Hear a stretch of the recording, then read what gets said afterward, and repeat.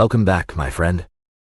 If this story keeps you company tonight, a like helps more than you'd think. It's how these stories find their way to more people like you. Now let's get into it. I need to start this in an office, which I know is not what anybody wants from a story about the Everglades. Bear with me. The office is where I found out, and the finding out is worse than the night was. My name is Delia Cordero. I was a park ranger in South Florida for 22 years, most of it in the backcountry of Everglades National Park, working the mangrove wilderness on the Gulf side. I retired in 2004, and I live in Homestead, 20 minutes from the main gate, in a concrete blockhouse with a carport and a mango tree that produces more than any two people can eat. In the summer of 2006, a young man named Nolan Trapp called me and asked if I would come in a couple of days a week and help him read handwriting. That was the actual job. The park was digitizing about 40 years of backcountry incident reports, and Nolan was a museum technician, 26 years old, extremely good at his work, and completely unable to read the handwriting of a district ranger who had filled out a DAO carbon copy form in a boat in the rain in 1968. Somebody told him there was a retired ranger in Homestead with nothing but a mango tree, and he called me, and I said yes before he finished asking. I want to be honest about why I said yes so fast. I missed it. Retirement is a thing they should warn you about the way they warn you about heat exhaustion. So for about 5 months I sat in a room with bad air conditioning and a scanner and a box fan next to a very polite young man, reading the worst handwriting in the federal government out loud so he could type it into a database.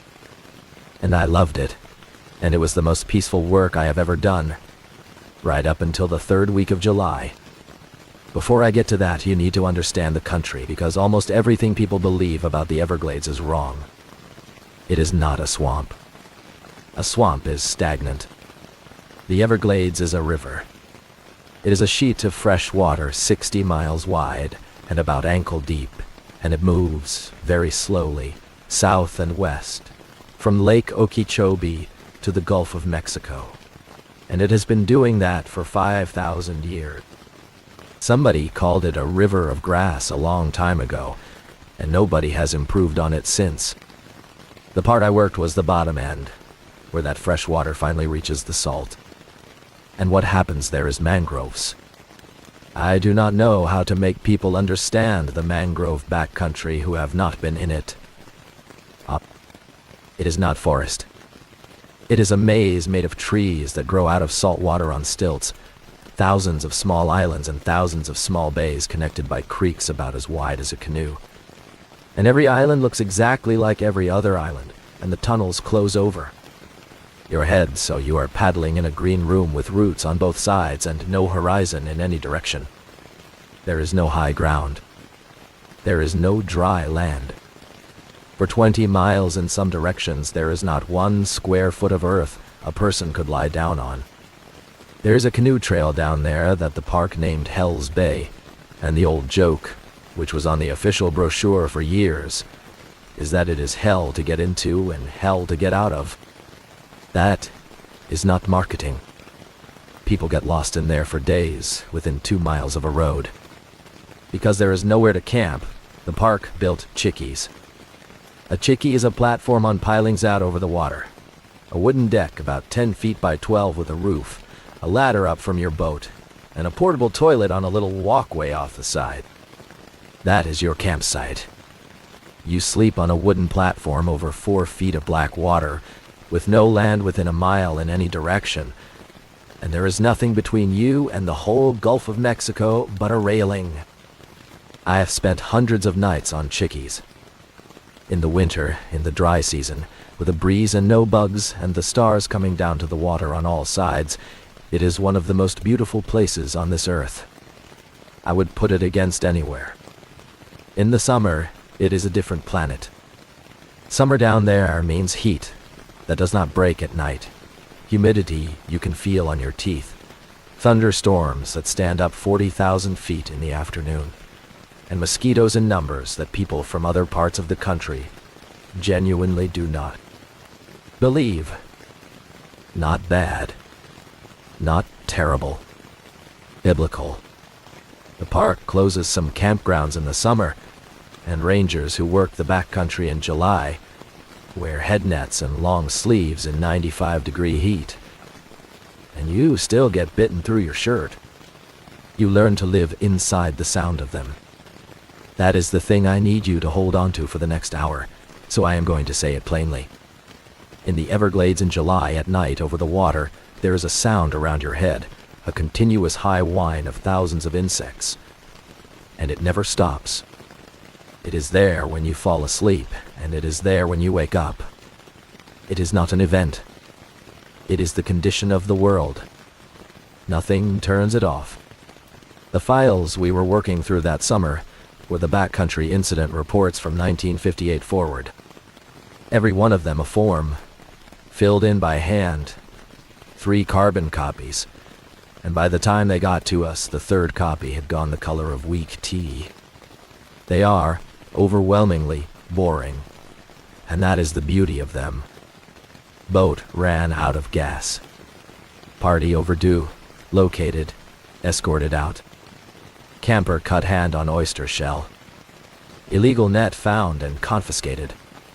Alligator approached campsite, hazed. Party of 6 at a 2-party site, warned. Somebody's dog. Somebody's beer. A man from Ohio who took his shirt off in June and had to be evacuated with 2nd-degree sunburn, which is a real report, and which Nolan and I laughed about for a week. That is what backcountry work actually is. It is a public service job performed in a beautiful place, and 99% of it is helping people who have made an ordinary mistake. We were doing them chronologically, and we were slow, because I kept telling stories and Nolan kept letting me. We did about 2 boxes a week. On the 20th of July, we were in a box from 1962. And Nolan said, "What's an 1144?" I said there is no such thing. He turned the page around and showed me. It was a standard incident form, filled out in pencil, hard to read, signed by a ranger named H. Prather, who I never knew, and who was gone from that park long before my time. In the box for incident type, where you would normally write something like overdue party or medical, somebody had written a number that did not correspond to anything in any code list the National Park Service has ever used. And in the narrative block in that same pencil were 4 sentences. I have the exact wording because I copied it into my own notebook that afternoon, and I still have the notebook. Party of 2 reported disturbance at Chicky. Nothing found on inspection. Advised parties to relocate. Recommend site be closed seasonally. That was all. I read it 3 times. Then I said, "Huh." Nolan said, "Is that weird?" And I said, "The last sentence is." I need to explain why one sentence in a 44-year-old form made the hair go up on my arms in an office with a box fan running. A recommendation to close a site is not a small thing. It is not something a ranger writes because campers heard a noise. Sites get closed for structural failure, for storm damage, for nesting birds, for a bear or a gator that has learned to associate people with food. When you write that recommendation, you are asking your district to take a campsite out of the permit system, which means turning away visitors, which means somebody above you has to justify it. You do not write it for a disturbance you did not find. And there was one other thing. The form said nothing found on inspection, and it said advised parties to relocate. Relocate to where? The nearest other site to that Chicky was, in 1962, about 7 miles of Mangrove Creek away. And if you have ever paddled a mangrove creek, you know that 7 miles is not a distance, it is a day. He did not advise them to stay at their permitted site with a ranger nearby. He moved 2 campers 7 miles at the end of the day after finding nothing. I said all of that to Nolan out loud, and then I heard myself. And I laughed and said, "Listen to me. Some poor guy's paperwork in 1962. Nolan typed it in and we went on. We finished that box. We did the rest of 62 and all of 63 and 64. And I forgot about it in the honest way, not the pretend way. It was a Thursday. On the following Tuesday, we were in 1973, and I found the second one myself. Same site. Well, different ranger, a man named Marvin Coy, whose handwriting was beautiful and whose reports were the most thorough in that entire archive. He wrote real narrative. He wrote what the wind was doing. I had been enjoying his files for 2 hours. Party of 4, permitted, departed site during hours of darkness. Transited to Roberts River in dark, no injuries. Party unable to articulate reason for departure. Site inspected following morning. No damage, no sign. Party declined interview. Night. Recommend seasonal closure of this site. That last sentence again, word for word, from a man who could not have read the 1962 file, because that file was in a box in a basement in another building, and nobody had looked at it since it was made. I sat back in my chair. Nolan, who was 26 and quick, said, "That's the same site." I said yes. He said, "That's the same sentence." I said yes.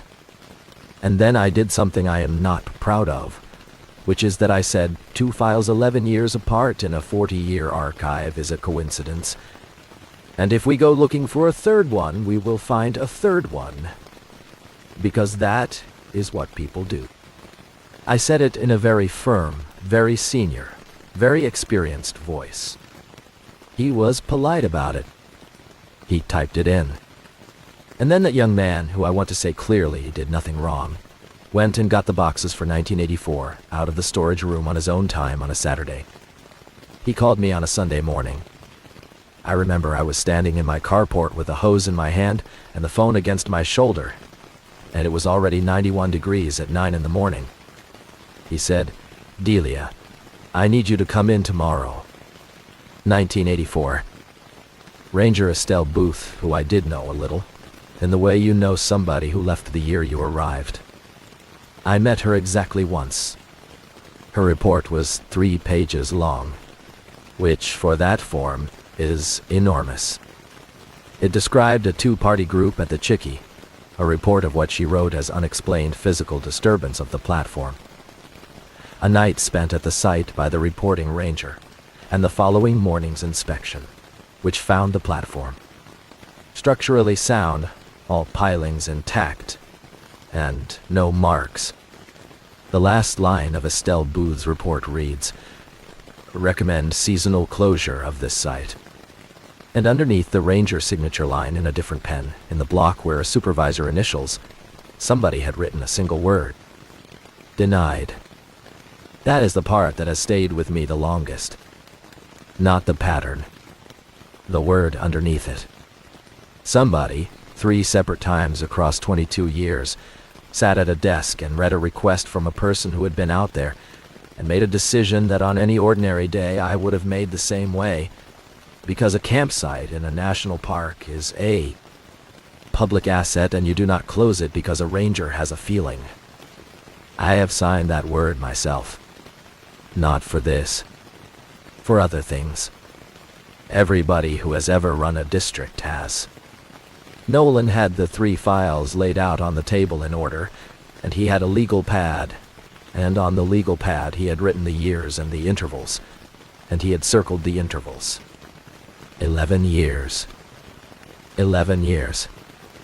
He said, 1995. And I said, I know. Because I had known since Thursday. I had known for 4 days, and had said nothing about it to him. And I want to be truthful with you about that. Because the whole reason I am telling this story is that I do not think I get to leave that part out. I knew, because I was the ranger who went out to that Chickie in the 3rd week of July, 1995. Let me back all the way up. By that summer, I had been in the park 11 years.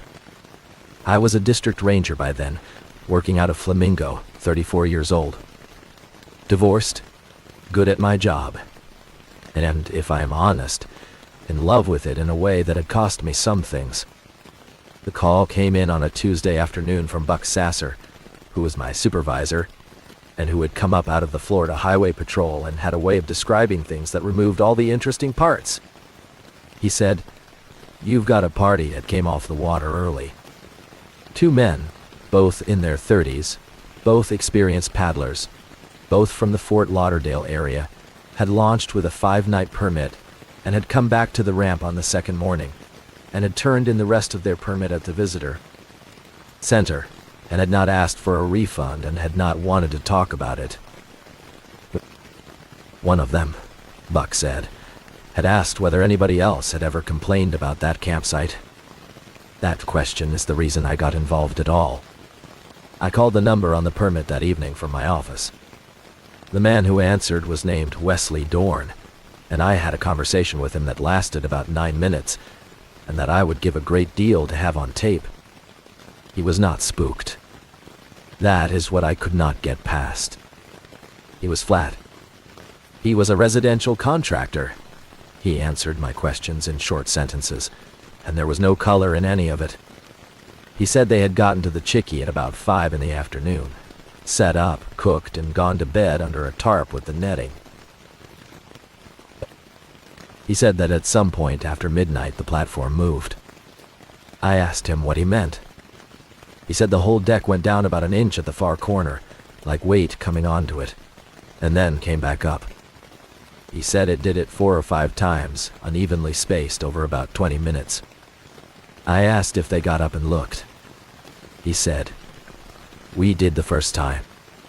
I asked what they saw, and he said, "Nothing. That's the thing. We had a lantern and we were looking straight down at the water and there was nothing in it, and it went down again while we were standing there looking at it." Then he said the only sentence he said that whole call with any feeling in it. He said, "Something was standing on that corner, ma'am, and I was looking at that corner." Here's what I did with that. In 1995, as a professional, I took it seriously in exactly one direction, which is to say I did not think anything supernatural. I thought manatee. I thought crocodile, because we have both American alligators and American crocodiles down there, and the crocs get large and they do use the same water. I thought about the pilings, because a Chickie is a wooden structure standing in brackish water in a hurricane state, and the number one thing that kills them is what the water does to them down where nobody looks. A platform that goes down an inch under load and comes back up is a platform with something wrong underneath it. That is a maintenance issue and a genuine safety concern, and it is the kind of thing that ends with somebody's family in a lawyer's office. So I put it on the schedule to go out and look at it. I want you to understand that this was not an investigation. This was a district ranger adding a stop to a patrol. Buck asked me if I wanted to take somebody. I said no, because it was July and every seasonal we had was doing 3 jobs, and because I had been on that water for 11 years and could have paddled it in my sleep, and because taking a second person meant taking a second boat, or a bigger boat, and the whole point was to slip in and look at some pilings. I have gone over that decision maybe 1,000 times. It was correct. I would tell any ranger under me to do exactly what I did. I left the ramp on a Thursday morning, the 20th of July, in a canoe, alone, with a radio, a permit, a head net, and 4 gallons of water. The paddle-out took most of the day, and I want to spend a little time in it, because it is the last of the good part. You go in through the bays first, the open water, where you can see, and the sun comes off the surface hard enough that you feel it under your chin. Wading birds everywhere. White ibis in lines, tree-colored herons stalking the shallows. A roseate spoonbill lifting off with that ridiculous pink flash that never stops being funny. Mullet jumping. Mullet jump constantly down there, and every single one of them makes you look. Then you come into the creeks, and everything changes. A mangrove creek at midday is a green tunnel, The red mangroves arch over from both sides, and their prop roots come down into the water like a birdcage, and in some stretches the roof closes completely, and it goes dim, and the temperature drops maybe 6 degrees, and the sound goes soft. The water is dark as tea from the tannin, and it is clear. And if you stop paddling, you can watch small fish go over the bottom. Snapper. Mangrove snapper hang under the roots by the hundreds. The smell in there is very specific, and I would know it, blindfolded anywhere on earth. Sulfur from the mud, salt, and something green and sharp off the leaves, and under all of it the sweet, rotting smell of the peat. Every so often you come around a bend and there is a gator on a mud bank, and it slides off without hurrying, and the wake it makes goes under your boat. I made about 11 miles that day, and I did not see one other human being, which was normal for July. In the winter, that country has canoe traffic. In July, you have it to yourself, because only 2 kinds of people are out there in July, which is people who work there and people who did not read the brochure. I got to the Chicky at about 4:30 in the afternoon, and it looked completely fine. That is the honest report. Platform level. Decking sound. A few boards silvered and soft at the edges the way they all get. Roof intact. Railing solid. The ladder was in good shape. The toilet on its little walkway had been serviced within the month. I got in the water to look at the pilings, which is a thing you do not particularly want to do in that country, but which is part of the job. And I went around all 6 of them with my hands, feeling for softness and for movement, standing chest deep in warm black water on a bottom that swallows your feet to the ankle. They were solid. Every one. No wobble, no give, no rot I could find. No boring, no undercut around the base. I got out. I dried off. I wrote it down. Site inspected, pilings sound, no defect found. I should have paddled 2 hours toward home and camped in a bay. I stayed because it was 5 o'clock, and because there were thunderheads standing up in the west that I did not want to be in open water under, and because a permitted campsite with a roof is better than a canoe in a squall. Any ranger would have stayed. That is what the Chicky is for. The storm came through at about 6:30, and it was magnificent. Everglades, thunderstorms in July, are the best free show in North America. You watch it build for 2 hours. This enormous white anvil going up until the top of it is in a different climate. And then the bottom goes blue-black, and the wind arrives ahead of it, and everything on the water goes flat and slick, and then it hits sea. And for 40 minutes the world is water and light. I sat under that roof with my feet up on my dry bag and watched it come across Whitewater Bay, and I was as happy as I have ever been at work. It moved off east about 7:30 and left the sky washed out and orange, and the air actually cooled for a little while, which happens maybe twice a summer, and I made dinner on a little stove, and I watched the light go. And then the mosquitoes came, on schedule, the way they do the second the wind dies. I want to describe this accurately. There is a moment about 20 minutes after sunset when the sound arrives. It is not gradual.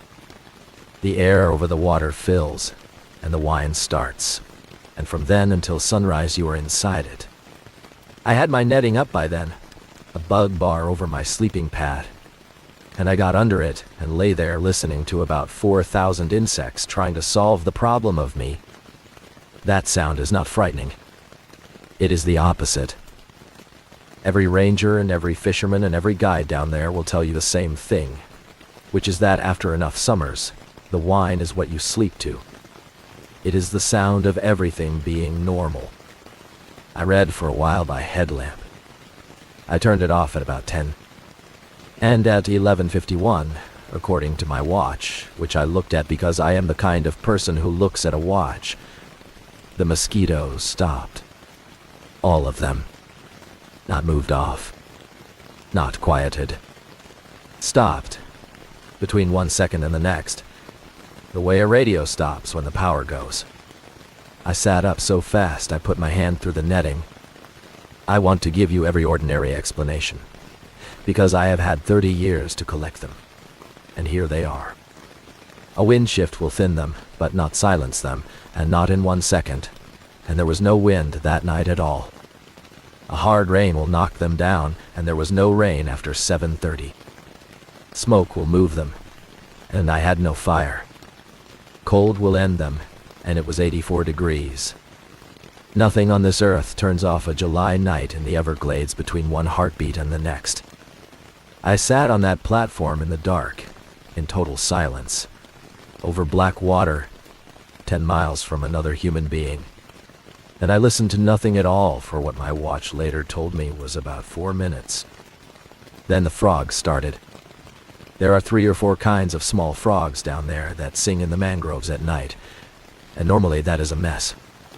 A frog chorus is 100 individuals all going at their own speed, and it makes a rolling, uneven, layered noise that has no rhythm in it at all, because there is no conductor. These went off together, all of them at once, one pulse. Then silence. Then, a beat later, all of them again. Then silence. Perfectly even, perfectly matched, for I do not know how long, and I want to tell you what that does to a person, and I do not have the words. It was not loud. It was the most wrong thing I have ever heard, because every single element of it was a completely normal sound, and the arrangement of them was not possible. I sat in the middle of that platform, as far from all 4 edges as I could get, with my knees up, and the far corner of the chickie went down about an inch. I felt it before I understood it. That is the thing about a platform. It is one object. When weight comes onto any part of it, every part of it knows. I was sitting flat on the deck, and the deck tilted, and my body registered the change in angle before my head had a word for what was happening. It went down at the southwest corner. It held for maybe 2 seconds. Then it came back up. I had a lantern and a headlamp and a spotlight in my dry bag, and I did not touch any of them for a length of time that I am still ashamed of. Because here is the arithmetic that ran through me while I sat there in the dark. That platform was built to hold 8 adults and their gear. To depress a corner of a structure like that by a visible amount, you need real weight. Hundreds of pounds. And whatever it was had put that weight on a corner post, over 4 feet of water. In a place where there is no bottom to stand on that is not soft mud, and no piling to grip that I had not personally had my hands on 6 hours earlier. I finally turned the spotlight on. It went down again while the light was on it. I was looking at that corner. I want to be as precise about this as Wesley Dorn was, because until that second, I had privately believed him to be a man who had been half asleep. I had the beam on the southwest corner post, and I could see the post, and I could see the water around it, flat and black and undisturbed, and I could see the underside of the deck boards. The corner went down an inch. The wood strained. I heard it strain, that low creak that a loaded joist makes. There was nothing there. The water did not move. That is the part. Something with the weight of 2 grown men came onto a piling in 4 feet of water, and the surface did not so much as ring. I got up. I do not remember deciding to.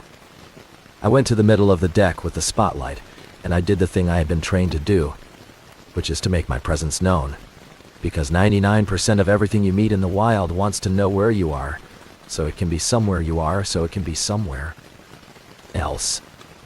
I said loudly, "Park Ranger, who's out there?"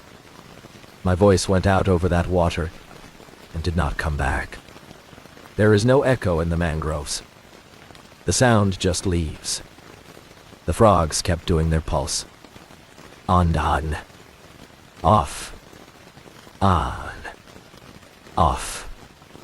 And the platform went down again at the corner, and this time it stayed down. I could feel it in my feet. A structure of that size does not hold a list unless the load stays on it. Something had come onto that corner and had not gotten off, and I was standing on the same object, 12 feet away, in the dark. And then, from the water on the north side behind me, something moved. I turned the light, and I got the only thing I ever actually saw that night, and I have described it to exactly 4 people in 30 years. There was a wake, not a splash. A wake, a V, the kind a manatee or a big gator pushes, coming out from under the chickie on the north side and going away from me across the open water toward the mangroves, maybe 40 feet, and then stopping. And in that water there was phosphorescence, which is real, and which is one of the loveliest things that happens down there in the summer. There are dinoflagellates in the salt water that light up when they are disturbed. So a paddle stroke leaves a green swirl and a fish makes a green streak. That wake was lit up. The whole line of it, glowing green, the way a boat's wake glows. There was nothing at the front of it. I had a spotlight on it. It was 40 feet away. The wake had a leading edge, moving, pushing water, and there was nothing above the surface at that leading edge. No head, no back, no fin, nothing. And I stood there and watched the glow spread and fade behind a moving object I could not see. Then it stopped and the water went flat and the green faded out and the platform came back up under my feet. The frogs quit at some point. I did not notice when. The mosquitoes came back, and I remember the exact moment they did, because the wine started up again all at once, and I sat down on the deck and put my face in my hands, and I was so glad to hear them. I nearly cried. That was around 1 in the morning, and nothing else happened after that, and I did not sleep, and I did not lie down. I sat with my back against the center post and the spotlight in my lap, and I waited for the sky to change, and the sky took its time about it. I want to describe that wait because it was 5 hours long, and because most of what I actually carry from that night comes from those 5 hours rather than from the 20 minutes before them. You cannot see anything on a moonless night out there. There is no light anywhere. The nearest street light was in another county. So you sit inside a black sphere and you listen. And what I listened to was the most ordinary night in the world. Mosquitoes. A splash out in the bay, and another one. And I knew exactly what each one was. Something big rolled once, far off. And that was a tarpon. And any other night of my life I would have grinned about it. I thought about my ex-husband for some reason at about 3 in the morning. I thought about my mother's kitchen. I thought about whether I had enough water, which I did. And I did a professional thing, which saved me, and which I recommend to anybody who ever finds themselves in a situation their training does not cover. I wrote it down. In the dark, by headlamp, in my field notebook, in real time. Times, weights, angles, what I heard, what I saw, what I did not see. 6 pages. Writing it down turns you back into the person who does the job. I cannot explain the mechanism, but it works. And if you take one thing away from this story that might be useful to you someday, take that. The east went gray at about 6:20. By 6:40, there was enough light to see the water. By 7, it was another beautiful, glaring, hot South Florida morning with a great blue heron standing on the walkway rail like he owned the place. I got in the water again, in daylight, and went around all 6 pilings a second time. Solid dot. All of them. No scarring. No gouges. Nothing on the corner posts, no mark, no slime displaced, nothing. The southwest post was as sound as the other 5. I looked at the underside of the deck. Nothing. I loaded my canoe and I paddled 11 miles, and I was at the ramp by 2 in the afternoon, and I bought a Coke out of a machine, and drank the whole thing standing in the parking lot in the sun. And I remember thinking, very clearly, Nobody is ever going to hear about this. I did tell Buck Sasser. The next morning, in his office, with the door shut, I told him the whole thing, in order, from my notebook, and Buck listened with his hands folded on his stomach and did not say one word for 11 minutes. Then he said, "You sleep any?" I said no. He said, "Go home." And then, as I was standing up, he said the thing that made me trust him for the rest of his life. He said, "Delia, whatever you put in that report, put it in there straight. Don't dress it up and don't take it out. If you take it out and something happens to somebody at that site, you're going to be the one who took it out." So I wrote it straight. I wrote a 2-page incident report describing an unexplained loading of the platform observed on 3 occasions, a wake with no visible source, and an anomalous cessation of insect activity.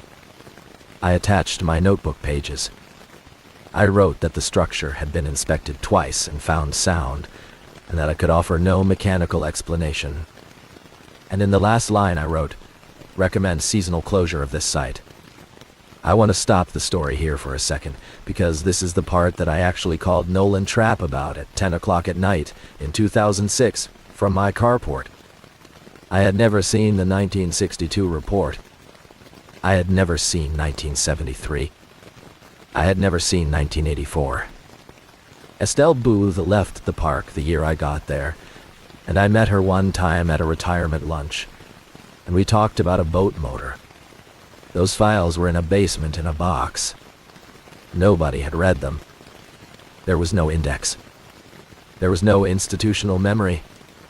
There was nothing to be influenced by. 4 rangers over 33 years, none of whom read the others, wrote the same recommendation about the same platform in the same week of July. And every one of us was denied.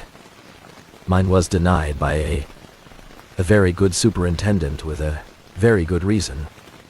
He wrote me a memo about it, and I still think he was right on the facts. He said that the structure had been inspected and found sound by the reporting officer, twice, and that closing a permitted backcountry site on the basis of an unexplained observation would set a precedent the park could not manage. He was correct.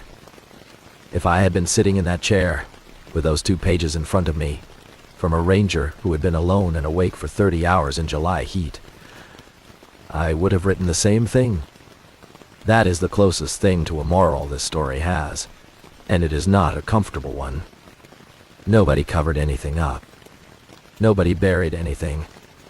4 people reported something honestly, and 4 people made a reasonable decision. And the system worked exactly the way it is designed to work. And the result is that a campsite has been open, continuously, for over 40 years. The only other thing I did in 1995, I did on my own time. There was a man named Alton House who ran a fish house down on the coast, and whose family had been in that country since long before it was a park.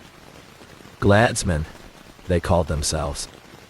His grandfather had made a living off mullet and gator hides and water, where you now need a permit to sleep, and Alton had opinions about the National Park Service that he was willing to share at length, for free, to anybody in uniform. But he liked me, because I had once towed his nephew in. I went down there on a Saturday and bought a piece of fish I did not need, and I asked him, sideways, the way you have to, whether anybody in his family had ever camped on that particular slough. He said, that where they put that platform.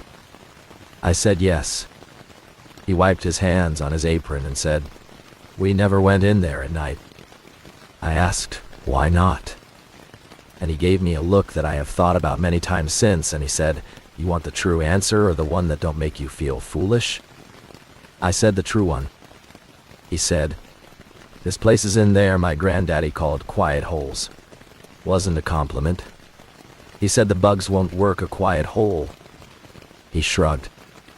That's all he told me, and I never asked him more because he was not a man you asked twice. And then he said, I don't know what that means, and I don't want to.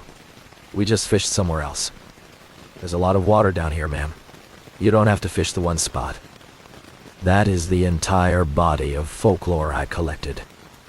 2 sentences from an old fisherman about bugs. I have never found anything else. And I have looked, and every other version I have ever heard from anybody down there has been something they got off television. But I will tell you that when he said the bugs won't work a quiet hole, I put both hands flat on his counter. I stayed in the park 9 more years, and I never went back to that site. That was a choice, and it was easy to make, because a district ranger schedules her own patrols. I transferred to the eastern side in 1997, and spent the back half of my career on the freshwater prairies, and the road corridor and the interpretive program. And I told myself for years that this was about promotion, and about my knees. And it was about those things partly. Nothing else ever happened to me down there. Not one strange night in 9 years. I want that in the record, the same as I want the rest. And then I retired and got a mango tree and got bored, and a nice young man called me about handwriting. Nolan pulled my own file in the second week of August 2006. He did not tell me he was doing it. He did it on a Friday, and on Monday morning when I came in it was sitting on the table, in a plastic sleeve, with my signature on the bottom of the second page. He said I wasn't sure if I should. And I said, "You should. It's a record. That's what it's for." He scanned it. He typed my 2 pages into that database with everything else, and my notebook pages went in behind them. And now 4 reports that were written in ignorance of each other sit in a searchable system where any ranger with a login can find all 4 in about 9 seconds. That is, in the end, the only thing I have ever done about this that was worth doing.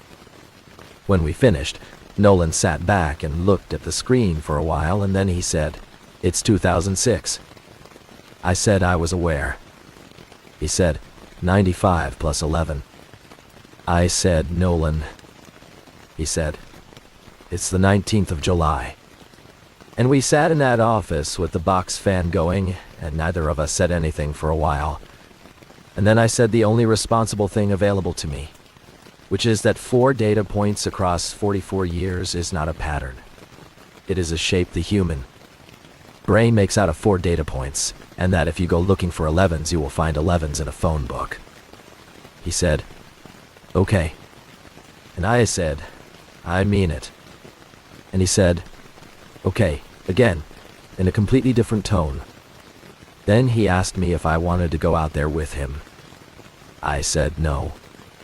I said no in a voice I had not used since I ran a district, and I want to tell you exactly what I said, because I have replayed it enough times to be sure of it. I said, "You are a museum technician. You have no boat handling experience in that country. You have never paddled a mangrove creek. You do not have a backcountry permit. It is July. And there is no version of this where the 2 of us going out there is a good idea. If you want to do something about this file, do what I did. Write it down." He took it well. He was a good kid. He went a little red and he said, "Fair enough." And he went back to the scanner. And we did another box and a half that day and talked about his girlfriend's dog. He did not go. I checked. I checked more than once over the following years because it would have been on me. He's a curator now at a park in another state, and he has 2 children. And he sends me a card at Christmas with a picture of them on it. And one year the card said, underneath the signature, "Still haven't gone." What I did instead was the small, slow, unsatisfying thing. I wrote a letter. As a retired employee and a private citizen, with the 4 report numbers cited, addressed to the superintendent, recommending that the site be closed in the month of July. I got a reply.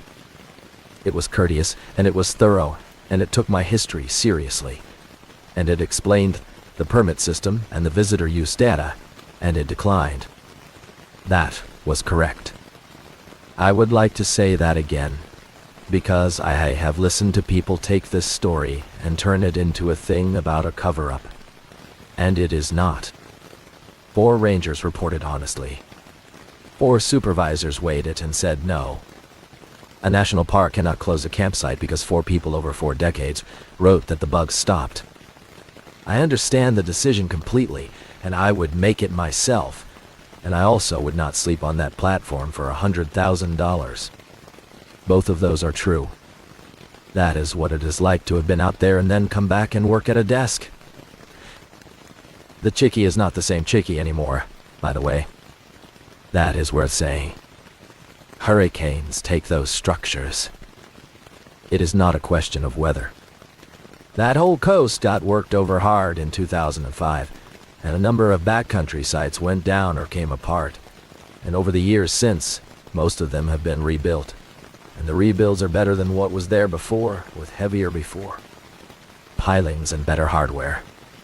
So the platform I stood on does not exist. The pilings I put my hands on in the dark are gone. Everything Wesley Dorn slept under in 1995 is gone, and everything the 2 campers were moved off of in 1962 has been gone since before I was born. They rebuilt in the same place. Of course they did. You put a campsite where a campsite can go, and in that country there are not many places, and the location is the resource. I have thought about that a lot, and here's where I have landed, and it is the only conclusion in this entire story that I hold with any confidence. It was never the wood. I am 71 years old. That is where this ends up. I still live in the blockhouse. The mango tree is enormous now, and I give most of it away to the neighbors and to a church down the road that does a food pantry. I have a granddaughter who is at the University of Florida and who thinks the Everglades are boring, which is the correct opinion for a 19-year-old and which she will lose. I go into the park about once a month. I do the boardwalk at Anhinga Trail like a tourist, and I watch the gators and I let people talk to me about the alligators as if I do not know, because it is nice to be talked to. I have never been back into the mangrove backcountry. Not once since '97. And I want to be clear that this is not fear. It is knees, and a bad shoulder, and the fact that a canoe is a young woman's boat. That is what I tell people anyway, and it is even mostly true. Here's what actually happens now. I sit out in the carport in the evening most nights because the house is small, and the carport catches whatever breeze there is. I have a chair out there and a radio and a citronella candle that does nothing at all. And in the summer, that carport is full of mosquitoes. Homestead in August is not the back country, but it is South Florida, and there is a canal 2 streets over, and by 9 o'clock at night you are sitting in a little cloud of them, and you slap your ankles, and you go on with your evening. Everybody down here lives like that. Nobody thinks about it. About once a year, maybe twice, the wine stops. It is almost always nothing. It is a shift in the breeze, or a truck going by, or my own ears, which are 71 years old. It lasts a second or two, and then it comes back, and I never think about it again. But 4 times since I retired, it has lasted longer. And what I do when that happens is I stop moving, and I put my hand flat on the arm of the chair, and I count. The longest was 3 years ago, in August at about 10 at night, with the radio on and a plate on my knee. I counted to 11 in a carport on a paved street in a town of 70,000 people, 40 miles from that water, with a streetlight on the corner and a television going in the house next door. At 11, they came back.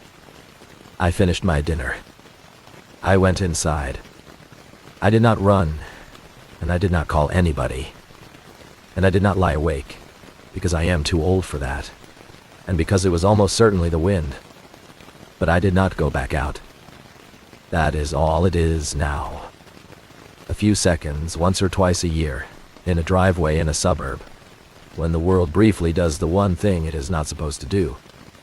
And then it stops, and the night starts up again, and everything is exactly as ordinary as it was a moment before. I did not want this story to be about being afraid of the dark, because I am not. I spent 22 years in the dark in the most beautiful country in North America, and I would trade a great deal to have any of those nights back. I wanted it to be about the files, There are 4 of them, and they are in a database now, and they were written by 4 people who did not know about each other, and who all reached for the same sentence at the end. That is not a ghost story. That is a record, kept properly, by people doing their jobs, and it is sitting in a system where somebody can find it. Someday, a ranger is going to be sitting at a computer in that park at the end of a shift, and they are going to type a site number into a search box for some completely unrelated reason, and 4 documents are going to come up. I hope they read all 4. I hope they write a 5th. And if you have ever worked a place long enough to become the person who knows why a certain spot gets left alone, you already understand the strange, quiet obligation I am describing. You cannot make anybody act on it. You can only write it down and leave it where the next one will find it. The shadow reached the north rim at 1:17 in the morning. Seth Calder was still almost 700 feet below it. We did not know that when the first call came in.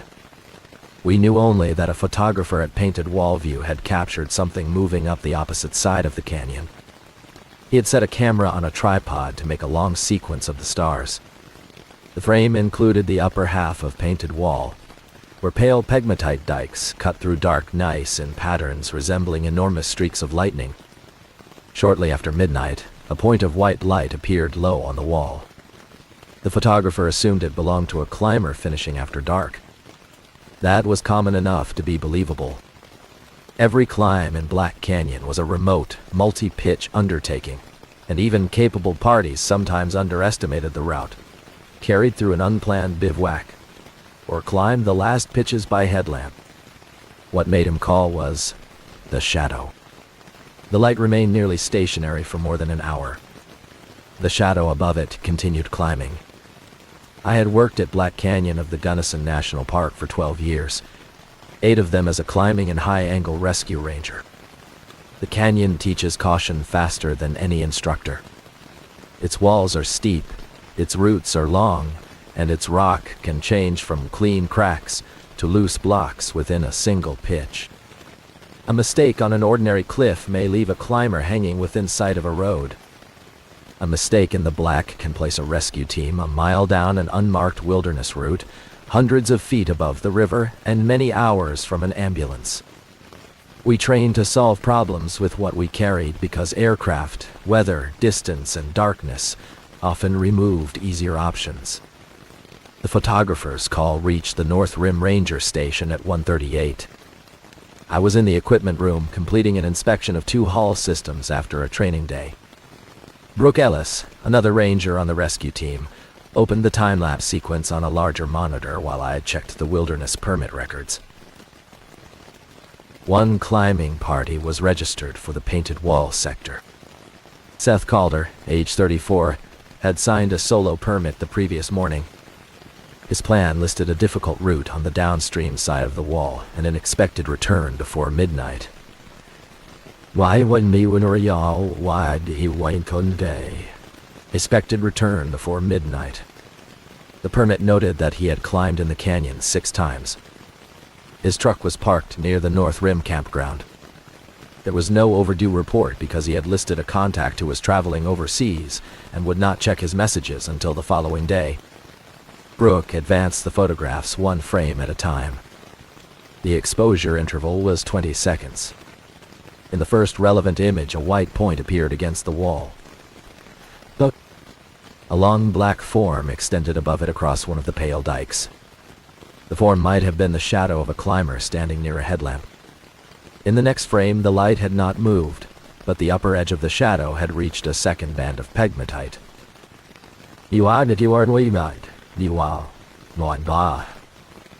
Over the next 100 images, the black form lengthened upward in sections.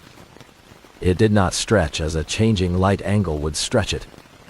It bent at places where the pale mineral crossed cracks and corners. It appeared to use the dike as a route. At 1:17, the shadow crossed the rim. The camera caught it on the flat rock above the cliff. It had the proportions of a person carrying a pack, but the arms reached below the knees, and the head narrowed to a point where a helmet should have been. It remained visible for 3 frames. Then the point of light far below went out, and the shape disappeared. We considered ordinary causes before initiating a rescue. Long exposures distort moving subjects. A moth near the lens can become a broad, dark streak. Compression can combine details from different frames. A second climber might have topped out while Seth remained below. None of those explanations accounted for the consistent connection between the stationary light and the shape crossing more than 600 feet of wall. The photographer emailed the original files. Their metadata was intact. The shadow existed in the raw images. At 2:10, Brooke and I walked from the campground toward an unmarked rim position above Seth's intended line. Another ranger stayed at the station to coordinate additional resources. The moon had set. We used low-output red light in the trees and kept our brighter headlamps off until we reached the edge. The night was clear, cold, and nearly windless. The Gunnison River could be heard far below, though the canyon hid it from view. From the rim, the opposite wall was a black absence beneath the stars. The pale dikes on our side were invisible without light. We lay on anchored lines and looked over the edge with a thermal monocular. Warm rock from the previous day had mostly cooled, leaving the cliff at an even temperature. About 700 feet down, a small heat source occupied a narrow ledge. It was the size and shape of a seated person. I called Seth's name through a directional loudspeaker at low volume. No answer returned. Brooke sent 3 brief flashes with a shielded searchlight aimed below the ledge rather than at him. After a pause, a white light blinked once from the heat source and went dark. He was alive. We asked for 2 blinks if he was injured. The light appeared twice. When Brooke asked whether he could climb, it appeared 3 times, paused, and then flashed once. That was not part of our code. We repeated the question. The same pattern followed. 3, then 1. Brooke aimed the searchlight toward the rock beside him so the beam would not strike his eyes. The pale edge of a pegmatite band emerged from the darkness. Seth's ledge became visible for less than a second. His shadow stood 400 feet above him. The silhouette was not connected to his body. It occupied a vertical strip of pale rock, one hand extended as though reaching for a hole. Brooke killed the light. The thermal image still showed Seth seated below. Nothing warm existed at the higher position. We activated the full rescue response. Our initial plan was conservative. A 4-person advance team would descend by a known approach to the river, move to the base of Seth's route, and climb to him. A rim team would establish a high anchor and prepare a long lowering system if the wall geometry allowed it. We could not simply lower a rescuer 700 feet from our position. The cliff was broken by roofs, loose terraces, and sharp edges. A rope pulled over those features could be cut or trapped. Reaching Seth from below would take longer but allow us to inspect the route and manage the patient directly. Brooke led the rim team. I descended with Ranger Silas Reed, a paramedic named Inez Salazar, and climbing volunteer Felix Durant. We carried enough equipment to bivouac, treat trauma, build anchors, and lower Seth to the river, if upward evacuation proved impossible. Every pack was heavier than we wanted. We began down the wilderness route at 3:20. There was no maintained trail. We followed a steep drainage through loose soil, broken rock, and short ledges that required careful down-climbing. Headlamps were unavoidable. Each time mine crossed a pale boulder, my shadow appeared sharply against it. After the photographs from Painted Wall, I found myself watching those ordinary shapes too closely. Nothing unusual happened in the drainage. Our shadows changed with the angle of our lamps and remained attached to our feet. The irrational tension began to ease. Near the river, we reached a broad slab of dark gneiss crossed by a white pegmatite seam. Silas stepped over it first. His lamp was fixed to his helmet, so the shadow of his body fell behind him. As he climbed down, the shadow crossed the seam. Silas stopped. His body remained still. The shadow completed one more step. It lifted a foot onto a higher section of the white mineral, shifted its weight, and pulled itself upward. Silas was descending. His shadow was climbing back toward the rim. I turned off my headlamp. The other two did the same. In total darkness, something continued moving across the pale stone. We could not see it, but we heard a dry sliding sound travel uphill, one careful placement at a time. We remained in darkness for almost 5 minutes. The river provided a fixed direction below us. I kept one hand on the wall and the other on Silas' pack. Inez and Felix stayed connected behind me by short lengths of cord. None of us moved until the sliding sound stopped. I switched on a small light inside a white nylon stuff sack. Get.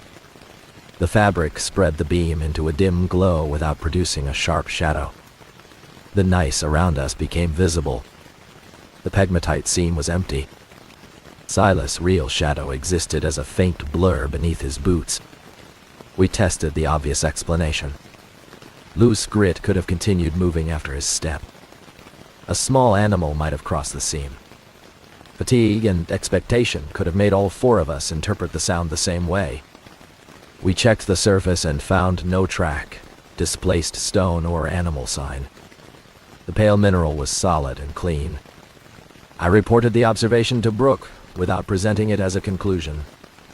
She asked whether we could continue safely. We could. Our diffused light was weak, but the remaining descent was manageable if we moved slowly. Seth had already spent hours on the wall, and the temperature was falling. Turning around based on an unexplained shadow would abandon an injured person who had responded to our signals. At the river, we stopped beneath an overhang and reviewed the photographer's sequence on a tablet. The original images contained more detail than the compressed preview. Seth's light appeared to rest on a small ledge. The moving shadow followed pale mineral veins but disappeared whenever they crossed a wide band of dark, fractured gneiss. It reappeared farther up only after another white vein connected to the illuminated area. That suggested 2 provisional rules. It needed a focused light to create a distinct silhouette, and it traveled most clearly across continuous pegmatite. We did not know whether the rock caused the effect or merely made it visible. Either way, the diffuse lamp reduced contrast enough to prevent a usable outline. We began the river approach before dawn. Poison ivy crowded the bank, and rounded boulders shifted under our packs. The wall rose so steeply above us that the sky became a narrow strip. We did not need headlamps once a gray trace of morning reached the canyon floor. Natural light entered as a broad field rather than a point. It produced no sharp human shadows where we walked. Seth's intended route began above a fan of loose talus. We found his approach shoes and one empty water container cached beneath a block. His climbing rope disappeared up the first pitch. The line was fixed, though his permit described a solo system in which he would climb each pitch, establish an anchor, and return to clean his protection. That method is slow but manageable for an experienced soloist. The fixed rope indicated that he had stopped following his planned sequence. We tested the line, backed up the first anchor, and climbed. Silas went first while I belayed. Inez and Felix followed with the rescue packs. The lower pitches contained broken ledges, bushes, and sections of poor rock.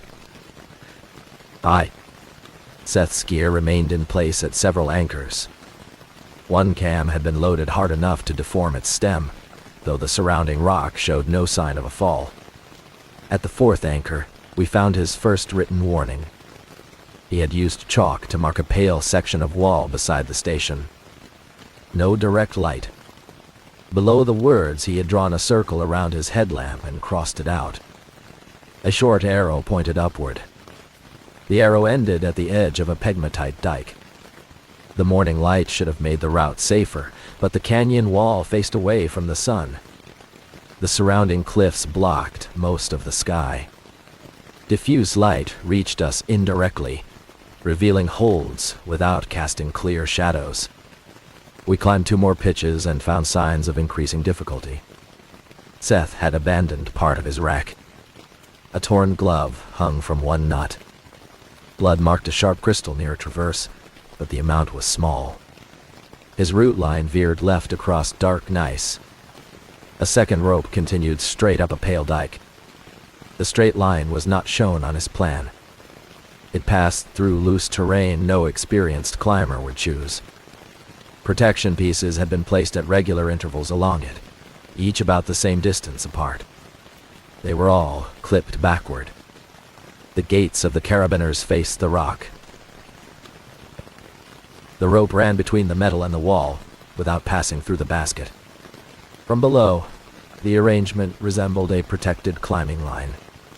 Under load, every connection would fail. Silas examined the closest piece without touching it. Seth could not have installed the system accidentally. Clipping one carabiner backward was possible. Repeating the same impossible orientation across an entire pitch would require him to press metal through solid rock. We photographed the line and stayed on the original route. Near midday, clouds passed over the canyon and reduced the remaining ambient light. I used the diffused lamp to inspect a corner. The stuffed sack had shifted, exposing a narrow opening around the headlamp lens. A clean beam escaped and struck a pegmatite rib 30 feet to our right. 4 shadows appeared on it. 3 matched Silas, Inez, and Felix. The 4th was mine, but it stood several feet higher than I did. I closed the opening. 3 shadows dissolved. Mine remained. It turned its head toward the ledge above us. Then it climbed out of the illuminated area. I felt no force and saw no movement in my own limbs. The shape crossed pale rock that the weak glow did not visibly reach. It became thinner as it moved upward, adapting to the width of the mineral vein. At the next anchor, it paused beside a coil of abandoned rope. The rope lifted from the ledge. Only an inch rose, then another. The coil began feeding over the edge as though someone were hauling from above. There was no one at that station.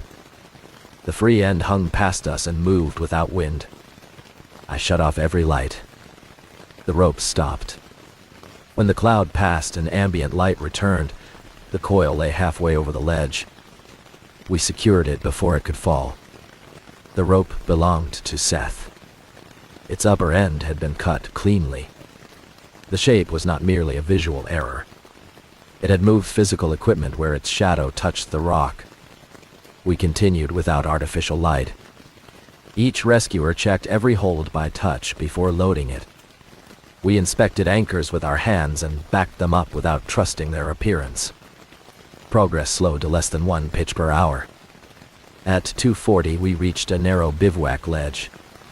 Seth's hauled bag stood open against the wall. Food, insulation, and most of his water remained inside. His headlamp had been dismantled. The battery rested in one pocket, the lamp in another, and the strap had been tied around both switches so they could not be pressed accidentally. His rote notes lay beneath a stone. The first page contained ordinary pitch descriptions. On the second, the writing became larger. It copies position, not movement. It can climb where the body would be next. Do not follow the holes inside it. The final line had been pressed deep enough to tear the paper. The shadow is making a route for me. Above the ledge, a line of perfect handholds rose through pale pegmatite. Each hold was dark, deep, and shaped like the edge of a human hand. They formed the easiest climbing sequence we had seen all day. Silas reached toward the first one with a metal probe. The probe passed through the apparent hold and struck smooth stone. Every opening was a shadow. There were no cracks behind them. If a tired climber followed that line, the first committed move would pull him away from the wall. From somewhere above us, Seth tapped 3 times on the rock. We answered with 3 irregular pulls on the rope, using touch rather than sound. His line tightened. Then a second line tightened beside it. There was no second rope. The false line became visible only when the cloud cover thinned. It appeared as a dark vertical strand against a pale dike, parallel to Seth's real rope. Its shadow had the correct thickness, twist, and slight curve. At each anchor, a shadow carabiner connected it to the wall. The system looked safer and more direct than the physical rope in our hands. We treated every visible feature above us as unreliable. Silas climbed with one hand following Seth's real rope and the other testing the wall. I belayed by feel. Inez and Felix remained on the bivouac ledge to prepare medical equipment and protect our retreat. The daylight was diffuse enough to prevent new silhouettes, but the shadow route persisted from earlier exposure. The next pitch traversed beneath an overhang. Seth's rope ran left around the corner. The false line continued straight through a smooth face. Its shadow protection looked solid. Several chalked handprints followed it. The handprints were reversed. The thumbs pointed outward as if hands inside the rock had pressed toward us. Silas and I ignored them and followed the physical rope. Around the corner, we entered a recess barely wide enough for 2 people. Seth lay on a sloping shelf, clipped to 3 pieces of protection. One eye was swollen shut. His left shoulder had been immobilized with webbing, and the sleeve below it was dark with blood. He had removed every reflective or metal object from the front of his harness and wrapped them inside his jacket. He was conscious. Before we spoke, he reached across and covered the lens of my helmet camera. The camera emitted no visible light, but a tiny status indicator glowed beside the lens. I switched it off. Seth had fallen approximately 20 feet while retreating from the false route. His protection held, but he struck the wall and dislocated his shoulder. A sharp edge cut his upper arm. He managed to return to the shelf, control the bleeding, and build redundant anchors. But he could not climb with the injured arm and could not descend because his lower rope had been drawn away from him. Every direct light source produced another version of his shadow higher on the wall. His explanation came in short sentences while Silas assessed him. He had first noticed the anomaly near sunset. A hold appeared deeper when his headlamp crossed it. He tested the feature and found smooth rock. When he moved the light, the false hold remained in the shadow of his hand. More holds formed above it. The shapes anticipated his normal sequence: left hand, right foot, right hand. Each one appeared where he intended to move before he moved there. He tried to climb away across dark gneiss. His shadow took the easier pale line.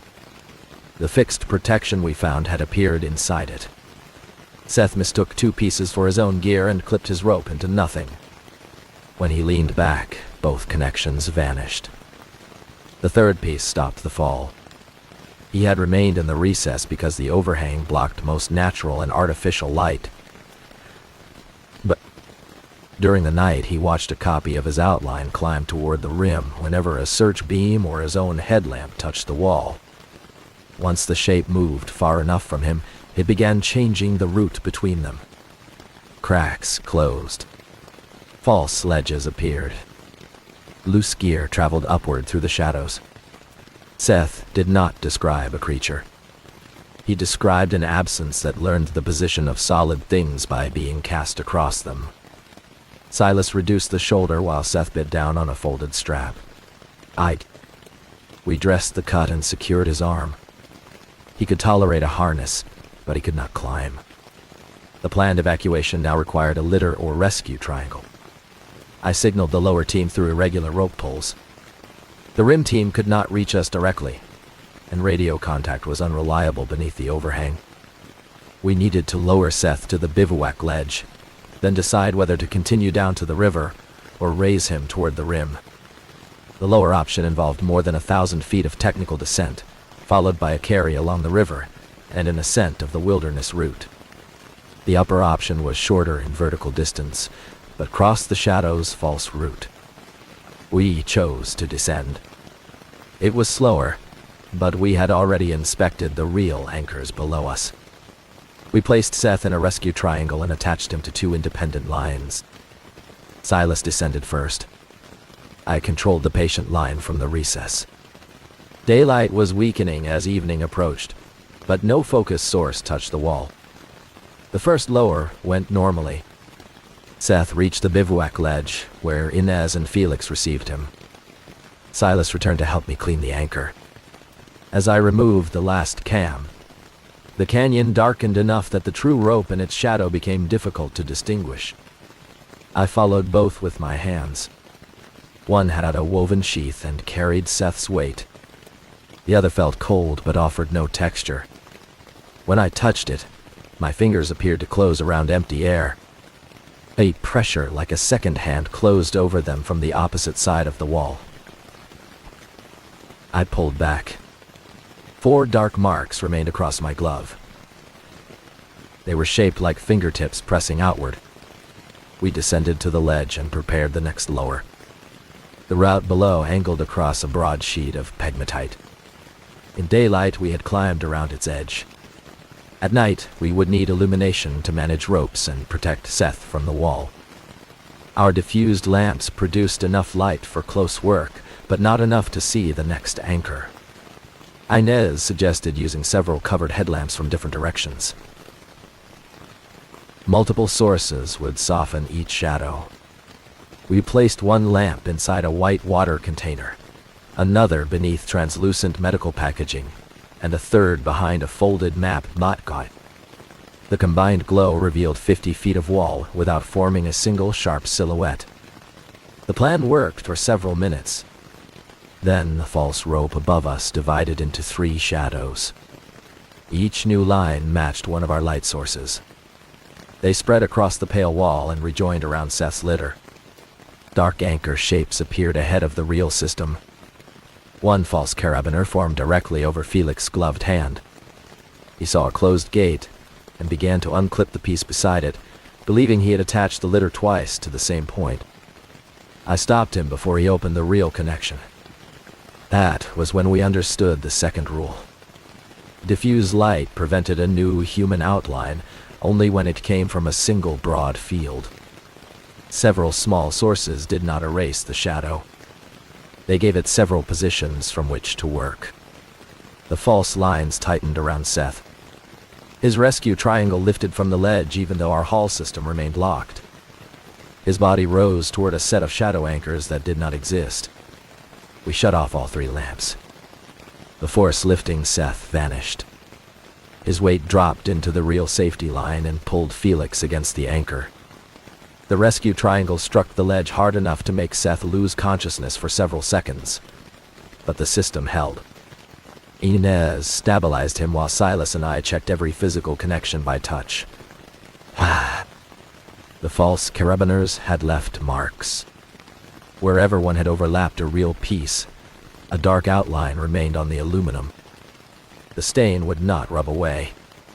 It was not grease, soot, or transferred mineral. Under ambient light, it resembled the flat shadow of another carabiner burned into the surface. We changed the way we identified equipment. Every mainline connector received 1 strip of tape. Safety connectors received 2 toy. Patient connections received 3. We placed the strips where a gloved hand could count them without seeing. Each real anchor line was tied with a different terminal knot. No rescuer would open, transfer, or load a component based on appearance. Radio contact with the rim returned briefly. Brooke had watched dark forms spread across the pale wall below her. She could not see our lamps, but she saw several human silhouettes climbing above our location. One had already crossed the rim and flattened across the ground near her team. It disappeared when they turned away from the edge and covered their lights. I told her not to illuminate the face under any circumstances. She would prepare a receiving anchor farther downstream, where a section of broken gneiss interrupted the pegmatite. If we could descend to the river, another team could meet us through Long Draw. The carryout would be brutal, but it would use real terrain we could inspect with our hands in natural light the next day. The immediate problem was making enough light to lower Seth without supplying several sharp sources. Our earlier stuff sack worked because the lamp illuminated a broad surface from inside, but it was too small for technical rescue. We needed the same principle on a larger scale. Felix carried a white nylon rescue tarp intended for shelter and patient insulation. We stretched it across the recess on 4 short cords, keeping it several feet from the wall. The headlamps went behind it, aimed inward so no lens faced the rock. Light scattered through the fabric and turned the entire tarp into one dim source. Its surface was large enough that the edges of our shadows became soft and overlapping. We tested it deliberately. Silas held a hand 6 inches from the pale wall. No distinct fingers appeared. He moved closer until his skin nearly touched the rock. A vague gray shape formed, attached to him and behaving normally. When he moved away, it faded. The 3 false rope lines already on the wall did not vanish. They became lighter. Their anchor shapes lost definition, and the dark stain on my glove weakened. Whatever the shadow had learned could persist for a time, but without a clean boundary, it could not hold its shape or apply the same force. We rebuilt the lowering system beneath the tarp. Every step was confirmed by 2 rescuers through touch. Seth regained full consciousness and understood that he had to remain still during transfers. We kept his injured arm secured and added a chest harness so a sudden inversion could not pull him from the rescue triangle. The next 2 pitches descended along fractured gneiss. We moved the tarp with us, leapfrogging its 4 suspension points as each anchor changed. The process was slow. One rescuer had to remain behind the fabric to manage the lamps, while another moved ahead in the weak, scattered glow. The tarp caught against rock, collected dust, and became difficult to keep open. It still worked. On dark rock, the shadow showed little ability to preserve a recognizable form. Brief gray patches appeared under the patient line, but cracks broke them apart. When the rope crossed a pale dike, a false line developed beside it within seconds. We redirected the real rope to avoid the white bands, accepting more friction and shorter lowers. That choice was not free. The darker rock was also more fractured. At one anchor, a block the size of a suitcase shifted when I tested it. At another, every useful crack contained loose flakes.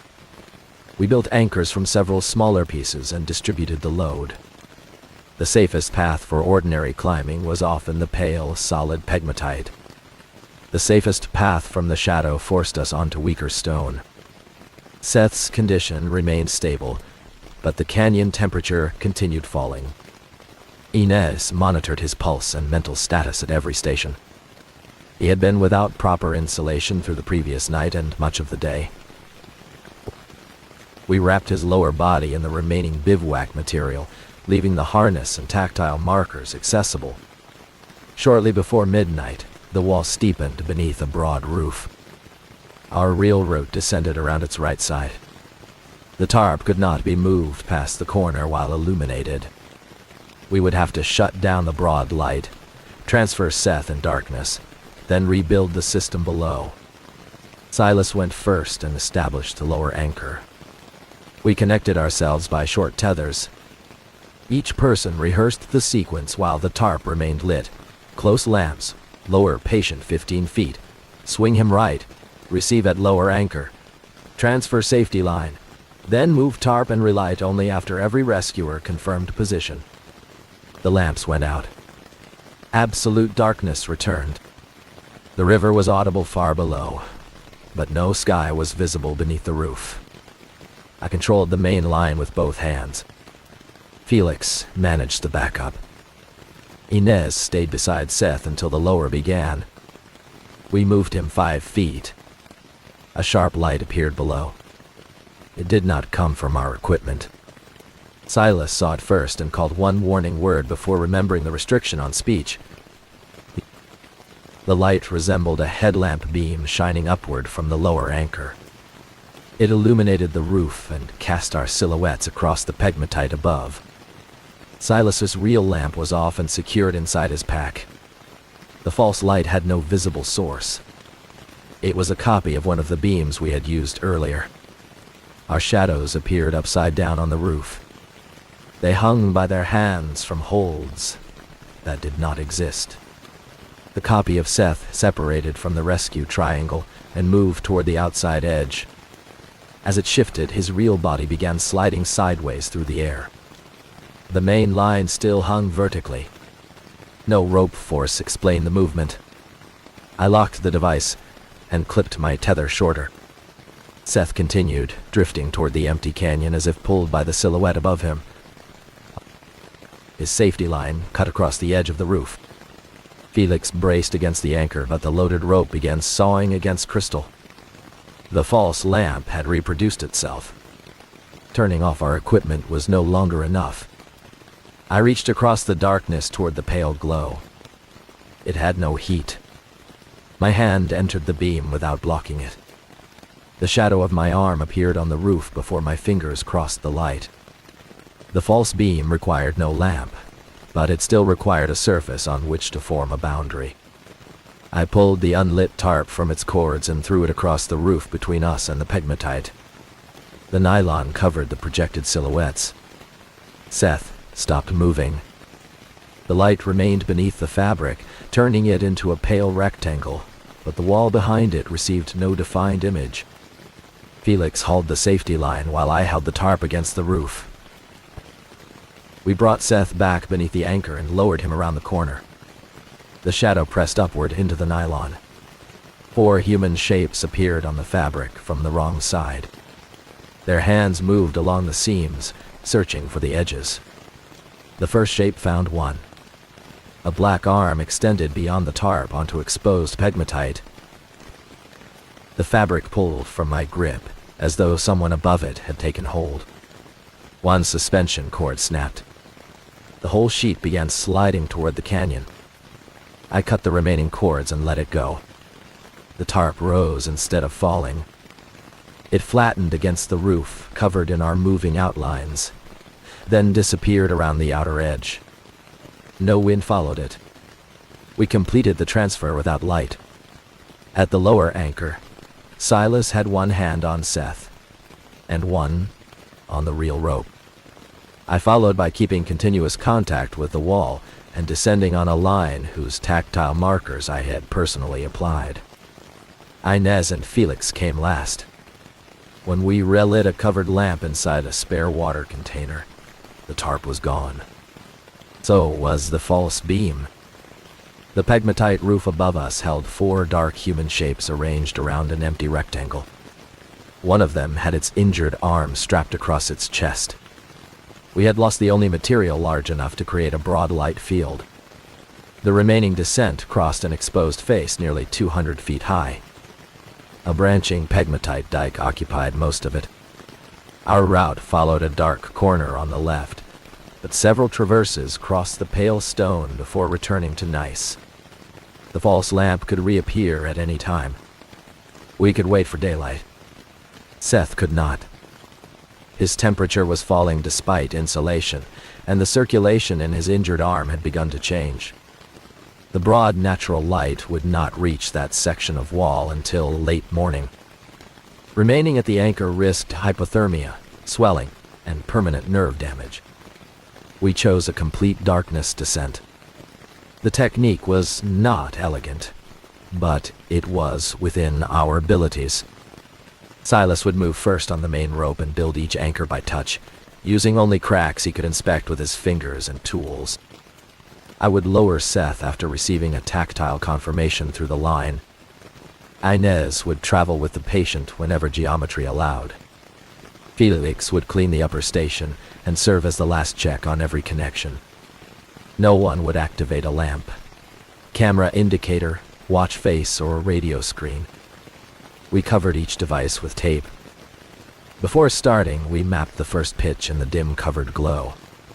We counted the distance to the corner, memorized the direction of the traverse, and identified a series of physical features: a rough gneiss rib, a deep horizontal crack, a smooth pegmatite crossing, and a final broken block at the lower station.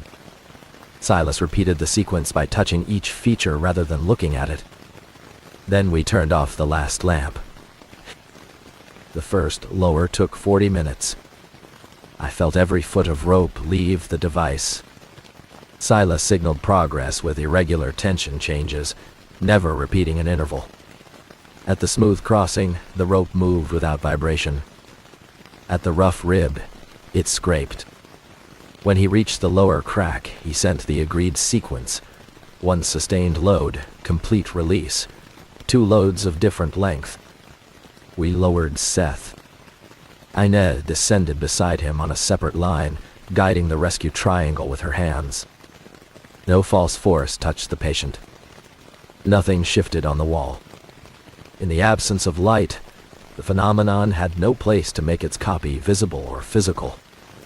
We completed 3 pitches that way. Darkness removed the false holds, but it did not remove the actual canyon. Loose stone fell past us twice. One rope lodged behind a flake and had to be freed by ascending. Seth vomited during the second lower, forcing Inez to rotate him and clear his airway without sight. Every task required more time and deliberate communication. At the 4th station, Silas found the Anchor Brooks rim team had installed earlier from another approach. The pieces carried the correct tactile markers and connected to a long rope reaching toward the river. The system gave us a known path through the final steep section. Brooke waited at the lower end with 2 rescuers. She had descended through Long Draw and moved along the river while we worked down the wall. The team had no visual contact with us, but they could feel our transfers through the line. They prepared a guided lower that would keep Seth away from loose ledges. We were less than 300 feet above the river when the shadow changed tactics. The first sign was warmth. A narrow band of rock beside me became warmer than the surrounding wall. The change had no reasonable source. Night air was cold, and the stone had been in shadow since afternoon. I placed the back of my glove against it and felt a shape like a palm. Light emerged around my fingers. The glow was weak and colorless. It spread from the contact point as though the stone were remembering illumination. My hand cast a sharp shadow across the pegmatite. I pulled away, but the hand-shaped darkness remained. It opened its fingers after mine had closed. The wall had retained enough of our earlier light to create a new source. I warned the others with one long pull on each tether. Silas covered the glowing patch with his pack. Another appeared beneath Seth's rescue triangle. Then another formed around the patient rope. The separate patches joined into a pale network along the dike. Our shadows returned piece by piece. They were no longer full silhouettes. A hand appeared near my anchor. A boot formed below Felix. The outline of Seth's injured shoulder developed around his harness. Each fragment moved independently toward the nearest pale branch. The patient line began drawing sideways. We could not cover the entire wall, and we had no broad diffuser. Total darkness had worked only while the rock remained dark. The phenomenon had stored our earlier light within the continuous pegmatite and was releasing it where we touched. I remembered the photographs. The shadow climbed on pale dikes but disappeared across gaps of fractured gneiss. Our planned rope path crossed the mineral network because it offered clean anchors. The escape did not require removing the light. It required breaking the continuous surface beneath it. Below our station, a narrow gully of loose dark rock cut through the face. Under normal conditions, we would avoid it. The gully had poor protection and a serious rockfall hazard, but it separated the pegmatite into 2 unconnected bands. If we could move the system across the gully, the shadow would have no continuous pale route to the patient. I informed Brooke through a brief radio transmission with the screen covered.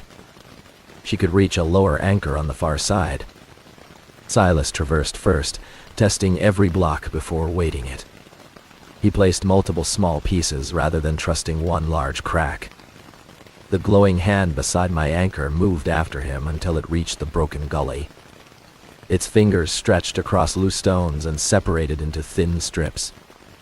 None reached the far wall. Silas established the new line.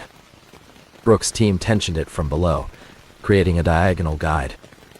We transferred Seth, while the remaining rescuers shielded the largest glowing patches with packs in our bodies.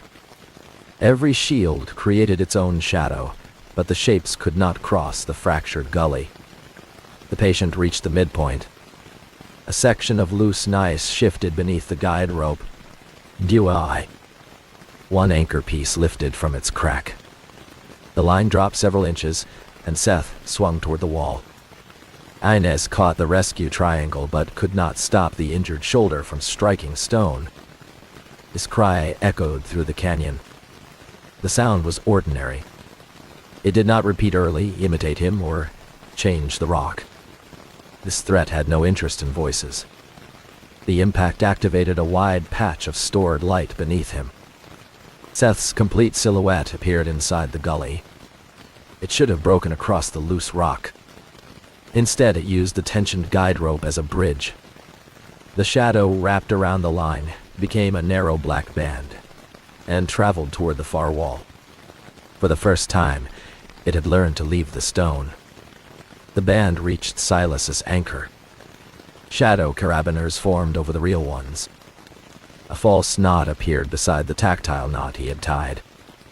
The entire lower system now had a visible duplicate. Brooke could not know which line was real from below. We could not identify it by sight from above. The shadow began pulling Seth upward along its false system, while gravity pulled him down the real guide. His harness twisted between the two forces. I clipped my descender to the rope marked with 3 strips of tape and closed my eyes. The tactile system was the only map the shadow had not learned. I descended beside Seth without looking at the glowing wall. At each connection, I counted tape and knots with my gloves. 1 strip at the main connector, 2 at the backup, 3 at the patient. The false carabiners had visual gates and visible metal, but they had no texture. My hands passed through them to the real system beneath. At the midpoint, the guide rope felt unnaturally cold. The shadow band pressed around it from the far side. I placed both boots against a stable block and cut the guide. Not the patient line, but the tensioned bridge between the pale surfaces. Seth dropped 6 feet into the vertical safety system. Brooke's team caught him. The severed guide snapped away from the far anchor and fell into the gully. The shadow lost its crossing. Its copy of the Hall system separated at every gap in the dark rock. False carabiners flattened. The black band withdrew along the cut rope and ended at the free tip. For several seconds, it hung there in the air like ink draining from a brush. Then the rope fell past us into darkness. We lowered Seth vertically through the gully. Brooke received him at the river anchor. Inez followed. Felix and Silas came next. I remained alone at the upper station to clean what equipment could be recovered. The stored light was fading. On the opposite dike, my complete shadow stood where Seth's had been. It did not climb toward the rim. It faced downward, watching the rescue team move along the river. I removed the final real anchor by touch. Before I descended, the shadow raised one hand and showed me 3 black strips across its wrist. It had learned our tactile marker. I reached the river shortly before 4 in the morning. Seth was sheltered beneath a rock overhang, where Brooke and Inez treated him while the rest of us prepared the carry. The pale dikes high on the wall continued to glow in scattered patches, but no human shapes appeared at river level. Broken talus, vegetation, water, and distance. interrupted every continuous route from the face. We did not wait for an aircraft. The canyon geometry and darkness made a hoist impractical, and Seth needed to begin moving before the swelling in his arm became worse. A larger team met us near the base of Long Draw with a rigid litter and additional warming equipment. We carried him up the unmarked route in stages, using rope systems on the steep ledges. The evacuation took most of the day. Seth underwent surgery for the shoulder injury and received treatment for blood loss, hypothermia, and compression damage across his harness line. He recovered enough to climb again, although he never returned to Black Canyon. The dark marks on his chest faded after several weeks. The outline on one carabiner did not. The incident review lasted nearly a year. We had more evidence than in most unexplained rescue reports, but none of it produced an acceptable mechanism. The photographer's raw sequence showed a shadow crossing the rim, while thermal observations placed Seth hundreds of feet below. Helmet cameras recorded false protection and rope lines, although some reviewers interpreted them as real gear viewed through poor exposure. The best footage came from the moment Felix nearly opened the patient connection. Frame analysis showed two closed carabiners occupying the same position. When his hand passed through the upper image, only the lower piece moved. Physical examination of the stained carabiners found no added material and no change in the anodized surface. The dark outlines reflected less light than the surrounding metal but had no measurable thickness. One laboratory described them as localized optical alteration and declined to speculate further. The cut guide rope was recovered from the gully. Black discoloration extended along its sheath from one end to the place where I had cut it. The fibers were structurally normal. Under a focused lamp, the stained section cast two shadows in different directions. Under broad daylight, it cast one.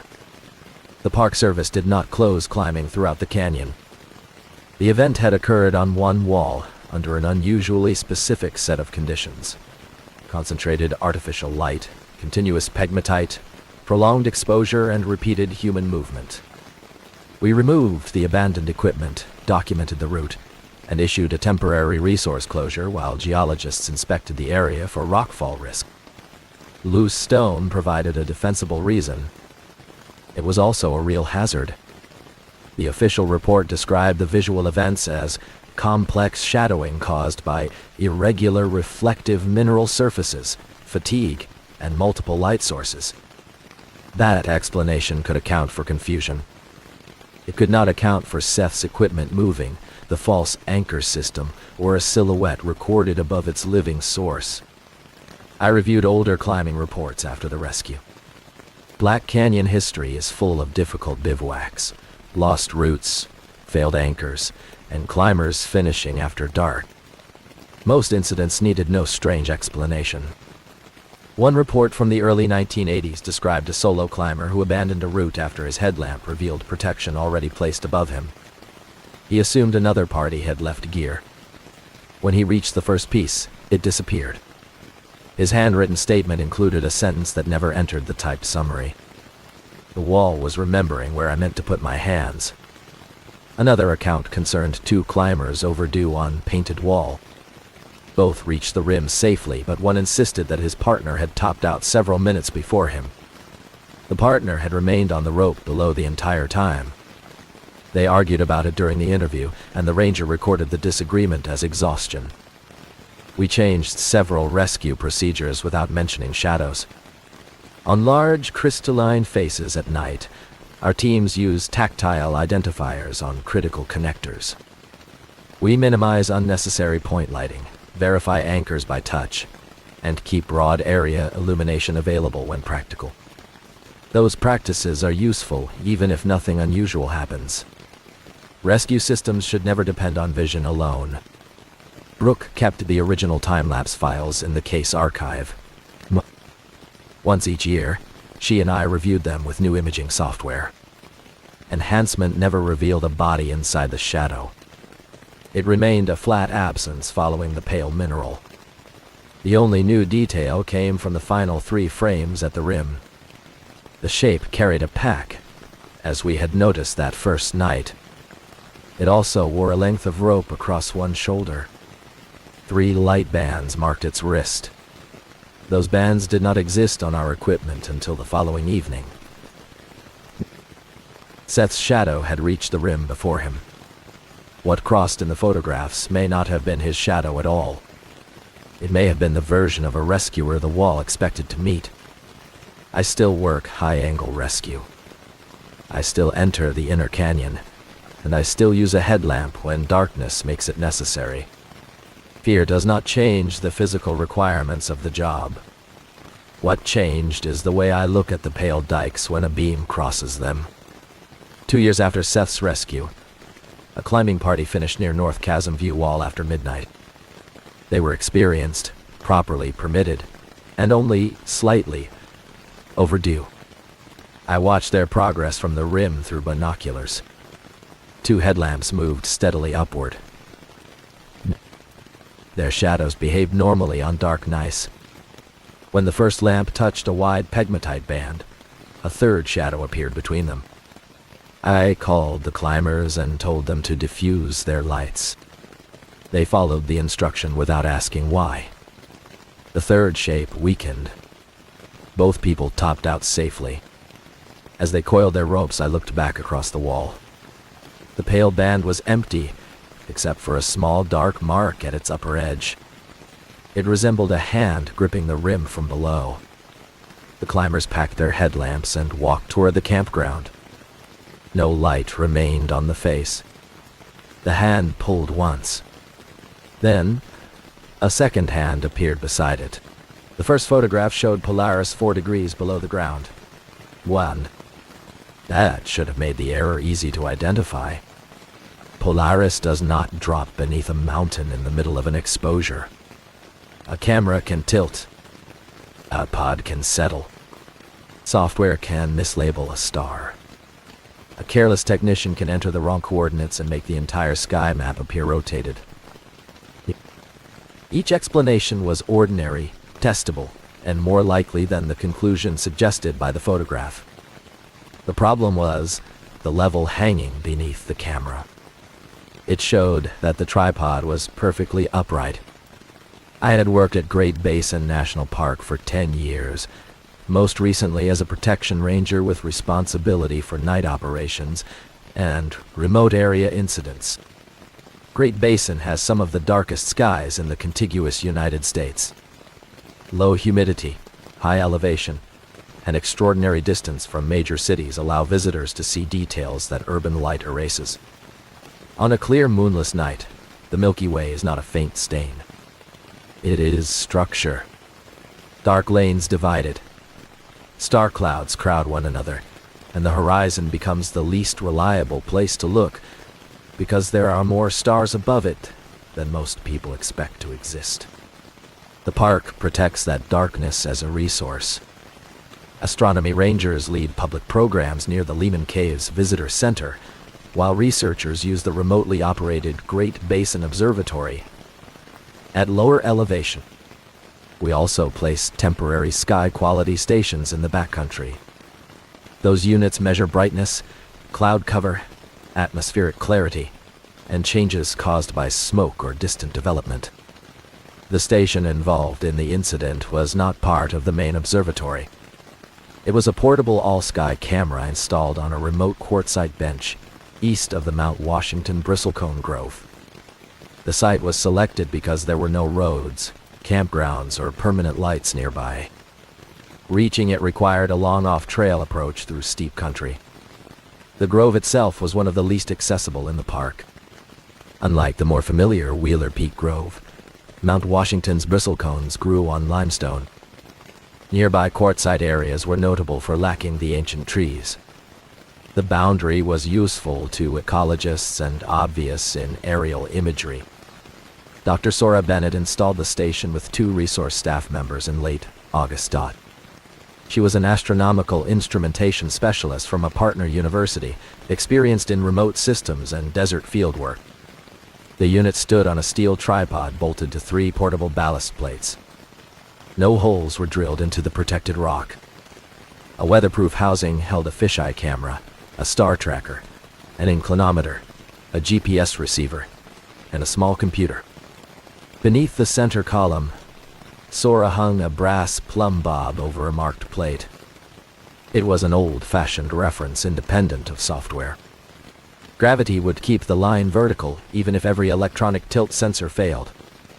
For 11 nights, the station worked normally. On the 12th, its automatic quality control program rejected every image after 11:43. The star tracker reported that the celestial pole had moved. At first, the error was less than half a degree.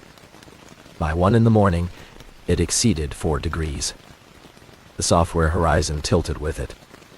At 1:14, the station transmitted a maintenance frame. The camera view included its own support legs, the marked plumb plate, and a narrow strip of terrain. The stars curved around a point apparently located below the quartzite bench. The brass weight hung directly over the center mark. Pit. According to the photograph, both the sky and the ground had rotated together while gravity remained unchanged. At 1:16, the inclinometer recorded a sudden shift of 9 degrees. The plumb bob remained centered. The last frame showed the camera aimed partly into the ground, though no leg had moved relative to the rocks. Then the station stopped transmitting. Sora was notified the following morning. She reviewed the data, replaced the processing pipeline with a basic image viewer, and confirmed that the stars had been identified correctly. She believed the tripod had settled as a single unit with the underlying boulder. She signed out a satellite messenger, left a route plan, and hiked toward Mount Washington to recover the station. Her scheduled check-in was at 6 that evening. It did not arrive. At 7, the duty officer tried the satellite messenger. The service showed that Sora's unit had transmitted one location at 4:22, within a quarter-mile of the station. No message accompanied it. Repeated contacts failed. Her vehicle remained at the trailhead after dark. The initial response was an overdue person search, not an astronomical investigation. High elevation, rough terrain, dehydration, ankle injuries, and fast-changing weather offered plenty of real danger. Sora could have dropped the device, become disoriented, or taken shelter from wind in a location that blocked transmission. Ranger Leon Fitch and I formed the advance team. Leon had worked wilderness and technical rescue in the park for 6 years. Dr. Mira Sen, a geologist already involved with resource mapping near Mount Washington, joined us because she knew the limestone quartzite boundary and had helped choose the camera site. A second team would follow at first light if we did not locate Sora overnight. We carried water, medical equipment, bivouac gear, climbing helmets, 2 ropes, mechanical ascenders, satellite communication, and enough insulation for an unexpected night above 10,000 feet. Mira added a field compass, hand lens, geologic map, and small rock hammer that remained packed because collecting or altering rock was not part of the search. I brought a surveyor's plumb bob from the maintenance shop after seeing Sora's images. Not Sora's images. Leon considered that unnecessary weight. Neither of us joked about it. We started shortly after 8. The final approach had no developed trail. GPS gave us a position, but we navigated primarily with map, compass, and terrain. The moon would not rise until early morning. Our headlamps revealed sagebrush lower down, then pinyon, juniper, and increasingly open slopes. The air cooled quickly with elevation.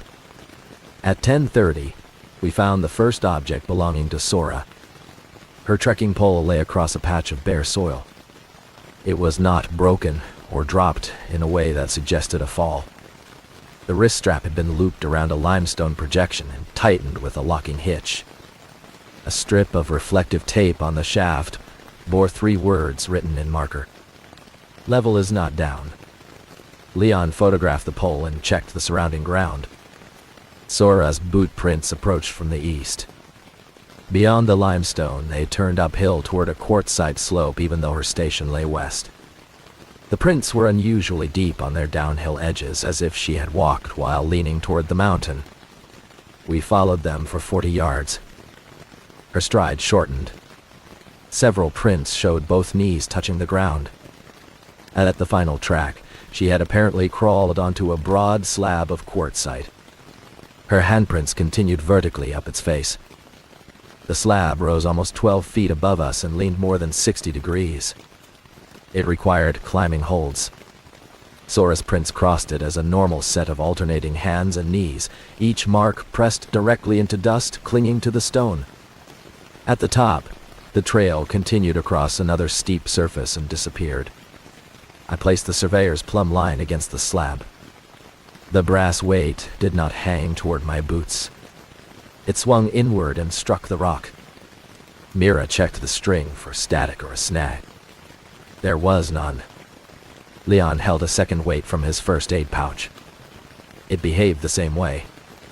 Both lines pointed approximately 20 degrees away from ordinary vertical and into the quartzite slope. Our electronic compasses indicated north. GPS altitude remained plausible.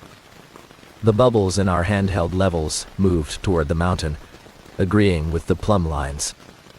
My body felt upright. My eyes told me the slope was nearly a wall. Leon placed one boot on the slab. The moment he transferred his weight, his body rotated sideways. He did not slip.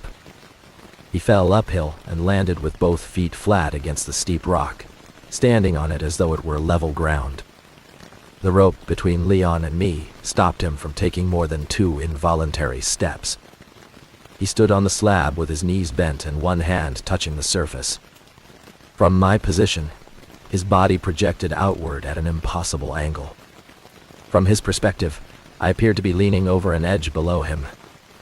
He told us not to follow. The words were calm, but his breathing was not. He tried to step back onto the soil. As soon as one boot crossed the boundary, his hips twisted between 2 directions of down. The leg on quartzite carried weight toward the slab. The other carried weight toward the ordinary earth. Pain forced him to return both feet to the rock. I anchored our rope around the limestone projection holding Sora's trekking pole. Mira built a second anchor from 2 secure blocks. We did not trust any single point while gravity behaved differently at opposite ends of the line. Leon clipped a short tether to the rope and lowered himself toward the boundary. That description is based on what Mira and I saw. Leon believed he was crawling upward. At the edge, I caught the shoulders of his pack while Mira managed the rope. We moved him across without allowing one leg to carry full load in either field. Once both boots reached soil, he fell to his knees in ordinary gravity. He was uninjured except for a strained hip. The nausea lasted several minutes. We marked the boundary without driving stakes.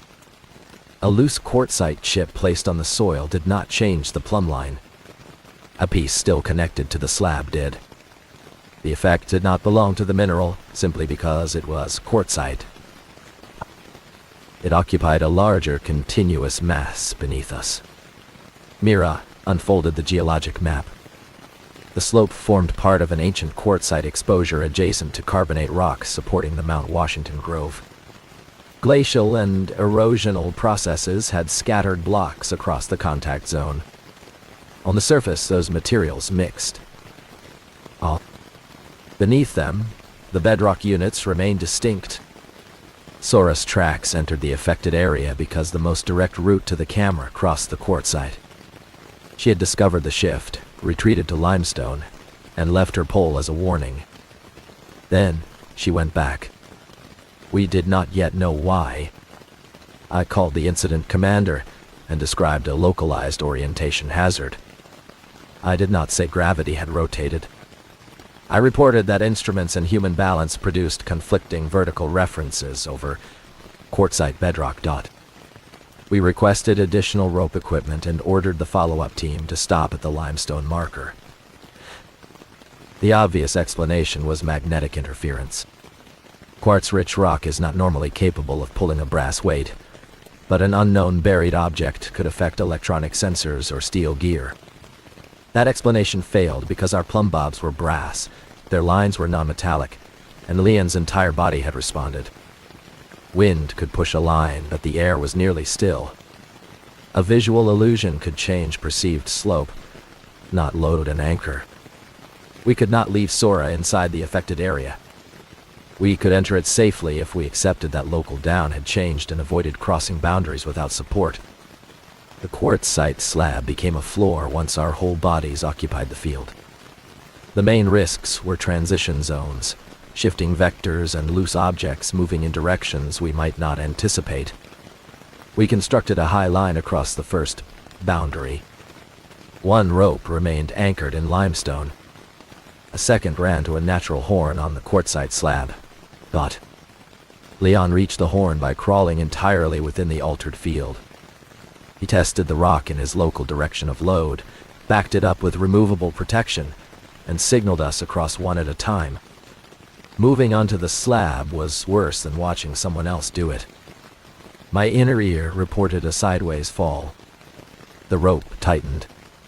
For several seconds I hung between two definitions of down while my eyes searched for a horizon. Then both boots made full contact with the quartzite. The change completed. The 60-degree slab felt flat. The actual ground below appeared to rise like a tilted wall. Leon stood normally beside me. Mira crossed last and vomited immediately after arriving. We waited until she could focus, then secured every item on our packs. A dropped object would not necessarily fall toward the visible valley. The stars gave us the most disturbing reference.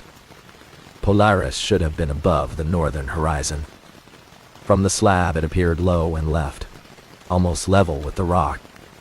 The entire sky seemed rotated because our bodies had rotated.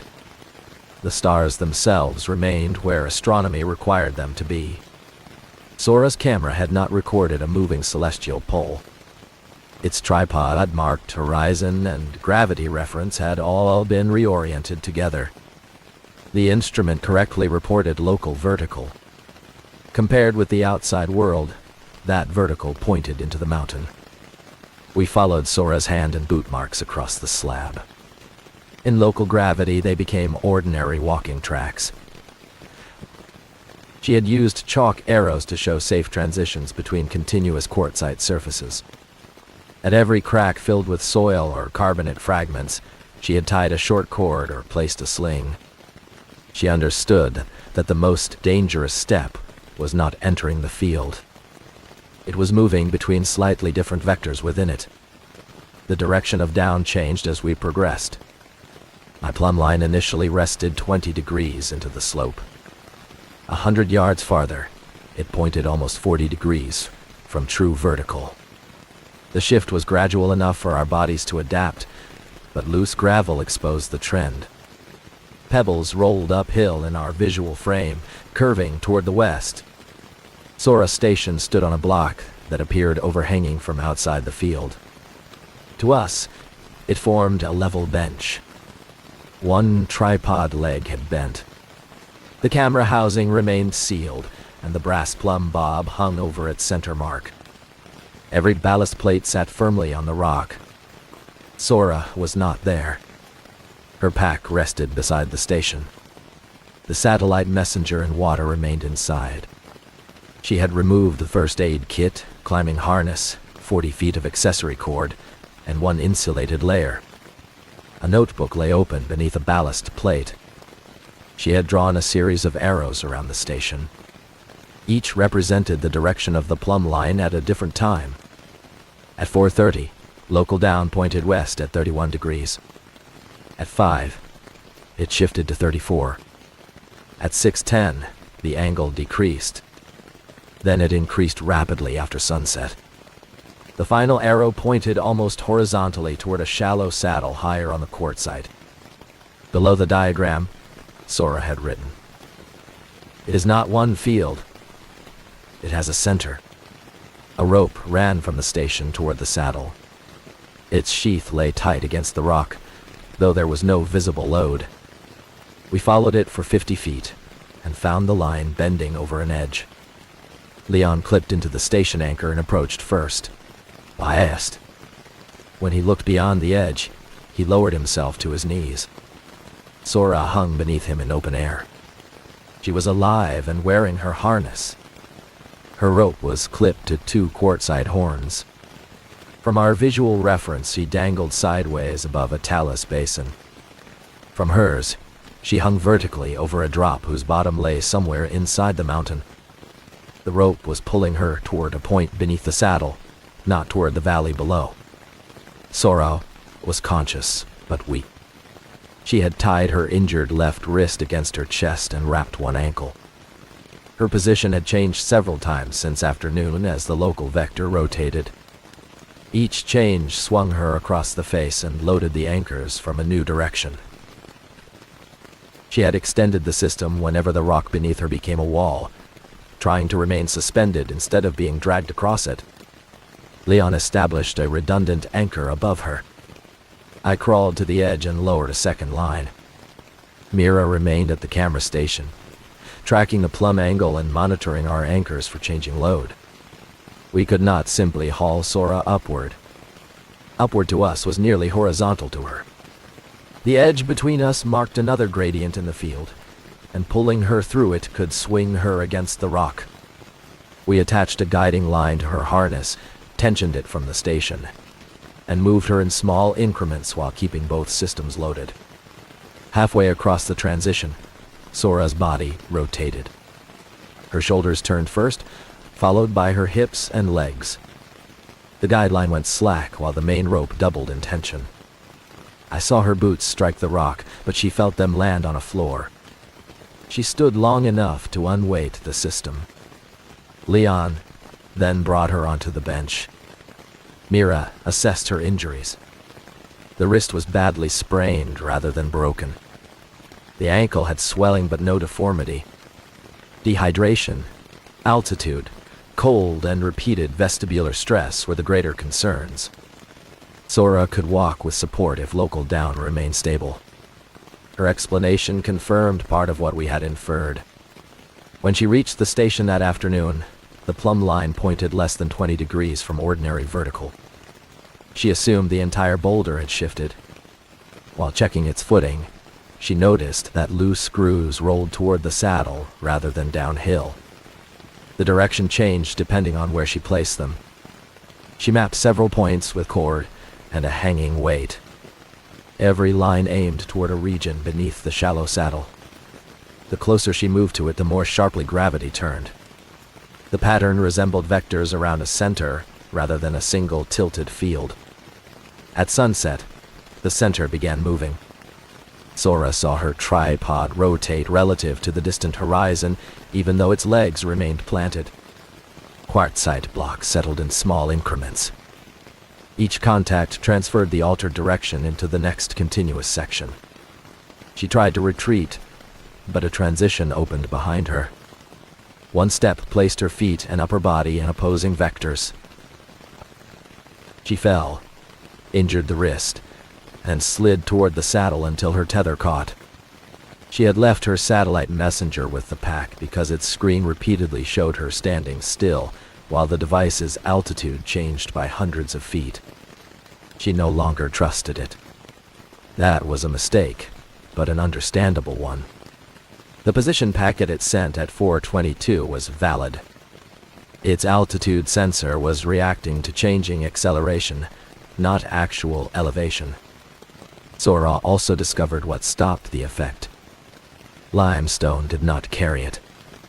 Neither did loose quartzite fragments separated from bedrock. The field followed continuous or tightly compressed quartzite masses. Soil-filled gaps weakened it.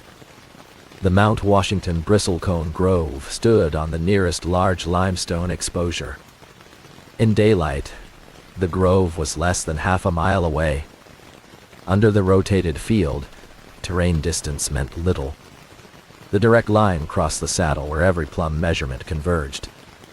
The safer route curved downslope over mixed talus, then reached a strip of limestone supporting the first bristlecones. Sora had attempted that route before the center moved across it. We planned an immediate retreat. Waiting for morning offered better visibility, but allowed the field several more hours to change. Temperature continued falling. Sora needed treatment at lower elevation. The follow-up team had reached our limestone marker and could receive her once we crossed the geological boundary. We left the damaged camera station in place, but removed its memory card and transmitted data unit. The automated upload had preserved low-resolution records. The local storage contained the full accelerometer and star tracker sequence. It was evidence, not rescue equipment, and it weighed almost nothing. Mira built a vector map from Sora's notebook. We hung plumb lines at each anchor and marked their direction with tactile knots on our route cords. A single knot meant local down remained within 15 degrees of the previous station. 2 indicated a moderate change.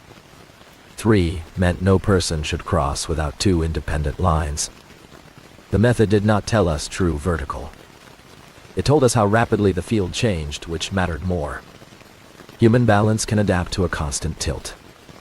It cannot safely manage different accelerations across the length of a body.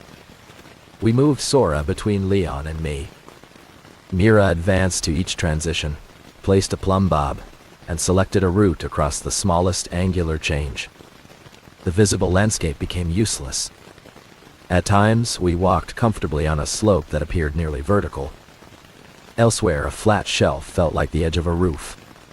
The stars remained the only fixed external reference, but looking at them made nausea worse. Polaris seemed to descend behind the mountain as our local vertical rotated. Orion lay on its side. The Milky Way appeared to rise from the ground like a bright wall. We stopped using the sky for balance and kept our eyes on the next 3 points of contact. For the first quarter mile, the retreat worked. The plumb angle decreased. Small patches of soil interrupted the quartzite, and ordinary gravity returned in brief sections. Each boundary required a controlled transfer, but the limestone grove grew closer on the map. Then every plumb bob changed direction at once. The weight swung north toward the saddle. The anchor sling snapped tight. Loose stones lifted from shallow pockets and rolled across the visible slope. They did not accelerate fast at first. They moved like objects on a gently tilted table. Mira shouted a warning. The quartzite block beneath her had become part of a stronger vector. She dropped to 3 points of contact and clipped both tethers. Leon secured Sora. I reached for the nearest anchor. The field rotated another 20 degrees. The landscape turned without moving. The slope beneath us became a wall. A basin that had appeared below shifted to our right. The star field rolled across the edge of my vision. Our ropes loaded toward the saddle. One anchor pulled free because we had placed it for the previous direction of force. Sora and Leon began sliding upward across the mountain. The second anchor held because Mira had built it from opposing placements. The first piece loaded north. The backup loaded southwest. When gravity turned, the load transferred across the system instead of pulling both pieces in the same direction. Leon arrested Sora's slide with his body below hers and local gravity. From my visual reference, both of them lay against a vertical wall, while loose stones rolled upward past their shoulders. I remained connected to the failed anchor strand and a separate limestone sling behind us. The 2 lines pulled in different directions, pinning my harness between the fields. Mira crawled toward the surviving anchor. She did not stand, even though her inner ear told her the rock beneath her had become a floor. 3-point contact reduced the consequence of another change. She added protection on the opposite side of every crack, and built a 6-point cluster capable of accepting load across a wide arc.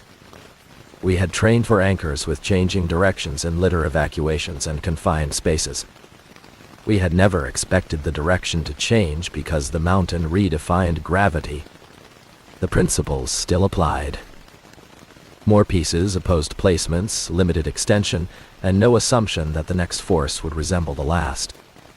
I cut the strand attached to the failed piece. Ordinary gravity pulled from my left. The quartzite field pulled from my right. Mira tensioned a third line until the forces balanced enough for me to crawl across the boundary. Once my whole body occupied the stronger field, the conflicting pain in my hips disappeared. Sora's ankle had worsened during the slide. She could no longer bear full weight. We fashioned a compact rescue seat from webbing, rather than using a rigid litter. A litter would have been difficult to rotate through the gradients, and would have exposed her body to two vectors at once. The seat kept her close to whichever line carried the active load. The moving stones gave us a map of the hazard. Quartzite fragments, still connected to the slope, rolled toward the saddle. Loose pieces resting on soil fell normally until they touched a larger embedded block. Some then changed direction. Limestone fragments showed no response beyond ordinary gravity. The boundary was not perfectly aligned with the surface map, but Mira could read it from rock type and vegetation. The nearest bristle cones stood on a pale ridge west of us. Their twisted trunks appeared to grow sideways because our sense of vertical had rotated. They marked limestone ground. No ancient trees occupied the quartzite between us and the ridge. We revised the route. Instead of following the shortest line, we would descend in local gravity toward a mixed talus fan. The fan contained soil, limestone, and isolated quartzite blocks. Its discontinuity should weaken the field. From there, we could traverse toward the grove without crossing the saddle. Every anchor was built to accept force from at least 3 directions. We moved one person at a time while the others remained fixed. Before transferring Sora, Mira hung 2 plumb lines several feet apart. If they pointed within a few degrees of each other, the patient crossed under tension. If they diverged, we extended a rope bridge and kept her suspended between the fields. The process was slow, but it prevented another uncontrolled rotation. We stopped treating our internal sense of balance as information. Nausea became background. The next knot, the next hand placement. And the tension in the line mattered more than what the landscape seemed to be doing. We had covered perhaps 300 yards when a sound came from the saddle. It resembled distant thunder without an impact. A deep vibration traveled through the quartzite. Blocks touched, separated, and settled under new loads. Each contact produced a hard click. The sequence spread outward through the slope. Our plumb lines swung as the clicks reached them. The moving center was not traveling smoothly beneath the mountain. It was transferring from one connected mass to another. Where quartzite blocks pressed together, the altered vector crossed. Soil gaps and limestone interrupted it.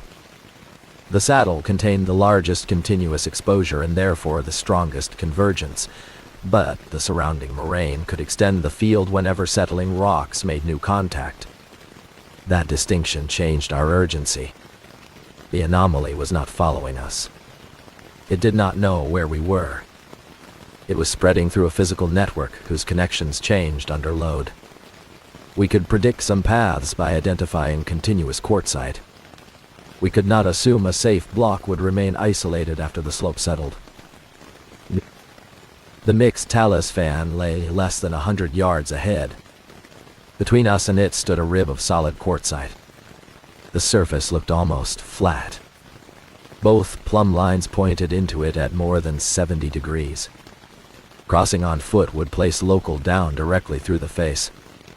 Leon climbed the rib as though descending a steep slab, protected by the multi-directional anchor behind him. At the top in our visual frame, he reached a soil-filled fracture. His plumb bob dropped almost normally. The change between the 2 points exceeded 60 degrees across the length of one step. ... He rigged 2 parallel guidelines through the fracture. Sora would remain suspended with her torso in the quartzite field, and her legs entering ordinary gravity first. Mira controlled a foot loop so the ankle could not twist. I managed the main line. Leon received her beyond the gap. Why? The transfer began correctly. Sora rotated slowly as the force moved from her shoulders toward her hips. Halfway through, another vibration passed through the rib. The soil-filled fracture closed by less than an inch. That was enough for buried quartzite surfaces to touch. The ordinary field on Leon's side vanished. Both plumb bobs snapped toward the saddle. The guidelines sagged in the new direction. Sora's body dropped between them and struck the rib. Mira's foot control cord tightened around her glove, pulling her toward the same point. Mira! Leon could not pull Sora across because he had lost the safe side. Retreating would take us back toward the expanding center. The field had bridged the fracture and connected the rib to the mass beyond it. Mira pressed her free hand into the soil and found limestone rubble beneath the upper layer. The quartzite contact was narrow. Two buried projections had settled against each other. We did not have authority or time to alter a protected formation casually, but preserving life allowed the minimum necessary action. She did not strike the rock. An impact might destabilize the entire rib. She drove the flat handle of her tool into the loose soil beside the contact and levered one small quartzite block away from the other. The vibration stopped.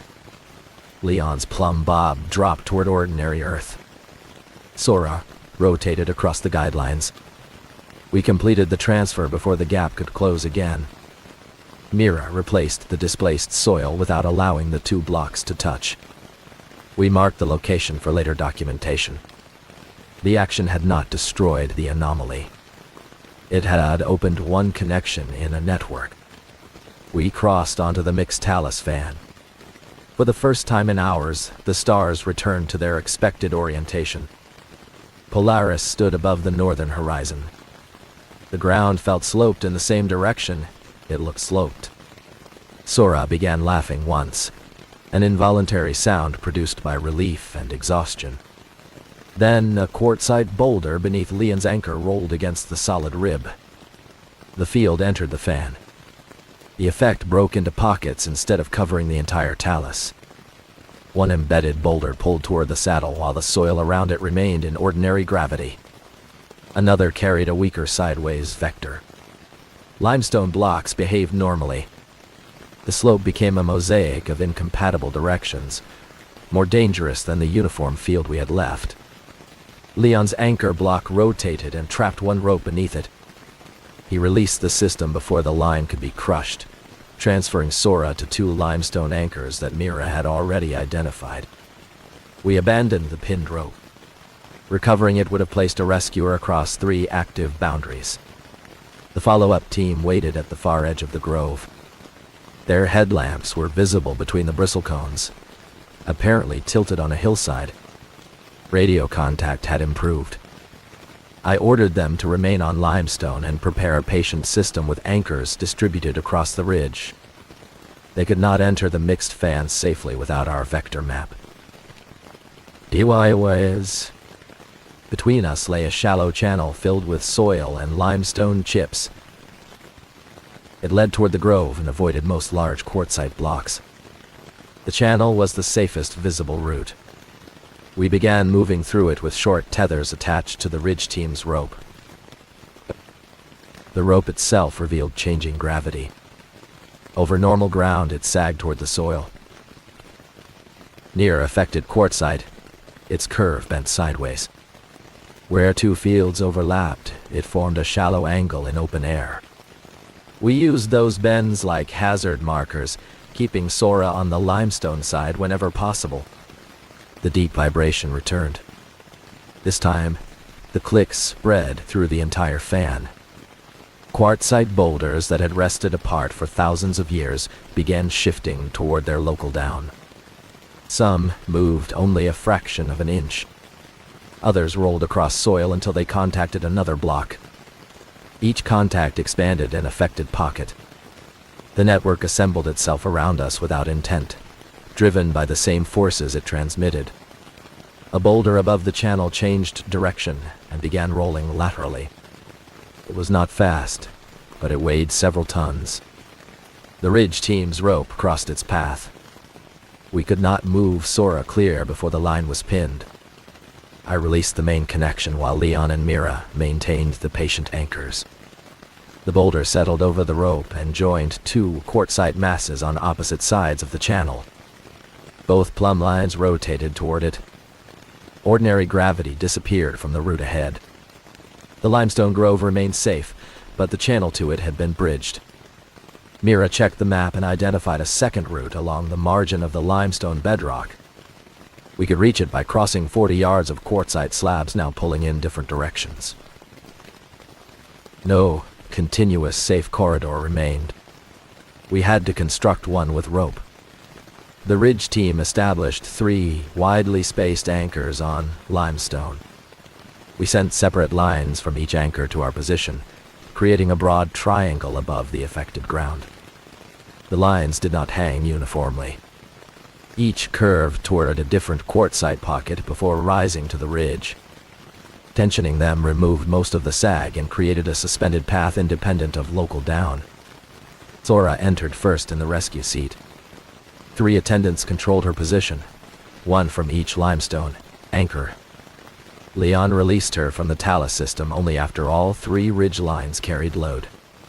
The field pulled her toward several boulders as she crossed, but the opposing ropes kept her near the center of the triangle. The transfer worked until she passed over the largest slab. All 3 lines bent toward a single point beneath it. The convergence dragged Sora downward in local gravity and sideways in our visual frame. 1 limestone anchor remained stable, but its rope ran over a sharp quartzite edge. The sheath began to abrade. The second line caught beneath a small shifting block. The third carried most of her weight and pulled 1 ridge rescuer toward the edge. We had built the triangle to resist forces from different directions. We had not expected every line to be captured by the same center. Sora hung less than 20 feet from the limestone boundary. If we hauled harder, 1 rope would cut and another would jam. If we released tension, she would strike the slab. The altered field was strongest directly beneath her. I compared the 3 plumb lines at our station. They did not point toward Sora. They pointed beneath the slab. The center had shifted into the very route we selected. Mira saw something I missed. A narrow band of small bristle cones followed the limestone edge below the main grove. The trees stopped abruptly at the slab, then resumed on the far side. Their distribution marked the buried contact more accurately than our map. Limestone passed beneath Sora's destination. Quartzite covered it as a detached surface block. How wide? The dangerous slab was not connected to the larger bedrock on every side. It rested like a lid over limestone. The field reached it through 1 chain of boulders behind us. We could break the chain without touching the slab. Leon traced the direction backward using the rope bends and plumb arrows. 3 contacts linked the slab to the quartzite rib. The nearest was a loose block, the size of a backpack, resting between 2 larger stones. It carried no anchor and supported no person. Moving it several inches would interrupt the network. He attached a cord from the limestone ridge to the small block. Pulling from our position would expose him to the field and might send the stone toward us. The ridge team took the load. At first, the block did not move. They increased tension gradually until soil crumbled from beneath one edge.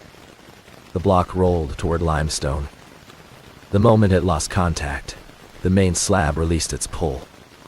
2 plumb lines returned to ordinary vertical. The third continued pointing weakly toward an isolated pocket. The rescue ropes lifted away from their trapped curves. The ridge team hauled Sora across the final 20 feet and lowered her onto limestone, among the first bristle cones. Leon and Mira crossed next using the suspended triangle. Each kept both feet off quartzite until the limestone anchors carried full weight. I remained behind to release our abandoned system and retrieve the memory card pouch. The field center moved again before I could cross. The backpack-sized block rolled back into its gap. No one touched it. Ordinary gravity on limestone pulled it downslope until its upper face met quartzite. The network reconnected. The slab beneath the suspended ropes became active. All 3 lines bowed toward it. I was clipped to the triangle but still anchored to the talus. The opposing systems stretched me across the boundary. Pain spread through my lower back. My legs wanted to fall toward the slab. My shoulders carried ordinary gravity toward the grove. I could not release either end without being thrown into one field. I took out the plumb bob and held it beside the talus anchor. The line pointed toward the slab. At arm's length toward the grove, it pointed lower. The gradient rotated steadily across the space between me and limestone. A controlled crossing was possible if I moved through the change instead of fighting both directions. I disconnected the fixed talus tether, but kept a friction wrap around it. The 3 ridge lines pulled my shoulders toward limestone. I released the wrap 1 inch at a time. My body rotated as each segment entered the weaker field. Halfway across, the talus anchor shifted. The rope began running faster through my hand. I did not jump. Jumping would surrender every contact to an acceleration I could not predict. I locked the friction wrap, placed 1 boot against the quartzite slab in its local down, and waited for the ridge team to tension the upper line. When the pull balanced, I released another foot of rope. 3 points of contact. 2 independent systems. 1 change at a time. The method was slow enough to feel absurd while rocks moved around me. It was also the only reason I reached the boundary under control. My right shoulder entered ordinary gravity first. Leon caught the harness. Mira secured a second tether. My hips rotated, then my legs. The last boot left the quartzite. I landed on limestone beside a bristlecone whose dead wood had been polished by centuries of wind. Every plumb bob on the ridge hung straight toward the earth. Behind us, the quartzite fan continued rearranging itself. Lines of stones rolled sideways, stopped, and changed direction. The strongest movement remained confined to the treeless rock. Not one boulder crossed the limestone boundary. We did not wait for the field to weaken. The team carried Sora down from the grove, while Leon, Mira, and I followed on foot. At lower elevation, the stars remained fixed. Polaris stayed above the mountain. Sora spent 2 nights in the hospital. Her wrist and ankle healed without surgery. The prolonged changes in orientation left her with vertigo for several months. She returned to astronomical instrumentation, but stopped doing solo backcountry maintenance. Leon's hip strain resolved quickly. Mira developed bruising across both hands from maintaining contact during the vector changes. None of us suffered permanent physical injury. The equipment left on the quartzite was not recovered until a multidisciplinary team could enter during daylight with remote monitoring and redundant protection. By then, the field had disappeared. Ordinary gravity governed every block. The damaged camera tripod stood on a visibly tilted bench, explaining why its later frames faced the ground. The brass plumb bob no longer centered over the marked plate. It hung several inches to one side. Ballast plates had shifted. Ropes lay beneath rocks, and our multi-directional anchors remained loaded in directions that made no sense under normal conditions. The mixed talus showed fresh movement. Investigators attributed much of it to natural instability on a high-elevation slope. That conclusion was reasonable. Talus moves. Freeze, temperature change, weather and gravity continually rearrange it. What remained unexplained was the direction. Several blocks had rolled across local contours and stopped against higher ground. The station's memory card survived. Star positions were normal in every image. The apparent movement of Polaris came from the camera rotating with the local field. Accelerometer records showed the direction of gravity changing by more than 80 degrees, while GPS coordinates remained nearly constant. 3 independent mechanical references visible in the images agreed with the electronic sensors. The sequence allowed investigators to reconstruct the station's physical attitude. For the anomaly, its optical axis pointed slightly east of the zenith. During the first hour, the entire assembly rotated west, while its ballast plates remained flush with the quartzite. The camera did not topple around one damaged leg. All 3 legs changed orientation together relative to the stars. The plumb bob continued pointing toward the same mark until the field released. Only then did ordinary gravity pull it off center. Sora satellite messenger provided a separate record. Its horizontal position stayed within normal uncertainty around her route. Its barometric altitude changed gradually with the terrain. The sudden false jumps came only from the device's inertial calculations, which assumed gravity pointed in a constant direction. Those jumps matched the changes recorded by the camera station.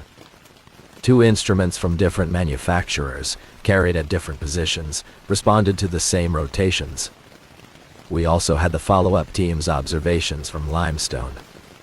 Their levels and plumb lines never deviated. At several moments they watched us standing at extreme angles against the quartzite while they remained in ordinary gravity. Photographs confirmed those positions. The images did not prove why our bodies stayed against the rock, but they ruled out a shared visual illusion among the 4 people inside the field. No accepted instrument failure could produce physical agreement across all systems. No known geological process could rotate gravity over a limited bedrock unit, while leaving adjacent limestone unaffected. Several conventional explanations received serious consideration. Altitude sickness can produce vertigo, confusion, nausea, and poor judgment. All of us experienced some of those symptoms.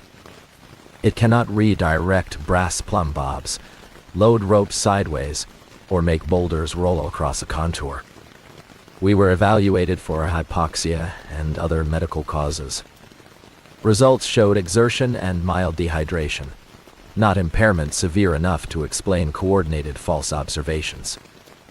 Magnetic interference was tested because quartzite can contain accessory minerals, and because a strong local field might affect compasses or electronic sensors. Surveyors found no magnetic anomaly large enough to matter.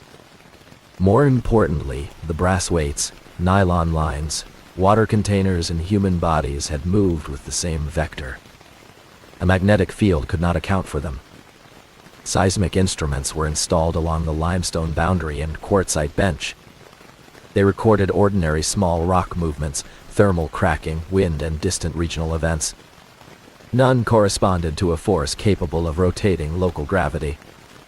Ground-penetrating methods found no buried machinery, void, dense ore body, or artificial structure beneath the saddle. The quartzite was ancient, massive, and structurally complex, but not unique enough to supply an explanation. The investigation team returned on 3 moonless nights near the same season. They installed remote tilt meters, mechanical plumb references, cameras, and sacrificial targets across both rock units. No person remained inside the closed area. Every instrument behaved normally. Orth test used weighted plates to reproduce the contacts mapped during our retreat. That test caused several small blocks to settle but produced no altered vector. The anomaly could not be summoned by repeating the visible conditions. This failure mattered. It prevented researchers from demonstrating a repeatable effect under controlled observation. The rescue data remained compelling, but science cannot establish a mechanism from one event merely because the records are strange. The park could preserve the evidence and restrict an unstable location. It could not issue a public warning about a force no instrument had detected again. The official report described the event as a complex mass movement incident accompanied by sensor anomalies and severe human spatial disorientation. The remote site was discontinued. The immediate area received a temporary closure because of unstable rock, not because the park intended to announce an impossible gravitational field. Evidence did not disappear. It became difficult to interpret. The data existed, the ropes and anchors remained in storage, and the photographs could be inspected. Every conventional explanation addressed one portion and failed at another. The case ended without a mechanism. Mira searched historical survey records and found an account from the early 1970s. A mapping crew near Mount Washington reported repeated errors in vertical angle measurements. Their plumb instruments pointed toward quartzite outcrops, while identical equipment behaved normally on carbonate rock. The crew blamed damaged levels and recalibrated them. One handwritten field page contained a sketch of arrows converging beneath a saddle. The center matched Sora's map. But the archived folder contained another detail. The crew had carried a gravity meter for regional survey work. Its operator recorded unstable readings at 3 stations, then removed them from the final table because the instrument failed its daily repeat check. The rejected values were not simply high or low. Their direction notes indicated that the meter's leveling screws had to be adjusted toward the mountain at each successive station. One surveyor wrote that a loose equipment case slid uphill while the crew ate lunch. Another crossed out the sentence and replaced it with "case displaced on unstable talus." That revision was professionally sensible. It removed an observation that could not be defended and preserved a cause everyone understood. Decades later, our official report used similar language. No people were reported missing in that survey. The effect lasted less than an hour and never rotated far enough to prevent retreat. The older account proved that our station had not created the anomaly. At most, the equipment happened to record its return. Mira compared both events with temperature, season, lunar position, barometric pressure, recent earthquakes, and moisture. No combination matched cleanly. The historical event occurred during daylight. Ours began before sunset and intensified at night. That eliminated darkness as a requirement and weakened the idea that rapid cooling alone changed the quartzite contacts. The common facts were narrower. Both events occurred over the same bedrock unit. Both produced vectors converging near the saddle. Both weakened at limestone. Both ended without a recognizable release such as a quake, collapse, or weather change. Whatever happened was tied to place more strongly than to time. We changed our remote work protocol. No technician travels alone to that sector. Teams carry non-electronic vertical references, redundant rope, and geologic maps. If a plumb line disagrees with the visible slope, the team retreats toward limestone before investigating. The rule sounds excessive until someone has watched a companion stand upright on a wall. I continued assisting with night programs. My job required me to explain that Polaris is not exactly fixed, only close to the north celestial pole. Over human timescales, axial precession changes which star marks north. The sky moves, but it moves predictably. The mountain did not. 4 years after Sora's rescue, I joined a small survey on limestone near the Mount Washington Grove. We stayed well outside the closed quartzite bench. The night was moonless, transparent and cold. A portable camera collected an hour of star trails while Mira checked several old rock movement markers. The plumb lines remained normal. Polaris held its position. Nothing shifted beneath us. When we packed the camera, I noticed one arc in the final exposure that did not belong to a star. It began below the quartzite saddle and curved upward through the image. The line was too dark to be a meteor, satellite, or aircraft. It was an absence in the starlight, narrow at first and wider near the top. Image software found no missing pixels. The raw sensor values were valid. Stars simply vanished wherever the arc crossed them, then returned after it passed. Mira compared the curve with Sora's old plumb map. It followed the same path as the moving center, projected upward rather than into the mountain. We left without repeating the exposure. From the limestone grove, ordinary gravity carried us downhill. Behind us, the quartzite saddle remained dark against the stars. Polaris stayed where it belonged. The space beneath it did not. The first impossible thing was not a footprint, a voice, or a body. It was a date written in blue ink beneath a sheet of scratched plastic at the maze overlook. I had checked that trail register less than an hour earlier. At that time, the final entry belonged to Caleb Wren and Naomi Pike, two backpackers who had descended into the canyons 3 mornings before. Their permit showed a 2-night route through the South Fork, with a return to the overlook, before noon on Sunday. Their rented vehicle still stood where they had left it, its windshield silvered with dust and its doors locked. Sunday had passed. By Monday afternoon, their emergency contact had called Hans Flat, and our missing person response had begun. I was the backcountry ranger assigned to the first field team. My name is Elias Ward, and I had worked the maze long enough to distrust anything that made navigation look easy. Trails there are often routes in the loosest sense. A few cairns may lead a hiker from the mesa top to a pour-off, then disappear in a wash where every branch resembles the one before it. Steep slick rock, loose ledges, and long distances punish small mistakes. The country does not need to move in order to make a person doubt a map. June Halpern was our strongest route finder. Victor Salas carried the medical kit and most of the technical rescue hardware. District Ranger Simone Hart remained at Hans Flat to coordinate communications, vehicle support, and the larger search that would begin if we found no sign before night. We carried enough water to remain out through the following day. We also carried a short rope for lowering packs through the steepest sections below the overlook. None of us expected a quick walk. The register sat inside a metal box bolted to a post near the descent route.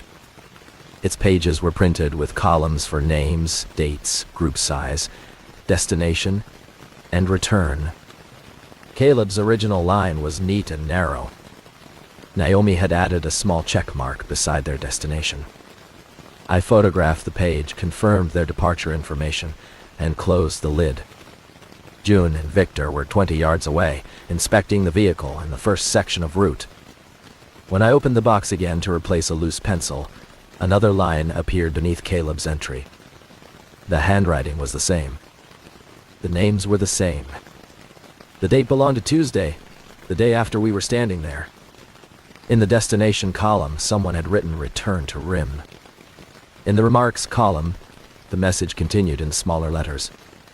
"Do not follow the new cairns." I called June over without touching the page. Victor joined us a moment later. We compared my photograph with the paper. The first image contained blank space beneath the hiker's departure line. The second line had not been hidden under the lid or folded behind another page. Blue ink shone on the fibers as if it had not fully dried. Our first explanations were ordinary. Someone could have approached while our backs were turned. The register could have been altered as a cruel joke. The writing could resemble Caleb's because the same person had made both entries. Yet no vehicle had passed us on the approach. The overlook ended in cliffs and broken country. Any prankster on foot would have needed to hide nearby without water, shade, or a route away. Victor pressed a clean gauze pad to the final letter. No ink transferred. The shine came from pressure against the paper, not moisture. I sealed the page in a transparent evidence sleeve and replaced it with a blank sheet.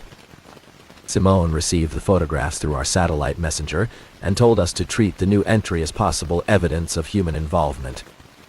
That did not change our immediate job. 2 people were overdue below the rim. The first cairn stood where the descent crossed a broad bench of bare sandstone. It was official, low, stable, and weathered to the same color on every side.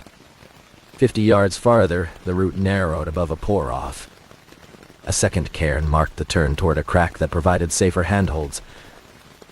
Beyond it, we found a third pile of stones. That one was new. Its rocks were dark on top and pale beneath, showing where someone had recently lifted them from the ground. It stood nearly 3 feet high and pointed toward a shallow groove descending east. The mapped route continued south. June crouched, without touching the stones. There were no clear boot prints around the base because the cairn rested on slick rock. The warning from the register made the decision feel staged. Following the cairn would mean ignoring our map. Ignoring it would mean obeying a message that should not exist. We photographed it, marked the location, and stayed on the established route. The descent demanded our hands. We lowered packs through a steep break, then down-climbed one at a time. Below the rim, the air became still and hot. Sand gathered in shallow pockets between expanses of stone. Our shadows shortened as the sun moved overhead. Nothing about the country suggested that 2 hikers had passed recently. Then, Victor stopped beside a patch of fine sand sheltered under an overhang. A single boot print faced us from the center. It was sharp enough to show the tread blocks, a curved groove across the forefoot, and a small triangular absence at the outside edge of the heel. June compared it with the sole of Caleb's boot from a photograph supplied by his family. The patterns did not match. Naomi's trail shoes were smaller. Victor lifted his right foot. The tread matched his boot exactly, except for the triangular absence. His heel was intact. We photographed the print from several angles. Victor pressed his left boot into a separate patch. The tread depth, spacing, and wear were identical. His right heel still had the small rubber corner that the first print lacked. No one in our team owned the same model and the same size. June suggested that another ranger had worn a similar boot during trail work. Hey, Norn? I wanted that explanation. I also knew the sand had not preserved older tracks. Wind had softened every edge except the one in front of us. We stepped around it and continued. Less than half an hour later, Victor's right foot slipped from a sandy ledge. He caught himself against the wall and avoided a fall. The outside of his heel struck a blade of sandstone.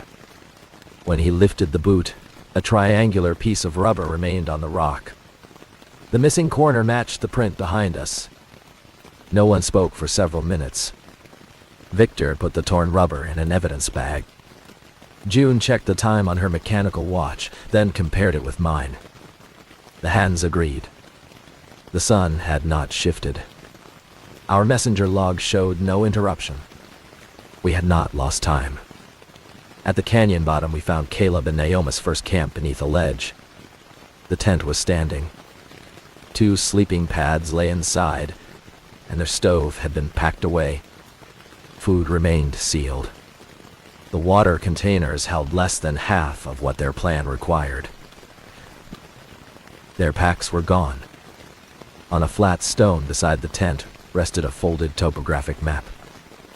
Dotty. A blue pencil line left the established route and entered a side drainage to the west. The line ended in a circle marked last route. The handwriting belonged to Naomi. Her blue pencil lay inside the tent. The exposed graphite at its tip was unbroken. There was no blue pencil among the items missing from camp.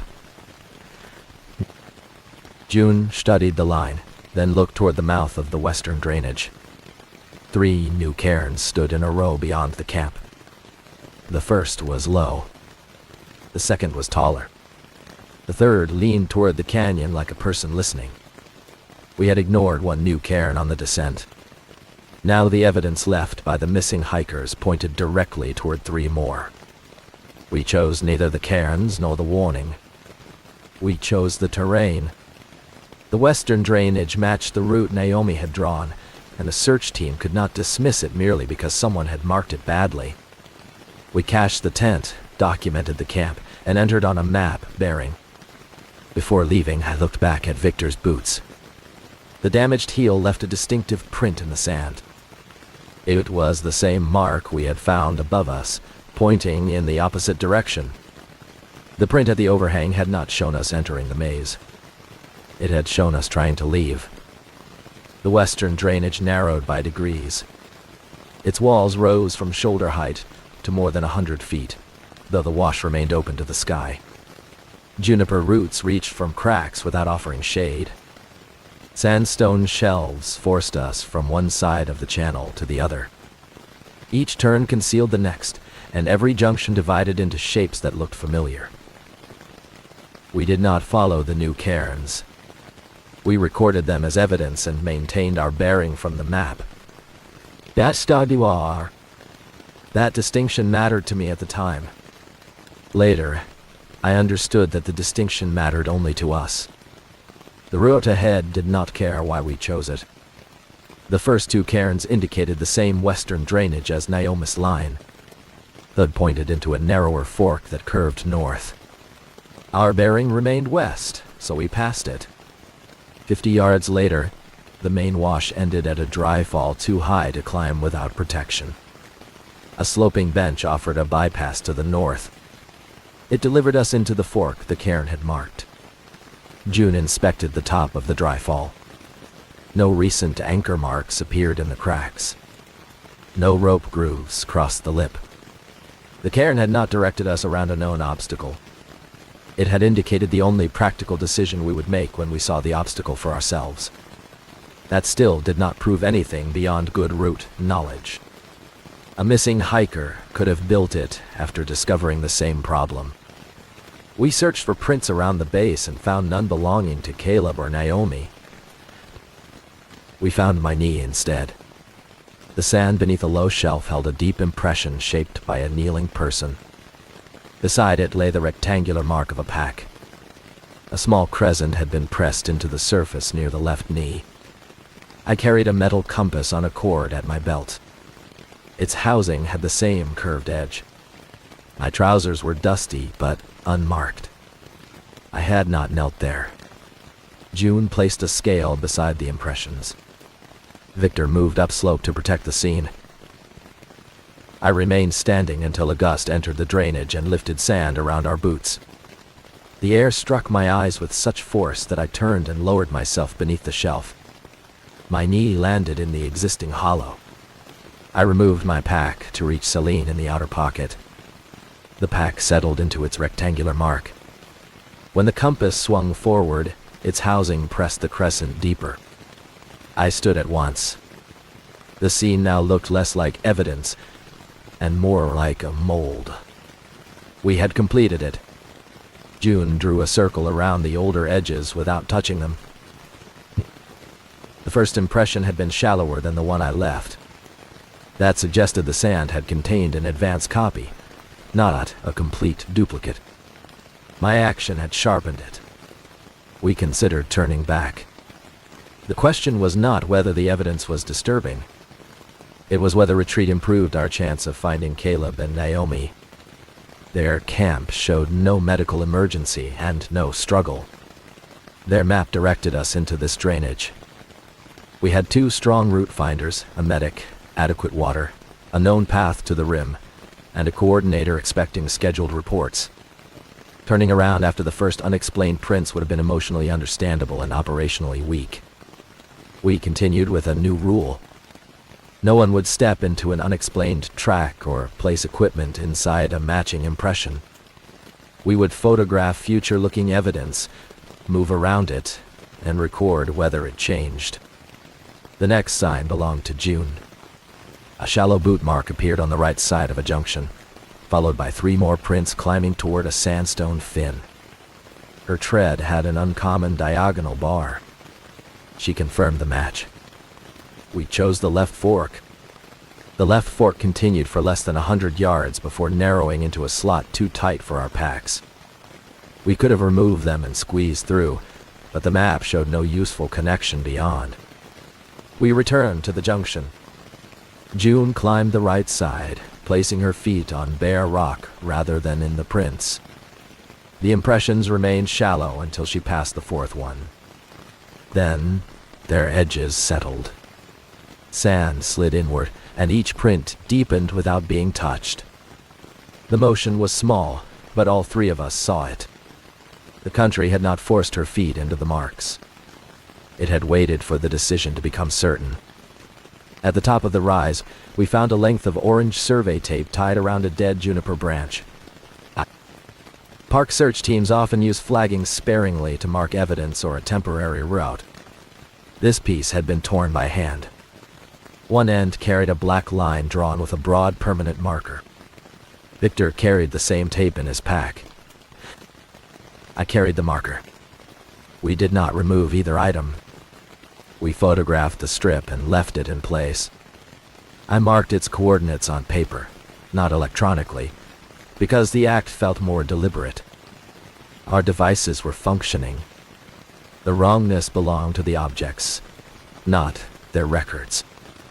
Near midday, Simone reported that no additional vehicle had arrived at the overlook. A second team was moving toward Hans Flat, but could not reach our trailhead before evening. We described the camp, the route, and our evidence without trying to explain it. Simone ordered us to prioritize the missing hikers and avoid handling any new markers. The drainage opened beneath a row of red fins. On the far side, a figure stood beside a boulder and raised one arm. We approached slowly because distance in canyon country can flatten depth. The figure resolved into a man wearing a faded green shirt, tan pants, and a large internal frame pack dye. His face was blistered by sun. Dust had hardened in the lines around his eyes. He did not wave again. Caleb Wren had been missing for 3 days. He believed he had been below the rim since that morning. Victor examined him in the shade of the boulder. Caleb was dehydrated, but his pulse and mental responses remained stable. His feet showed several days of abrasion. The food missing from camp was almost gone. His watch displayed Monday morning, more than a day behind ours, though its second hand moved normally. He carried Naomi's pack strapped across his own. Naomi was not with him. Caleb gave us the facts with almost no speculation. They had followed the official route from the overlook and camped as planned. The next morning, they saw fresh cairns pointing west. Naomi's map already showed a line toward them, though she did not remember drawing it. They decided to investigate for a short distance. Each time they turned back, they found their own tracks entering from ahead. Their watch times remained consistent with each other. Their food and water diminished normally. The sun seemed to rise too soon. They spent what they believed was one night in the western drainage. Before descending, Caleb had made a pencil rubbing of their departure entry in his permit notebook. During the night, a second line appeared beneath the rubbing. It showed their return and tomorrow's date. He had not yet written it. Naomi concluded that the new cairns were not leading them toward an exit. She began dismantling the last one they had followed. Caleb turned away to retrieve water. When he looked back, she was gone. Her footprints continued toward a narrow cleft beneath the fins. His own prints emerged from the cleft and returned toward him. He had refused to enter. For what he believed was 6 hours, he remained near the boulder and waited. The sun crossed the open sky twice. June asked the only question that mattered. Could he show us the cleft without following any marker? Caleb pointed to the red fins. There were no cairns between us and the entrance. There were only footprints.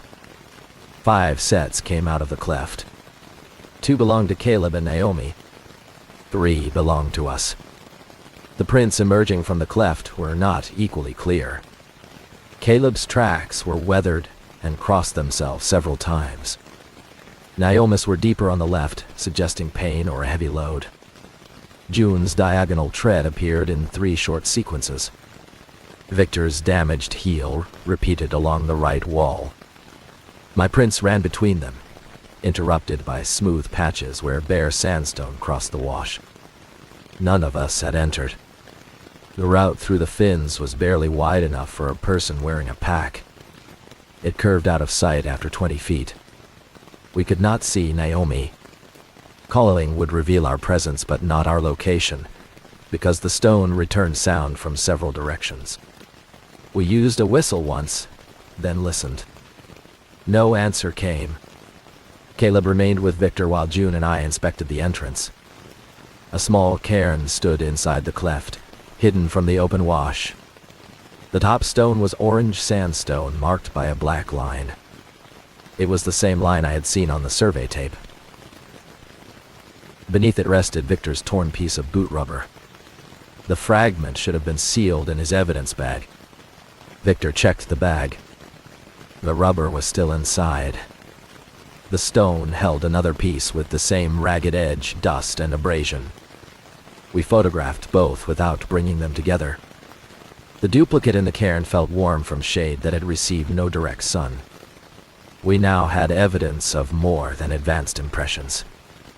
The cleft contained a future object. If we entered and later built that cairn, we would complete a sequence that had already begun. If we refused, Naomi might remain beyond our reach. Search work often forces decisions before explanation. We did not need to understand an event in order to manage its risks. We established a fixed point outside the cleft. Caleb would remain there with spare water and a signal panel. Victor would accompany us because Naomi might need medical treatment. We left our packs with Caleb and carried only rope, medical supplies, headlamps, map, compass, and enough water for several hours.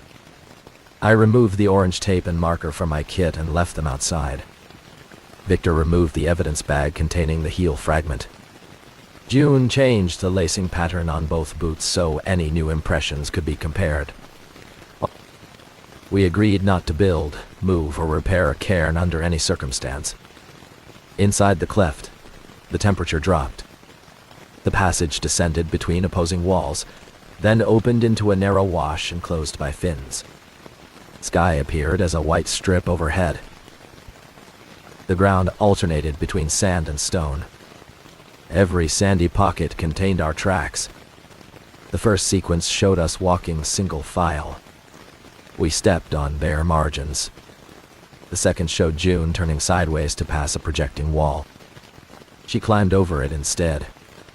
The earlier prints remained shallow, then collapsed after she cleared the obstacle. The stone had accepted her different route. It did not require exact movements. It required the same destination. At the first junction, 3 arrows had been scratched into loose stones. One pointed left, one right, and one back. The scratches matched the carbide tip on Victor's trekking pole. He folded the pole and attached it to his belt. We navigated from contour shape. The left branch descended and likely rejoined the outer drainage. The right branch rose toward a saddle between fins. Naomi's footprints entered the right branch. Our future prints divided, with June and Victor going right while mine went left. For the first time, the evidence predicted disagreement. We did not discuss which route to choose beside the tracks. We backed away to bare stone, examined the map, and agreed on the right branch. My future prints in the left fork faded before our eyes. Their edges loosened until the sand became smooth. That observation gave us our first useful rule. The marks did not show a fixed future. They showed the decision with the greatest weight. Once we made another decision beyond practical reversal, the unused evidence disappeared. The right branch climbed through a series of low ledges. Naomi had dragged one foot. We found drops of blood on a pale slab. They were dark, dry, and several days old. Beside them, a second line of blood glistened red. Victor sampled both. The fresh line ended beneath an empty overhang. No injured person stood there. Naomi's older tracks continued uphill. Our future tracks surrounded the fresh stain. We crossed on stone and left it untouched. An hour later, Victor cut his palm while stabilizing Naomi at the base of the saddle. The blood ran across the slab in the exact line we had avoided. We had reached the same location from above without recognizing it. The terrain folded our route around the fins and returned us to the overhang. Naomi lay in a pocket between two boulders. Her left ankle was swollen, and a shallow cut crossed her scalp. She had built a sunshade from an emergency blanket and 2 trekking poles. She believed Caleb had been gone for less than a day. Her watch agreed with his. She was frightened, but she was not confused. Before accepting water, she asked whether we had followed the cairn containing Victor's heel. We told her we had not touched it. Naomi said she had watched us build it twice. In the first sequence, she remembered, our team reached her near dusk. We attempted to return through the cleft and became disoriented at the 3-way junction. Victor marked stones with his pole. I tied orange tape to branches. We built cairns from loose rock. Caleb's watch advanced through a second night, while the sky outside brightened and darkened too quickly. Naomi woke again beneath the boulders, alone, with our future tracks surrounding her. In the second sequence, June tried to avoid every earlier marker. The team still returned to the same junction because the drainage curved beneath the fins. Victor tore his boot while climbing a ledge.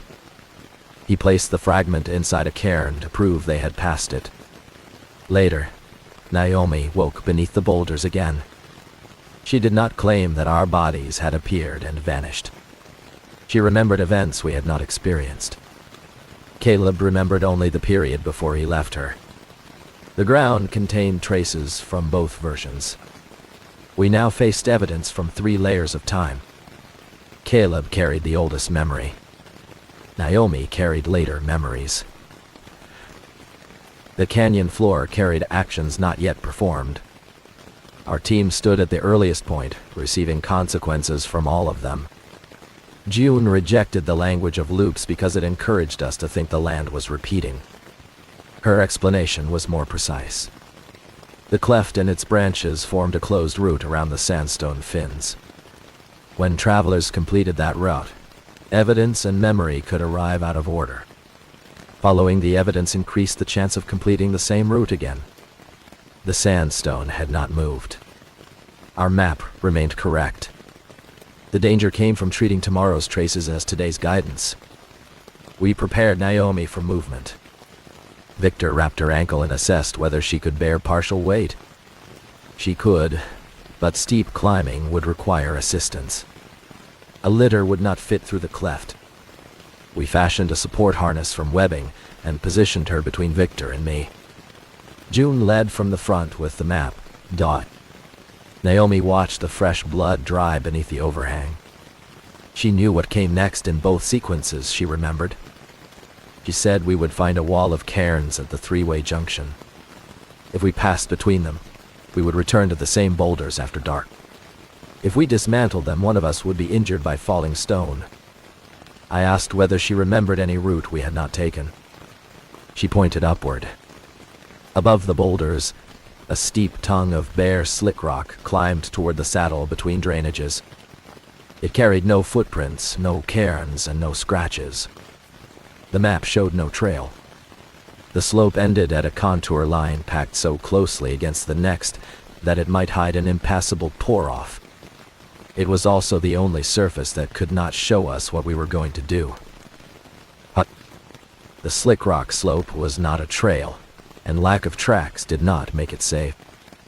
Its lower section rose at an angle that Naomi could manage with support.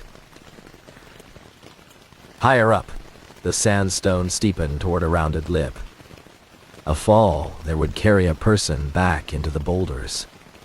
The surface offered shallow dishes for feet, but few reliable handholds.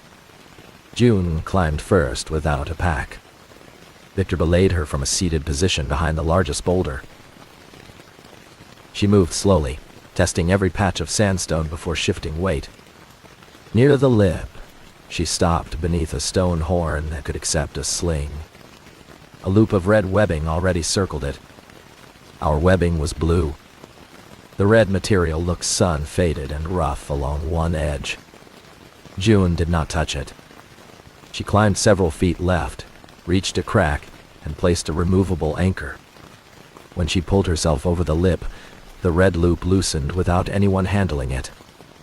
Its color drained until it resembled a shadow. Then it was gone. We had watched an unused future lose enough probability to stop leaving evidence. June built a 2-point system above the lip and checked it by touch. Victor secured Naomi in the support harness.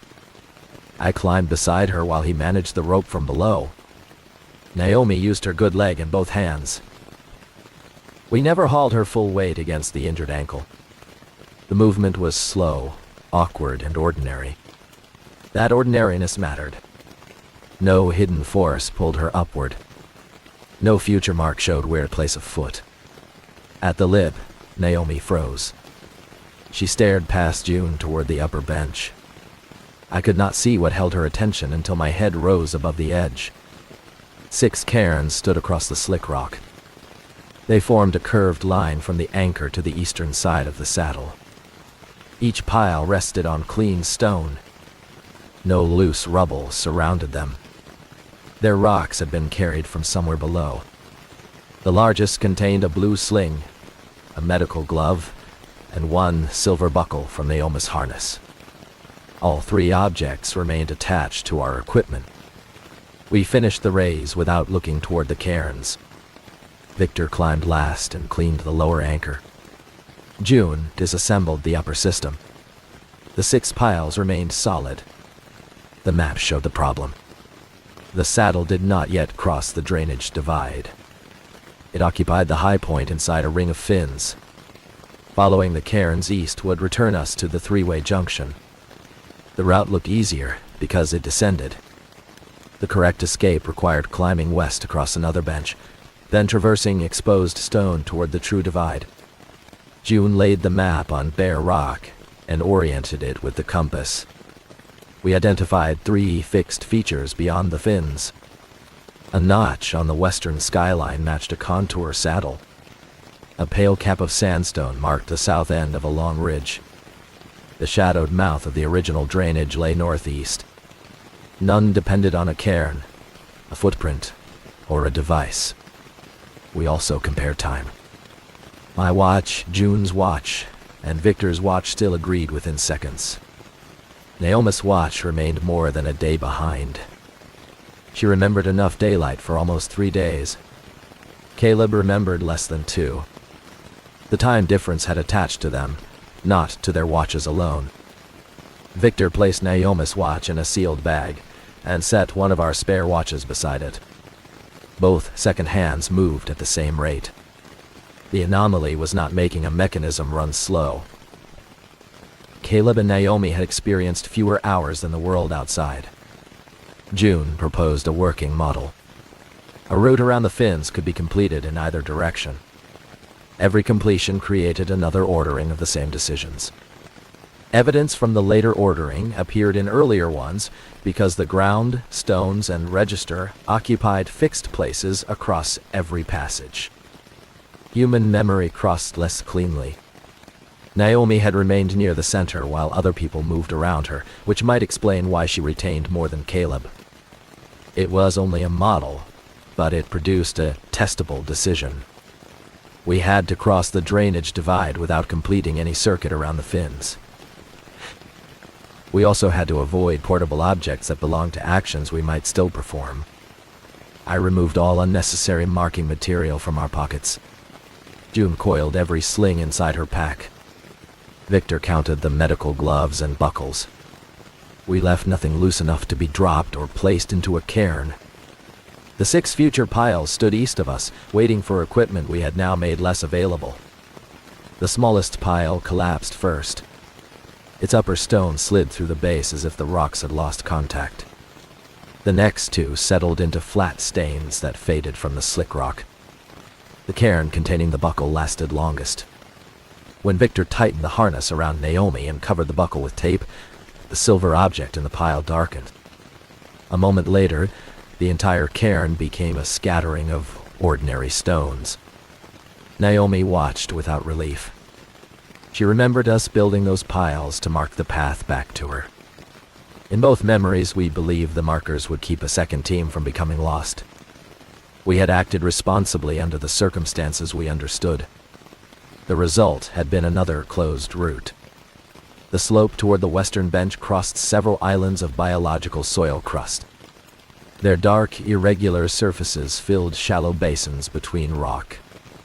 Walking through them would leave visible tracks and damage living soil that could take years to recover. We stayed on connected sandstone, even when that choice forced harder climbing.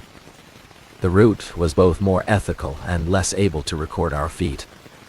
At one gap, the bare stone ended 6 feet from the next slab. Crossing the crust was easier than descending around it. We refused.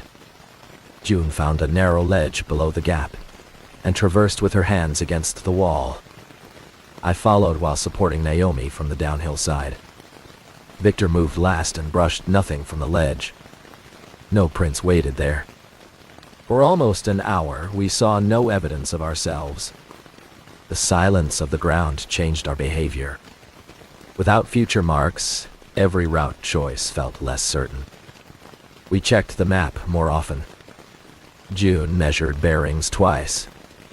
We stopped at each rise to confirm the skyline. The absence of evidence demanded more work, yet it restored something we had surrendered without noticing. We were making decisions instead of recognizing them. Near the western bench, a narrow crack split the sandstone from rim to rim. It was too wide to step across while supporting Naomi. The crack extended north toward steep terrain and south toward a ramp that might allow a detour. Our map showed no detail at that scale. On the far side lay a coil of blue rope. It was our rope, down to the black tape covering a worn patch near the center. The coil contained a knot Victor favored for organizing rescue line. Our actual rope remained attached to his pack. Beside the future coil, dark smears crossed the stone. The pattern suggested someone had dragged the rope around a sharp edge under load. A frayed section led toward the crack. At its end, the line had been cut. We had not found a prediction of where to cross. We had found the consequence of choosing the shortest method. The southern ramp added distance and cost daylight. It also remained entirely on our side of the crack until a natural stone bridge narrowed the gap. We took it. 20 minutes later, the blue coil faded from the opposite slab. The black smears lasted several seconds longer, then thinned into the color of sandstone. By late afternoon, we reached the true divide. The fins behind us drained east toward the closed network of washes. The broad slope ahead drained west into a separate canyon. The difference was subtle on the ground and unmistakable on the map. Water falling on one side could never enter the route around Naomi's boulders without leaving the canyon system. June crossed first. She stepped from the final slab onto a bed of coarse gravel. No print waited for her. Her boots sank, creating a fresh impression with the altered lacing pattern. We watched for a second mark to appear ahead. Nothing happened. Victor and I moved Naomi across. The moment both her feet reached the western drainage, she lost balance and sat heavily. She said the cairns in her memory had changed. She could still remember seeing them, but she could no longer remember placing the buckle in the largest pile. The action now felt like a story someone else had told her. I crossed last. Behind us, the eastern saddle remained visible between two fins. For a moment, the 6 cairns stood there again, thin and distant in the low sun. Then the angle changed. They became irregular rocks. The land had not closed a door or erased a passage. It had simply stopped offering us proof that one choice was easier than another. We had broken the circuit. We still had to get everyone out. The western drainage did not lead directly to our camp. It descended away from Caleb and the established route.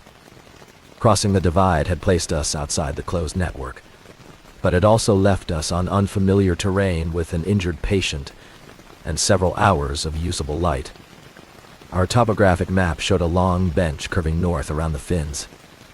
If the contour lines were accurate, the bench would connect with the outer drainage below Caleb's position. The route required exposed traversing and one steep descent. Returning east across the divide would be shorter. None of us considered it. Victor reassessed Naomi's ankle. Swelling had increased, but circulation and sensation remained normal.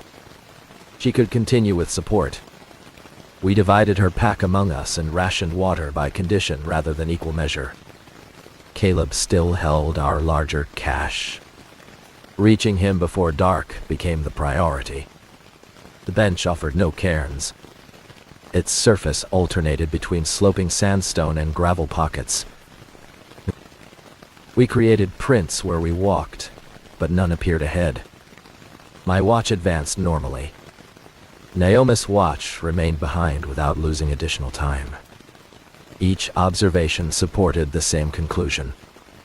The effect belonged to the closed route, not the entire maze. That should have reduced our fear. Instead, the ordinary hazards became sharper. Loose stones shifted beneath Victor's boots. Naomi's injured leg trembled on every descent. Sunlight left the lower canyon while the upper walls still burned orange. We had escaped the impossible problem and returned to a place where a single fall could still kill someone. The steep descent appeared near dusk. It was a broad pour-off divided by two ledges. An uninjured hiker could downclimb it with care. Naomi could not. We built an anchor around a stable stone horn, padded the rope, and lowered her through both sections while Victor controlled the harness from below.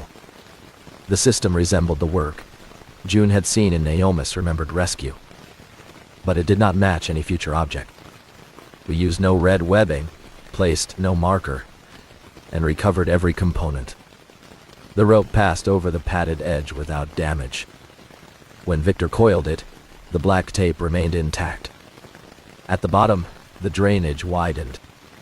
Caleb's signal panel appeared on a boulder less than half a mile north. He had moved it into the last sunlight without leaving his fixed position. That small decision gave us a visible destination not created by a future trace. We reached him after dark. Caleb had followed instructions. He had rested, consumed measured water, and recorded every change around the cleft. Shortly after we entered, the 5 sets of outgoing footprints became deeper. Several cairns appeared near the entrance. 2 hours later, the cairns collapsed. Our tracks leading into the cleft remained. The tracks emerging from it faded until only Caleb's and Naomi's older prints survived. He photographed the entire sequence with timestamps. The camera never moved. In one image, Victor's boot fragment lay inside the hidden cairn. In the next, it had become translucent. In the following frame, the top stone rested on an empty base. The photographs preserved evidence that no longer occupied the ground. Caleb saw Naomi and began to cry without sound. She touched his shoulder, then sat beside him while Victor checked both hikers again.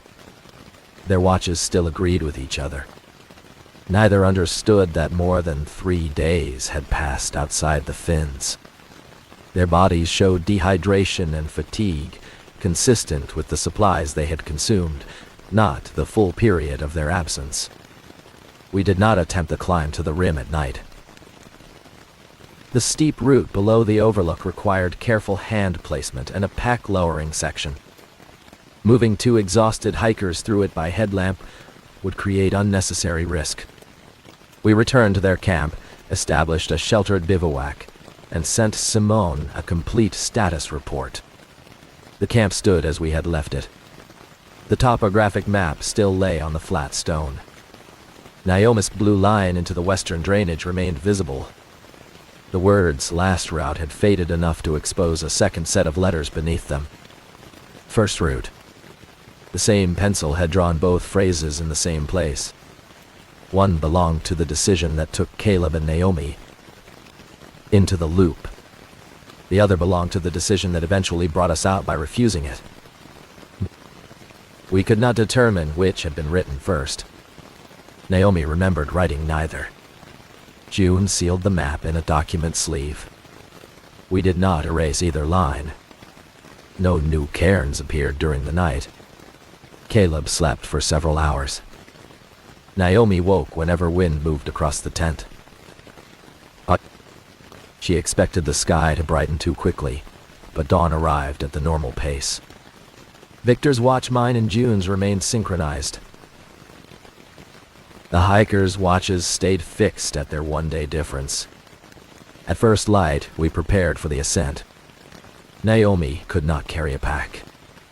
Caleb carried only water in his permit notebook. We divided the remaining load, left no cache, and packed out every item from their camp. The route toward the overlook followed the same outer drainage we had used the previous day. We passed the mouth of the western fork without entering.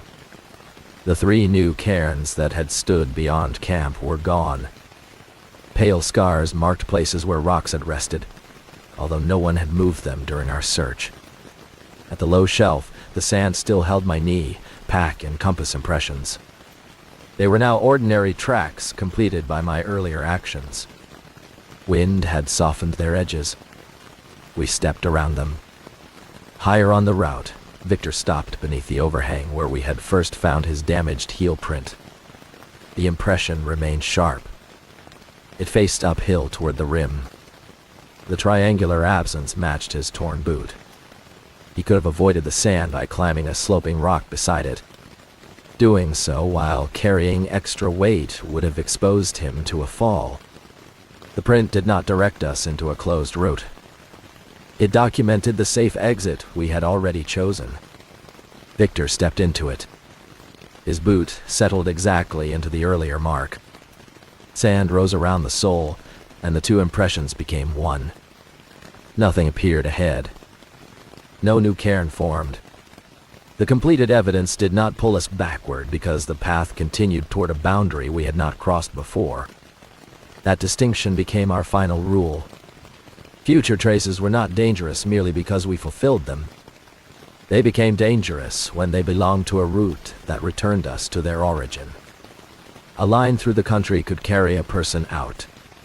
A circle allowed consequence to become guidance, and guidance created the same consequence again. We reached the pack-lowering section before mid-morning. June climbed first and established the upper system. We raised Naomi with a combination of assisted climbing and a counterweight, protecting her ankle from the wall. Caleb followed under his own power. Victor and I came last. The overlook appeared above us as a flat band of pale sky. When my hands reached the final ledge, I saw the metal register box against the horizon. Simone stood beside it with the second team. No one had approached the box since our departure. A small camera mounted on a vehicle had recorded the area continuously after our first report. It was Tuesday. Caleb and Naomi had departed on Friday. We had entered on Monday. Our watches showed that we had spent one night below the rim. Their watches showed less than 2 days since Friday. The calendar had advanced without requiring any of us to agree on how much time had passed. Simone kept the reunion procedural. Medical assessment came first. Evidence collection followed. Caleb's vehicle remained sealed until he identified a blue ballpoint pen in the glove compartment. The pen belonged to him. He had used it to complete the original departure line before leaving it locked in the vehicle. Simone placed a clean replacement register sheet before him. She asked him to document his return in his own words. Caleb wrote both names. He wrote Tuesday's date. In the destination column, he wrote "returned to Rim." Then he paused over the remarks column. He had not yet seen the page we sealed on Monday. Caleb wrote "do not follow the new cairns." The wording, spacing, and narrow angle of the letters matched the line that had appeared a day earlier. Even the final S extended below the printed box in the same place. When Simone later showed him the sealed page, he dropped the pen. We now possessed 2 return entries in Caleb's handwriting. One had appeared before the rescue. The other had been written after it. Both used ink from a pen that had remained locked inside his vehicle until Tuesday morning. The first impossible thing had become the last action of the search. The official investigation lasted longer than the search. That is common when an incident involves conflicting timelines, unexplained evidence, and decisions that cannot be reduced to a single navigation error. The park did not need to accept our explanation in order to examine what happened. It needed to determine whether staff conduct, route, marking, equipment, criminal interference, or environmental conditions had placed visitors at risk. Caleb and Naomi were treated for dehydration. Naomi's ankle had a severe sprain, but no fracture. Victor's palm required stitches. None showed neurological injury, toxic exposure, or a medical condition that explained the shared differences in time. Their blood chemistry reflected the water and food they had consumed. It did not show the additional days recorded by the outside calendar. Investigators separated the 5 of us before taking detailed statements. Caleb remembered events until he remained at the boulder. Naomi remembered 2 later rescue sequences. June, Victor, and I remembered only the final sequence. Our accounts disagreed in ways that would normally weaken them. They also overlapped around physical details none of us should have shared. Naomi described the red webbing above the slick rock lip before seeing our photographs. She drew the 6 cairns and placed Victor's glove, the blue sling, and her harness buckle in the correct piles. Caleb described our 5 outgoing track sets before learning who had entered the cleft. June identified the cut rope coil from Naomi's memory, although we never used or damaged the rope that way. The rope itself remained in serviceable condition. Victor's boot retained the triangular tear. The rubber fragment in his evidence bag fit the missing corner. Caleb's photograph showed a second, identical fragment inside the hidden cairn. Image examination found no signs that the photographs had been composited or edited. It could not establish that the object in them was chemically identical. The blue map line presented another problem. Laboratory comparison attributed both first route and last route to Naomi's pencil. Pressure patterns suggested one phrase had been written over the other. Different examiners disagreed about which phrase lay beneath. Magnified images appeared to reverse the order depending on lighting direction. The register pages were stronger evidence. Handwriting analysis found both return entries consistent with Caleb's known writing. Ink testing linked both to the pen recovered from his vehicle. The result did not prove when either line had been written. It established only that no second pen from the same package could be identified as the source. The vehicle camera covered the register box from Monday afternoon until our return. No person approached it during that period. The first page had already been sealed before the camera began recording, so the footage could not prove how the line appeared. My 2 photographs showed a blank space and a completed entry several minutes apart. Metadata, messenger records, and the position of the sun agreed with that interval. The review board considered deliberate fraud. For that explanation to work, Caleb and Naomi would have needed to plan their disappearance, predict the staff assigned to search, duplicate Victor's future boot damage, access sealed equipment, and coordinate altered photographs across several devices. They would also need to remain hidden without consuming the water required by the elapsed time. The board considered navigation error combined with heat stress. That explanation accounted for disorientation, poor decisions, and distorted time perception. It did not account for the register, advanced tracks, or the sequence photographed by Caleb. The report nevertheless used navigation error as the primary contributing factor because it was the nearest recognized category. The western drainage was temporarily closed to overnight use while trail staff inspected markers. Trained staff removed unauthorized cairns where they could be distinguished from official route markers.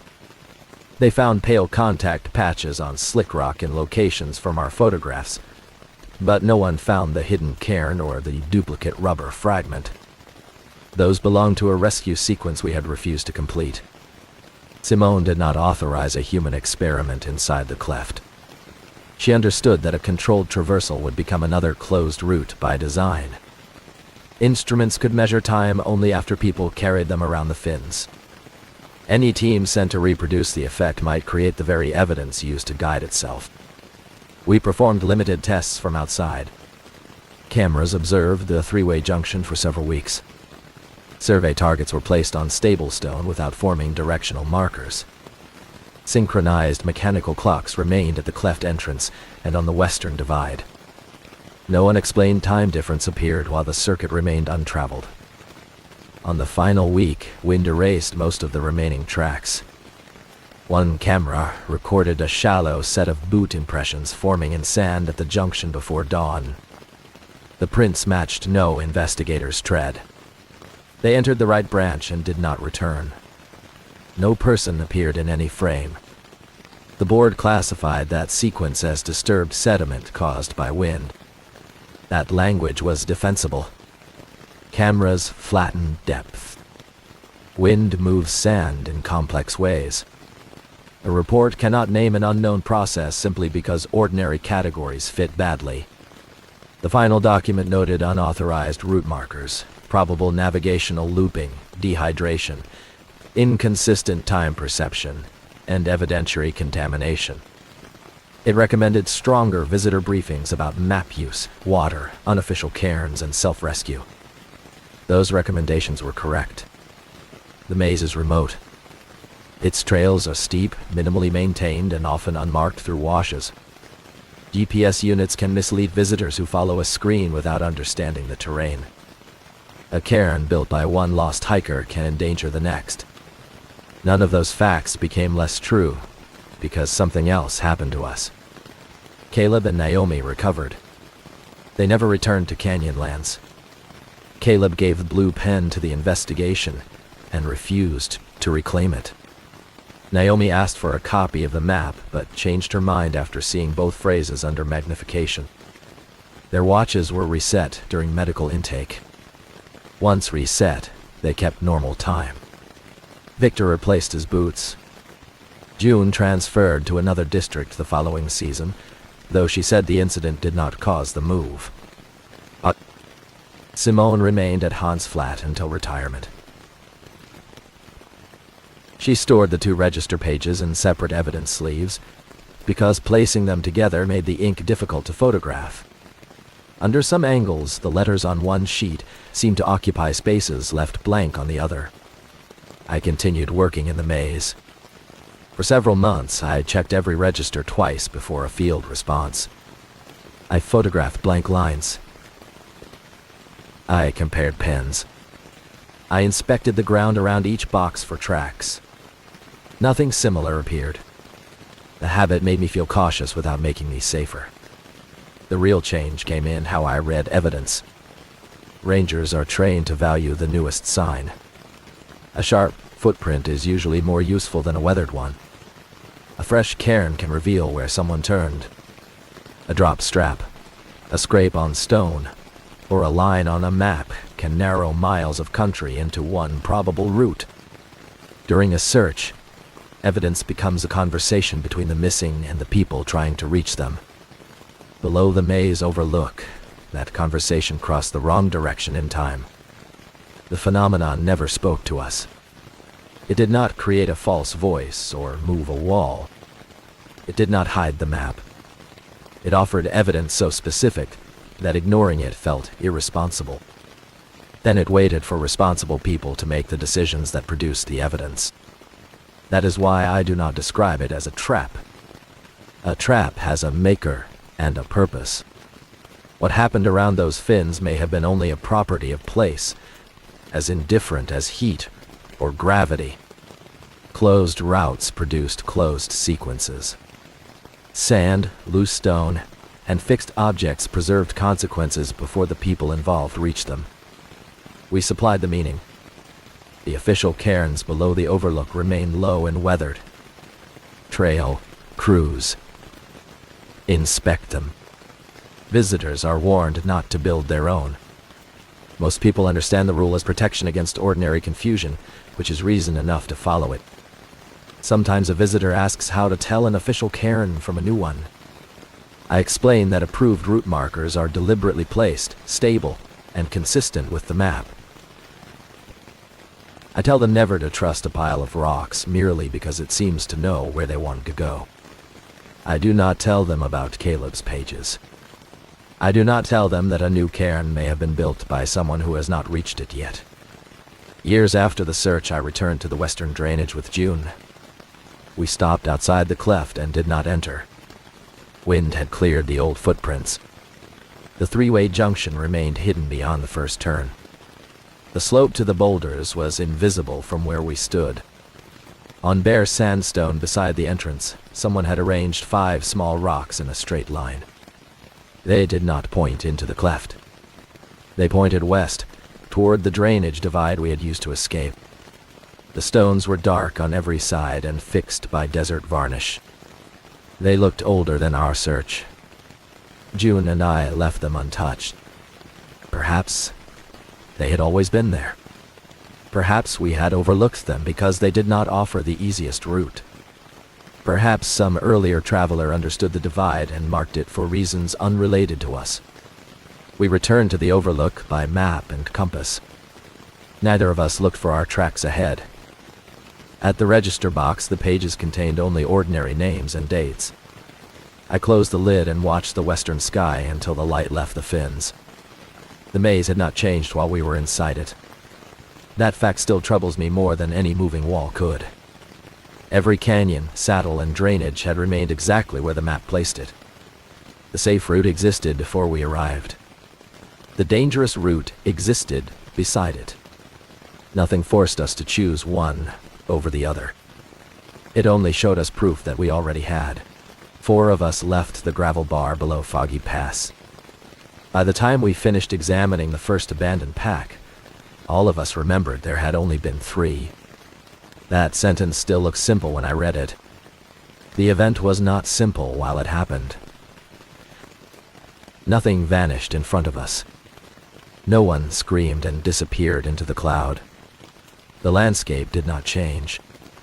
One person remained beside the others, walking, breathing, and carrying equipment. Our minds merely stopped assigning that person a place in the group. My name is Kieran Holt. At the time, I had worked 5 seasons as a wilderness ranger in Denali National Park and Preserve. Most backcountry searches there begin with uncertainty because most backcountry travel does. Denali has enormous areas without trails, marked routes, or designated campsites. A permit tells rangers which unit a party intended to use. It does not tell us every ridge, drainage, or gravel bar they chose. Mason Rook and Aaron Vale had permits for a long route near the Denali Fault. Both were experienced backpackers. Their plan crossed broad tundra, several upper drainages, and easy pass before returning toward their pickup point. They carried proper food containers, wet weather layers, a satellite messenger, and a paper map. Their emergency contacts reported no medical conditions. Their final message arrived 2 days before the scheduled return. It contained coordinates near a shallow basin east of Foggy Pass, and 4 words about low cloud reducing visibility. After that, their device transmitted no check-ins. Weather prevented an immediate aerial search. A ground team starting from the nearest practical access would require several days. When the ceiling lifted briefly, a contract helicopter placed our initial team on a wide gravel bar below the basin. Anika Reyes led the operation. She had more Alaska range experience than the rest of us combined. Drew Kessler was a ranger and paramedic who carried the medical load. Laurel Finn was a seasonal wilderness ranger with strong map skills and a calm manner in bad weather. I handled communications, evidence documentation, and route planning with Annika. I state their names because we repeated them before leaving the aircraft. We confirmed 4 helmets, 4 packs, 4 radios, and 4 harness kits. The pilot read 4 names from the manifest. My body camera recorded all 4 of us watching the helicopter disappear north beneath a ragged ceiling. The basin lay several miles south across open tundra. There was no trail to follow. We moved on a compass bearing, using a low ridge and the pale line of a braided stream as reference features. Visibility remained more than a mile. Wet sedges brushed our boots. Dark pools filled shallow hollows where the ground stayed frozen below the surface. We found Mason and Aaron's route because their tracks crossed a strip of exposed mud beside the stream. 2 distinct tread patterns headed south. The prints were old enough to hold rainwater, but not old enough for their edges to collapse. We followed only where the direction matched their permit and messenger coordinates. In trackless country, one sign can become dangerous if it persuades searchers to stop reading the terrain. The cloud lowered during the afternoon. First it covered the ridgetops. Then it entered the basin as a flat gray layer that erased distance without becoming dense fog. We could still see one another at 100 yards. The stream and tundra remained visible. Annika shortened our spacing anyway. Mason's pack rested upright beside a granite boulder. It had been placed rather than dropped. The hip belt was fastened around the stone as if someone wanted wind or an animal to leave it undisturbed. A rain cover protected the main compartment. The outer pocket contained his permit copy, a headlamp, and an emergency blanket. His bear-resistant food container remained strapped beneath the lid. No blood, torn fabric, or animal sign appeared nearby. 2 sets of prints entered the wet ground around the boulder. Only one set continued south. Annika established an evidence boundary. Drew moved uphill to scan the basin. I photographed the pack. Laurel walked toward the continuing tracks with a marker wand in one hand and stopped about 40 yards away. A tongue of cloud passed between us. It lasted less than 10 seconds. Laurel's orange jacket became a dull patch, then disappeared. When the cloud thinned, the marker wand stood in the tundra by itself. I remember seeing the empty ground. I remember no concern. Annika asked Drew to bring the medical pack closer. Drew returned from uphill. I counted 3 people and felt the quiet satisfaction of a team remaining intact. Mason's abandoned pack created a 4th load, but I interpreted it as equipment. The orange jacket beyond the marker wand looked like a rain cover hung over brush. We continued examining the site for almost 4 minutes. During those minutes, Laurel walked back to us. She stood beside my right shoulder. She called my name. She removed one glove and waved her bare hand in front of my face. My body camera captured every movement.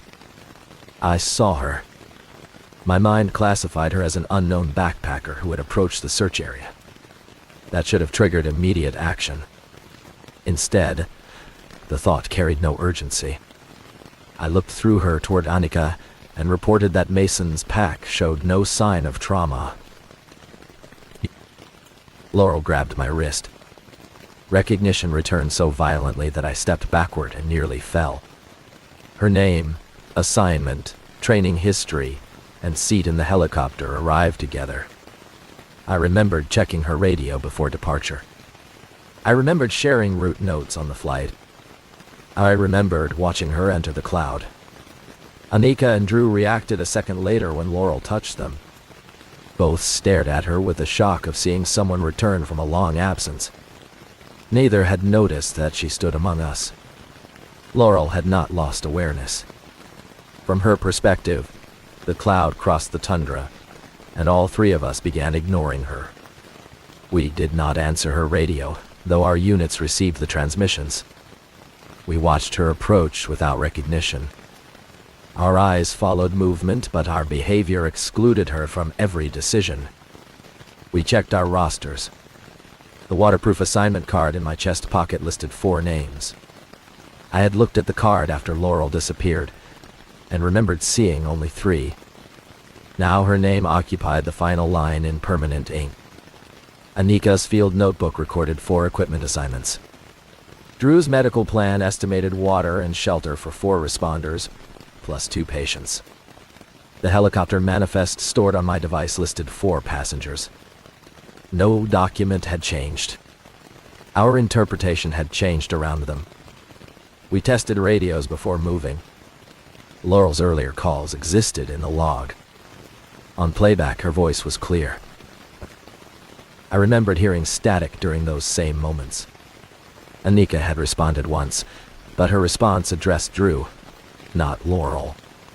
The exchange made no sense as a conversation. It made perfect sense to us while it occurred. The correct decision would have been to withdraw from an unknown cognitive hazard. The practical problem was that the helicopter could not return in the descending ceiling. Our next check-in confirmed that no aircraft could enter the basin before visibility improved. We also had evidence that at least one missing hiker had continued south on foot. We created a contact rule. Each person clipped a short webbing loop to the waist belt of the person ahead. Laurel clipped to me. I clipped to Drew. Drew clipped to Anika. Anika carried the free forward end. We wrote our names and positions on every wrist with a medical marker. We agreed that no one would unclip while low cloud remained, even if a strap snagged. The system was clumsy across brush and uneven ground. It was also physical. Memory could reinterpret a roster. It could not remove tension from webbing. We followed the single track south. Before leaving the boulder, I counted the packs. Mason's pack remained secured as evidence and a known location marker. Our own packs rested in a row. There were 4. For several seconds, I could name only 3 owners. The webbing tightened against my waist. Laurel placed her hand on my shoulder. Her name returned before I turned around. The fog had learned that it did not need to hide her. It only needed us to stop touching. The continuing tracks belonged to Erin. We confirmed them from a photograph of her boots provided during the initial investigation. Her stride was short and uneven. One heel dragged through the wettest sections. Mason's prints ended at the boulder, but Erin's crossed the basin toward a low moraine. Our webbing chain slowed movement. Tussocks caught the loops. Small gullies forced us to descend in order. Each person had to wait until the next found stable footing. The delays were frustrating, and that frustration became dangerous. Every practical inconvenience offered a reason to disconnect. We did not disconnect. Low cloud thickened around the moraine. Visibility dropped below 50 yards. The stream disappeared, leaving compass direction and slope angle as our main references. Anika checked the bearing at short intervals. I recorded each change on paper because moisture made the device screen unreliable. Laurel remained clipped behind me. Even so, her identity weakened whenever I faced forward for too long. I could feel a person pulling on the loop without remembering who occupied that position. The name on my wrist helped only after I deliberately read it. When I glanced without intention, the letters looked like emergency contact information for someone elsewhere. Direct touch restored more than factual recognition. It restored emotional weight. Without contact, I understood that Laurel existed but felt no responsibility toward her. With her hand on my shoulder, I remembered that a decision could injure her. The difference was not memory alone. It was obligation. That distinction explained why we had ignored an apparent stranger at the boulder. Our eyes saw Laurel. Our minds removed every relationship that required action. We found Mason in the lee of the moraine. He had built a low shelter from his emergency tarp and loose stone. His clothing was wet. He had no pack, food, or sleeping bag. He showed early hypothermia, dehydration, and several shallow cuts on both hands. Drew treated him while we maintained the chain. Mason knew his name, permit dates, and route. He remembered leaving the bus with one backpack. He insisted he had traveled alone. When shown the permit listing Erin, he identified her as the ranger who had issued it. Erin was not a ranger. The permit photographs showed them standing together at the Backcountry Information Center. Mason remembered the room, orientation, map review, and food container check. In every memory, the space beside him remained occupied by a staff member whose face he could not retain. His equipment contradicted him. 2 sleeping pads had been fastened to his original pack. His cooking kit contained 2 cups. The food inventory had been planned for 2 appetites. His satellite messages used the word "we." Mason explained each item separately without recognizing the combined meaning. Anika touched his bare hand and asked him to examine Erin's photograph again. Mason began shaking before he spoke. Recognition returned. He remembered meeting Erin years earlier. He remembered their route, first camp, an argument about the weather. He remembered following her tracks after she vanished inside the cloud. Then Anika released his hand, and the memories disappeared within seconds. We added Mason to the chain between Drew and me. His wrist received his name, permit number, and the instruction that he had entered with Erin. Drew wrapped him in an insulating layer and gave him warm fluid. We could not leave him in place. We also could not evacuate without locating Erin. Her tracks continued beyond the moraine. The line of 5 people crossed a slope of low willow. Branches pulled at our packs and webbing. Mason tried to unclip twice because he believed he was attached to shared equipment. Each time, the written instruction stopped his hand long enough for Drew to touch him and restore context. Anika changed the system. We moved from a single chain to paired contact within the same continuous line. Drew kept one hand on Mason. I kept one hand on Laurel when terrain allowed. Anika remained connected to Drew and checked every attachment after each obstacle. We found Erin less than half a mile from Mason's shelter. She was sitting upright on a dry patch beneath an overhanging bank. Her red jacket was zipped. Her pack rested beside her. From 20 yards away, she looked conscious and physically stable. The problem was that none of us recognized her as the missing hiker. I saw a woman watching our team. I remember wondering why another backpacker had chosen such poor weather for a solo trip. Anika waved for her to remain clear of the operation. Drew guided Mason past without looking at her.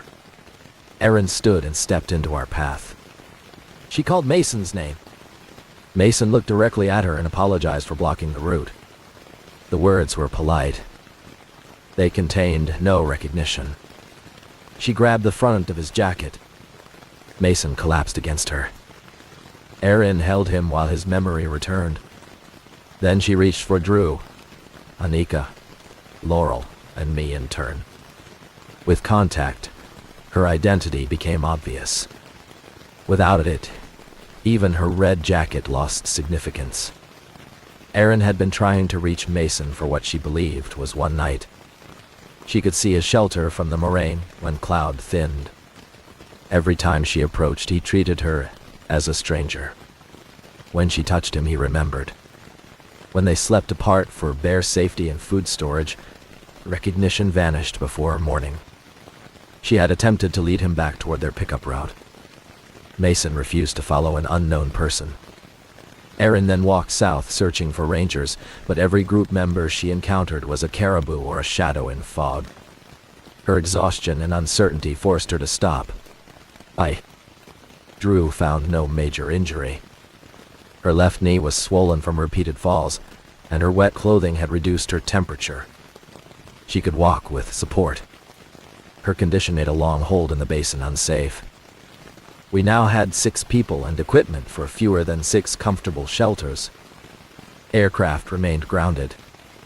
A second ranger team had started toward us from the north, but their estimated arrival exceeded a day under good conditions. They could not navigate safely into the same fog without exposing themselves to whatever affected us. Anika selected a broad ridge west of the basin as our immediate objective. The ridge rose above the cloud during our approach flight. Reaching it required climbing open tundra toward a shallow pass, then traversing a gravel shoulder. If the effect depended on the basin or fog, elevation might break it. If not, the ridge still offered better visibility, drear ground, and a possible landing site after weather improved. We redistributed weight. Aaron carried only clothing and water. Mason carried his insulating layers. Drew took Aaron's shelter. Laurel carried the technical equipment. No one took responsibility for another person's entire pack because we needed a 1-to-1 physical count. Every person wore a pack. Every pack carried a large symbol made from medical tape. .1. The same symbol appeared on the wearer's chest and wrist. A circle marked Anika. A single bar marked Drew. A cross marked Mason. A square marked me. A triangle marked Laurel. 2 parallel bars marked Aaron. The symbols did not require names or memory. At every stop, we matched 6 bodies to 6 packs and 6 positions on the line. Before moving, I looked back toward the moraine. Mason's shelter contained no person. Aaron's resting place was empty. The cloud covered our approach tracks within minutes. 6 of us began climbing toward the ridge. Halfway across the first open slope, the line pulled tight behind me. I turned and saw no one at the triangle position. Laurel stood directly in front of me. I could see her face. I could see the triangle on her chest. I understood that the line had 6 positions. Yet the person occupying that position felt unrelated to our rescue. She placed both hands on my shoulders. Her name returned. Behind us, Mason had already forgotten Aaron again. We stopped on a gravel rise that offered enough drainage to keep us out of standing water. Visibility had fallen below 30 yards. Continuing without a better system would turn every terrain obstacle into an opportunity to lose someone while still looking at them. Anika ordered a full equipment audit. The word ordered matters because ordinary discussion had become unreliable. Whoever was forgotten held no weight in group judgment. A command written before the next lapse carried more authority than a decision made during it.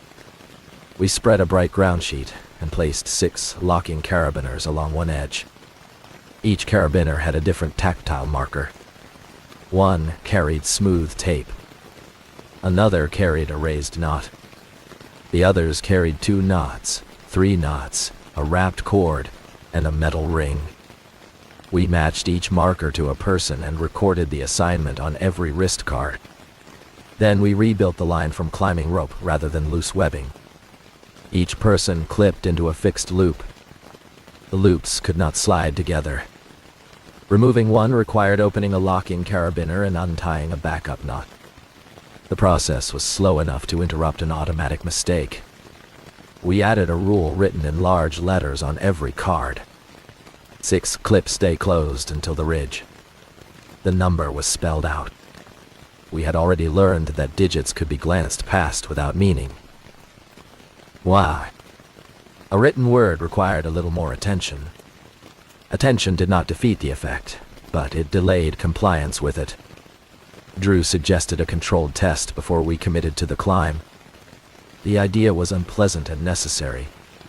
We needed to know whether contact restored recognition immediately, whether voice alone had any value, and how quickly a disconnected person became excluded. Laurel volunteered because she had experienced the first lapse without losing self-awareness. She remained tied into the line. We placed her 10 yards downslope while the rest of us turned uphill. The rope maintained tension. Laurel spoke our names continuously. Within seconds, I interpreted the downslope voice as radio traffic from another team. The rope at my waist felt like an anchor line. The triangle position on my card seemed to refer to cached equipment. I knew 6 clips must remain closed, but I pictured only 5 people. Anika recorded the same transition. Drew forgot first. Mason and Aaron had already stopped responding to Laurel before the test began. None of us heard distress in her voice. Laurel sent 6 sharp pulls through the rope. The signal made us inspect the line. We counted 6 occupied loops by touch. At the final loop, Laurel grabbed Anika's hand. Recognition returned through the team as we touched one another in sequence. Voice was useless. Visibility was insufficient. Rope tension proved occupancy, but not identity. Direct contact restored both. The test also revealed a worse condition. Laurel's own confidence in her name had weakened while she remained excluded. Her wrist card told her who she was, yet the name began feeling like an assignment rather than a personal fact. After several more seconds, she could not remember which team member had tied her loop. The hazard worked from both directions. A group forgot the isolated person. The isolated person gradually forgot the group and then herself. We ended testing. While repacking the ground sheet, Aaron found a faded orange dry bag beneath a patch of dwarf birch. It carried an old National Park Service inventory mark. .die. The zipper had corroded but remained closed. Moss grew along the side that touched the ground. Inside were a field notebook, a compact first aid kit, a broken compass, and an aluminum nameplate. The plate read, Isaac Morrow. The notebook's first page identified Morrow as a seasonal backcountry ranger assigned to a search near Foggy Pass. The entry date was 16 years old. None of us recognized the name. Anika had reviewed historical incidents in the area before deployment. Her offline records contained a search from the same year involving 4 staff and 1 overdue hunter. The final report described severe fog, navigation problems, and an abandoned equipment cache. It did not list Isaac Morrow. The notebook listed 5 ranger names. 4 matched the report. The 5th was Morrow. His notes began as ordinary route documentation. The team entered a shallow basin in low cloud. 1 member repeatedly appeared absent during head counts. Extra food was consumed. An unassigned pack moved with the group. Radio calls contained voices no one could identify. Morrow's handwriting became larger and less controlled across the pages. The final complete entry described a method similar to ours. The team tied fixed knots in a rope and assigned 1 knot to each person. They attempted to climb west toward a ridge. Morrow occupied the last position. His final sentence was pressed deeply enough to score several pages. Count the knots. Do not count the people. No later entry appeared. The dry bag contained no rope. The old report stated that all 4 listed rangers returned safely. It also noted that equipment found during the search could not be assigned to any employee. Morrow had been on the team. His gear returned. His name remained in his notebook. The people beside him had reached safety without remembering that they left anyone behind. Our system had one weakness his team had already demonstrated. A rope could prove an occupied position, but a mind under the effect could reinterpret that position as equipment. If we reached the ridge with 5 people and 1 dragging pack, we might report complete success. We needed a rule that required a living response from every loop. Anika assigned a tactile signal. At each stop, the first person would squeeze the next person's wrist. The squeeze would pass through all 6 positions, then return along the line. No movement would continue until the full sequence came back. A pack could create tension. It could not return deliberate contact. We sealed Morrow's notebook and name plate inside my document bag. His dry bag remained attached to the outside of my pack. Taking it added weight, but leaving it would repeat the language of the earlier report. We knew who owned the equipment now. The climb began after the cloud thickened into rain. Anika led on a compass bearing toward the western ridge. Drew followed, then Aaron, Mason, me, and Laurel. We placed the weaker hikers near the center. Every person maintained one hand on the rope and used the other for balance. At the first stop, the wrist signal passed from Anika to Laurel and returned. At the second, Mason failed to respond because he had forgotten Aaron stood in front of him. Aaron took his hand. Recognition returned. The signal continued. At the third, all 6 loops remained occupied, but the return signal stopped behind me. I turned toward Laurel. There was a woman attached to the final loop. Rain ran from her hood. A triangle covered her chest. She extended one hand toward mine. I knew the system required contact. I did not know why touching a stranger mattered. Then I saw the orange dry bag on my pack and remembered Isaac Morrow. I took Laurel's hand before I could explain her away. Laurel's identity returned with the pressure of her fingers. I remembered the helicopter, the first cloud crossing, and every time she had restored herself by touching us. The memories had not been destroyed. They had been disconnected from action. We completed the wrist signal and resumed climbing. The slope steepened into wet tundra, broken by ribs of loose gravel. Water ran beneath the vegetation and surfaced wherever our boots compressed it. The rope helped maintain spacing, but it also pulled people off balance when someone slipped. We shortened the loops until no person stood more than an arm's length from the next. Anika navigated by compass and altimeter. The ridge remained invisible. Our route depended on holding a rising traverse without drifting into a drainage that curved back toward the basin. We could not use the stream as a reference because cloud concealed it. Every stop required a bearing, an elevation check, and a full tactile response. The forgotten position changed as we climbed. Laurel had been excluded most often near the boulder because she moved farthest from the group.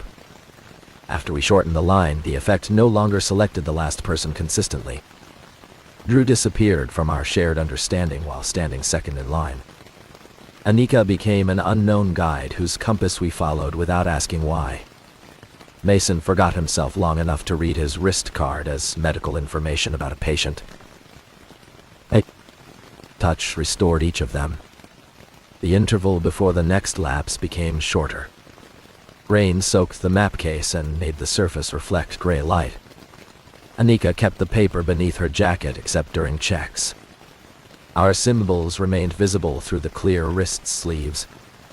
Names were becoming less useful, but shapes still allowed one-to-one matching. At a shallow gully, we encountered a problem the line could not solve without adjustment. The banks were undercut and filled with loose stones. Crossing together would expose several people to a fall. Crossing one at a time would place each person below the bank and outside direct contact. We anchored the main rope around a stable boulder. Anika crossed first on a separate safety line while Drew maintained tension. She disappeared below the near bank for perhaps 8 seconds. When her helmet rose on the far side, none of us recognized her. The circle on her chest remained clear. Her compass hung at the correct position. The rope connected her harness to ours. I understood that our system expected someone to occupy that place. I also felt certain the woman across the gully had attached herself to our line. Anika gave the 6-pull signal. Drew interpreted it as an anchor test and began feeding more rope. Wait an Alamagian more rope. Anika pulled again, harder. The raised knot on her carabiner passed through my hand as we checked the system. I still did not remember her. Then she removed one glove and pressed her palm to Drew's as he crossed. He stopped in the center of the gully. Recognition returned to him, and he kept hold of her while reaching back toward Aaron. Aaron touched Mason. Mason touched me. I reached Laurel. Anika returned to the group through our hands before she returned through memory. We crossed without leaving anyone isolated. One person remained on each bank, connected by direct contact through the person in the gully. It was slow and physically awkward. It also produced an unbroken human chain. On the far side, Anika changed our instructions again. Rope signals could trigger inspection, but only living contact could confirm identity. Every terrain feature would be crossed with overlapping touch. No person would move beyond the reach of both neighbors. The rule cost us speed. Aaron's knee deteriorated. Mason's wet layers required frequent checks. Drew monitored their temperature and coordination. Laurel and I carried more of the shared load. The western ridge might have been less than 2 miles away, yet distance and fog had become impossible to judge. During the next traverse, I became the forgotten person. The change did not feel like losing consciousness. I knew my name, assignment, and place on the rope. I saw Mason ahead and Laurel behind. What changed was their response to me. Mason stopped passing the wrist signal. When I squeezed his arm, he brushed my hand away as if removing a branch. Laurel looked directly at the square on my chest and adjusted the rope around me without meeting my eyes. The group discussed redistributing the orange dry bag while I was wearing it. I called each person by name. No one answered. My radio transmitted, but Anika described the sound as an open microphone. Drew stepped around me to examine Mason, forcing me downhill against the rope. I had seen Laurel experience the same exclusion. Watching it was not preparation for living inside it. Their faces remained familiar. Their behavior told me I had never mattered to them. The contradiction produced panic more effectively than any visible threat. I tried the 6-pull signal. Anika checked the rope, counted the loops, and decided one carried cached equipment. The square symbol on my card became a square marking a load. Every safeguard based on interpretation was failing exactly as Morrow's notebook warned. I reached for Mason, but he moved away. Laurel resisted when I took her wrist. The effect had removed my authority to touch them. My hands looked intrusive even while I wore the same uniform. Then, my own name weakened. The letters Kieran Holt remained legible beneath plastic. I understood they identified the square position. I could not connect them to childhood, training, or the sound of people calling me. My body felt like equipment assigned to move the orange bag. Isaac Morrow's nameplate pressed against my back through the pack. I remembered a man only because I had read his notebook minutes earlier. His team had likely watched him struggle at the last loop. They may have felt the same irritation my team showed toward me. He could have shouted their names while they decided his rope carried gear. I opened the orange dry bag and held the aluminum plate against Laurel's bare wrist. The metal itself had no special effect. What mattered was contact. Laurel looked down at my hand. Recognition reached her slowly, first as alarm and then as memory. She gripped my forearm and shouted to the others, though voice alone could not return me. She pulled Mason's hand onto mine. Mason remembered. He contacted Aaron. Aaron reached Drew. Drew reached Anika.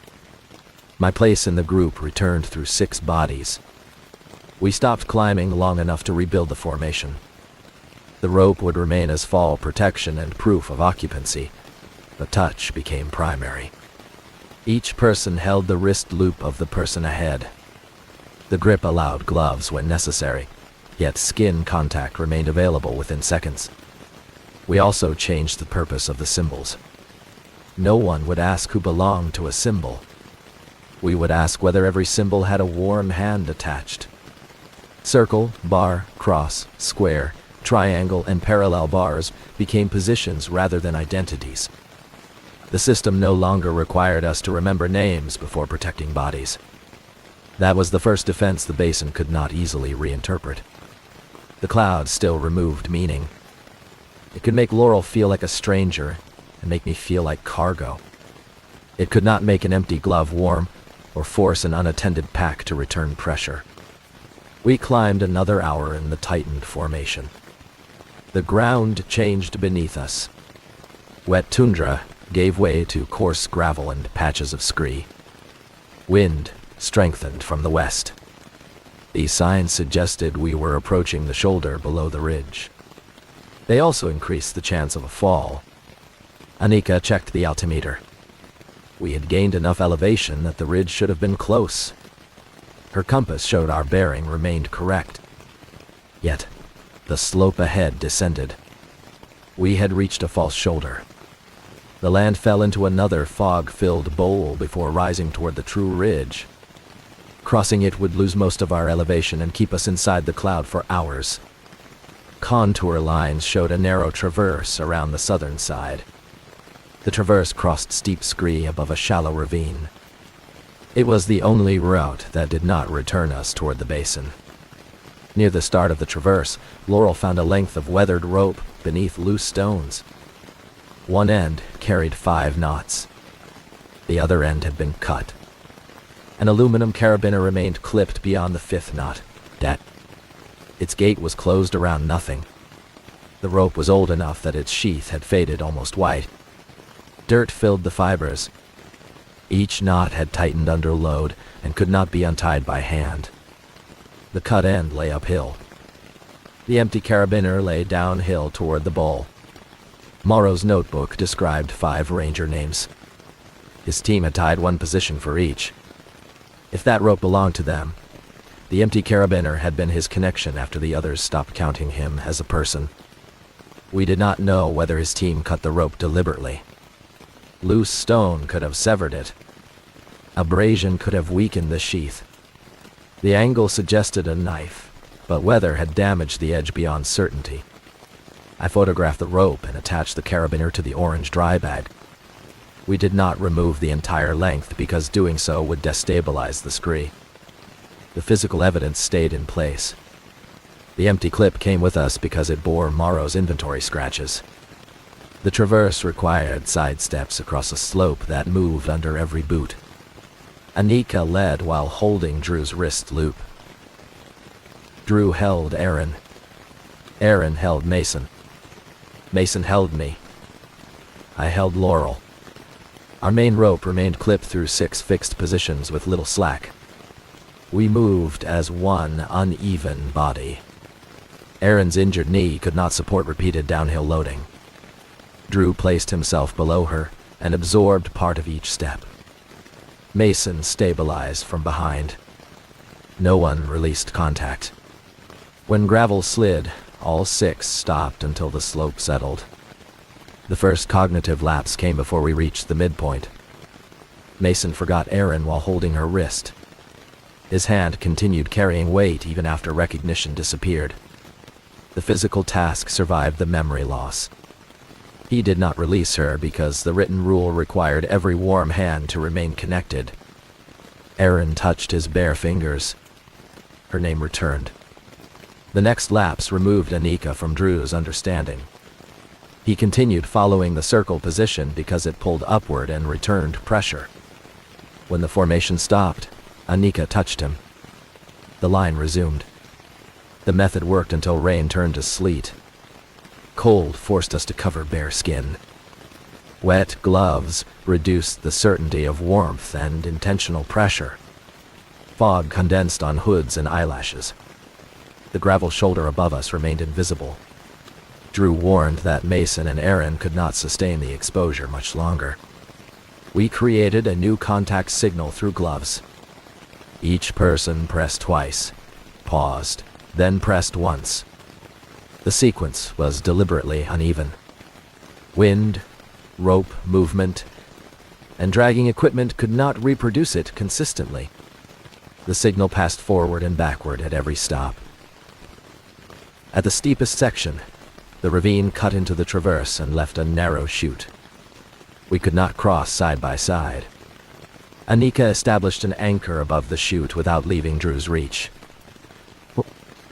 One person crossed at a time while remaining connected by both rope and hand until the next person took contact. Aaron crossed with Drew supporting from below. Mason followed. I moved next. Laurel waited at the rear. A sheet of loose gravel released beneath my uphill boot. My feet slid toward the ravine. The rope caught my harness after several yards and pulled Mason from his stance. Drew braced against the anchor. Anika locked the system. Laurel was still on the far side, separated by the width of the chute. The formation lost direct contact with her. We forgot her almost immediately. I hung against the slope, aware that 6 clips remained closed but able to picture only 5 bodies. The rear rope looked like a safety tail left across the chute. Anika ordered it released so the rest of us could move. Mason reached toward the locking gate. The rear line gave the uneven pressure signal. 2 pulls, a pause, then 1. Mason stopped. He did not remember who signaled. He remembered that equipment could not produce the pattern. That single distinction kept the carabiner closed. Laurel pulled again. I regained my feet while Drew maintained the anchor. We moved Mason back within reach of the chute. Laurel extended her trekking pole. Mason grasped it, but the rigid connection did not restore recognition. She moved closer until their gloved hands met around the grip. Her name returned to Mason. He passed contact forward. Within seconds, all of us remembered the 6th person waiting across the chute.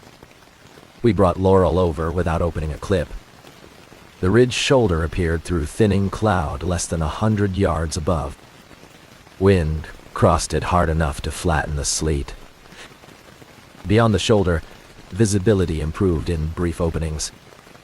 The basin remained hidden beneath a gray surface that looked almost level from above. We were not outside the effect. As we climbed the final slope, the lapses accelerated. Recognition failed every few minutes, then every few steps. Sometimes one person disappeared from obligation. Sometimes 2. At one stop, I could remember only 3 members of a 6-position line. The symbols and pressure signals became the only stable language. Anika stopped, using names. She raised the circle position and pressed Drew's wrist. Drew answered. The pattern passed through bar, parallel bars, cross, square, and triangle. Then it returned. We moved. Erin fell near the top. Her knee folded, and she could not stand. Drew began preparing an assisted carry, but the group forgot her before the system was complete. Her body became an obstacle lying across the line. Mason tried to step over her while still holding her wrist. Erin squeezed twice, paused, and squeezed once. Mason froze. He looked at the parallel bars on her chest, then at the matching mark on her pack. He knelt and pressed his forehead against hers until recognition returned. Drew and Anika touched them. Laurel touched me. The chain closed around Erin. We could not place her on a litter without breaking the formation. Instead, Drew and Mason formed a 2-person seat with linked arms. Erin kept one hand on each of them. Anika maintained forward contact through Drew. I maintained rear contact through Mason. Laurel held my wrist loop. The 6-person line became a compact cluster. We climbed the final distance in short movements. No one could see more than 2 bodies at once. No one needed to. Every position transmitted pressure through the cluster. When a person lost identity, the grip remained. When memory returned, the grip acquired meaning again. The wind changed at the ridge crest. Clouds streamed over the rocks in torn sheets rather than filling the air. Visibility expanded from yards to miles within seconds. Dark tundra descended west. pale gravel bars braided through the valley below. The true ridge continued north beneath a ceiling that no longer touched the ground. Recognition returned before anyone spoke. Anika was Anika. Drew was Drew. Aaron and Mason remembered each other without contact. Laurel's face carried 5 seasons of shared details. My own name connected to my body without needing the square on my chest. We remained linked for another half hour. Drew treated Aaron behind a gravel rib while Anika established shelter. Mason's temperature rose after dry layers and warm fluid. Laurel and I counted 6 packs, 6 harnesses, and 6 occupied positions. We also counted the orange dry bag and Morrow's empty carabiner as evidence, not as a 7th person. Our scheduled check-in transmitted from the ridge. We gave coordinates, patient status, weather, and a warning that the basin presented an unidentified cognitive hazard. The second ground team was redirected away from Foggy Pass. Aircraft remained unavailable until the next weather window. No rescue arrived that night. We built 2 low shelters behind the gravel rib. Bear-resistant containers and cooking equipment remained separated from the sleeping area. Each shelter held 3 people. The rope connected both entrances, and no one slept without a wrist loop around another person's arm. Low cloud filled the eastern basin after dark. It did not cross the ridge. By morning, Mason and Aaron could describe their entire trip. They remembered each other during periods without contact. Laurel walked 50 yards along the ridge and remained present in our minds. We tested no farther than that. A helicopter reached us late in the morning after the ceiling lifted. The pilot's manifest listed 6 passengers and 1 evidence load.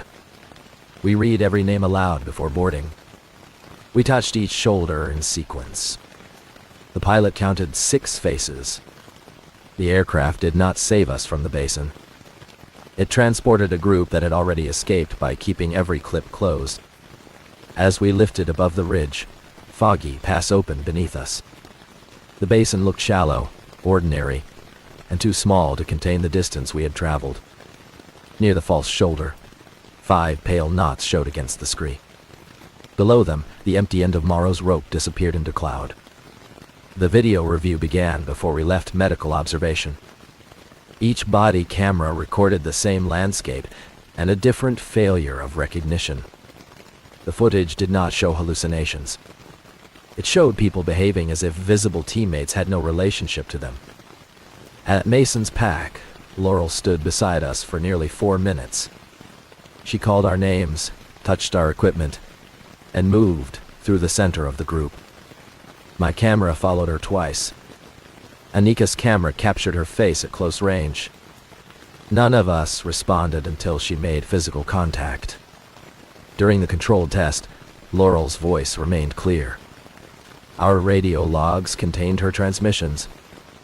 We continued discussing route planning while she asked why we could not remember her. The effect had not altered sound. It altered which sounds required an answer. My own lapse was harder to watch. Laurel's camera showed me standing between Mason and her, speaking to the team. Everyone looked at me. Drew moved around my body. Mason pushed my hand away. Anika described my occupied loop as cached equipment. When I touched Isaac Morrow's name plate to Laurel's wrist, her expression changed before anyone else reacted. No ordinary communication failure could explain the recordings. Medical testing found cold stress, fatigue, and mild dehydration. Those conditions could impair attention and judgment. They could not produce the same selective omission across 6 people while preserving navigation, technical skills, and every unrelated memory. Blood testing found no intoxicant, unusual infection, or exposure that affected the entire team. Psychological interviews considered suggestion and group dissociation.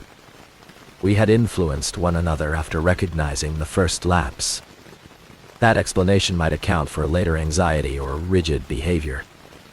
It did not account for Mason and Aaron losing recognition before our arrival. It did not account for the earlier Morrow notebook. Our archived employment records confirmed Isaac Morrow had worked as a seasonal ranger.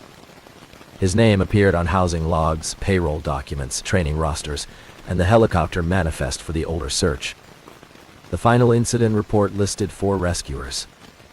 The flight record listed 5 of Morrow had not returned to housing after the operation. His supervisor recorded him absent without explanation. No missing employee response began because the search team, supervisor, and coworkers all believed his seasonal appointment had ended early. Payroll mailed his final check to an address outside Alaska.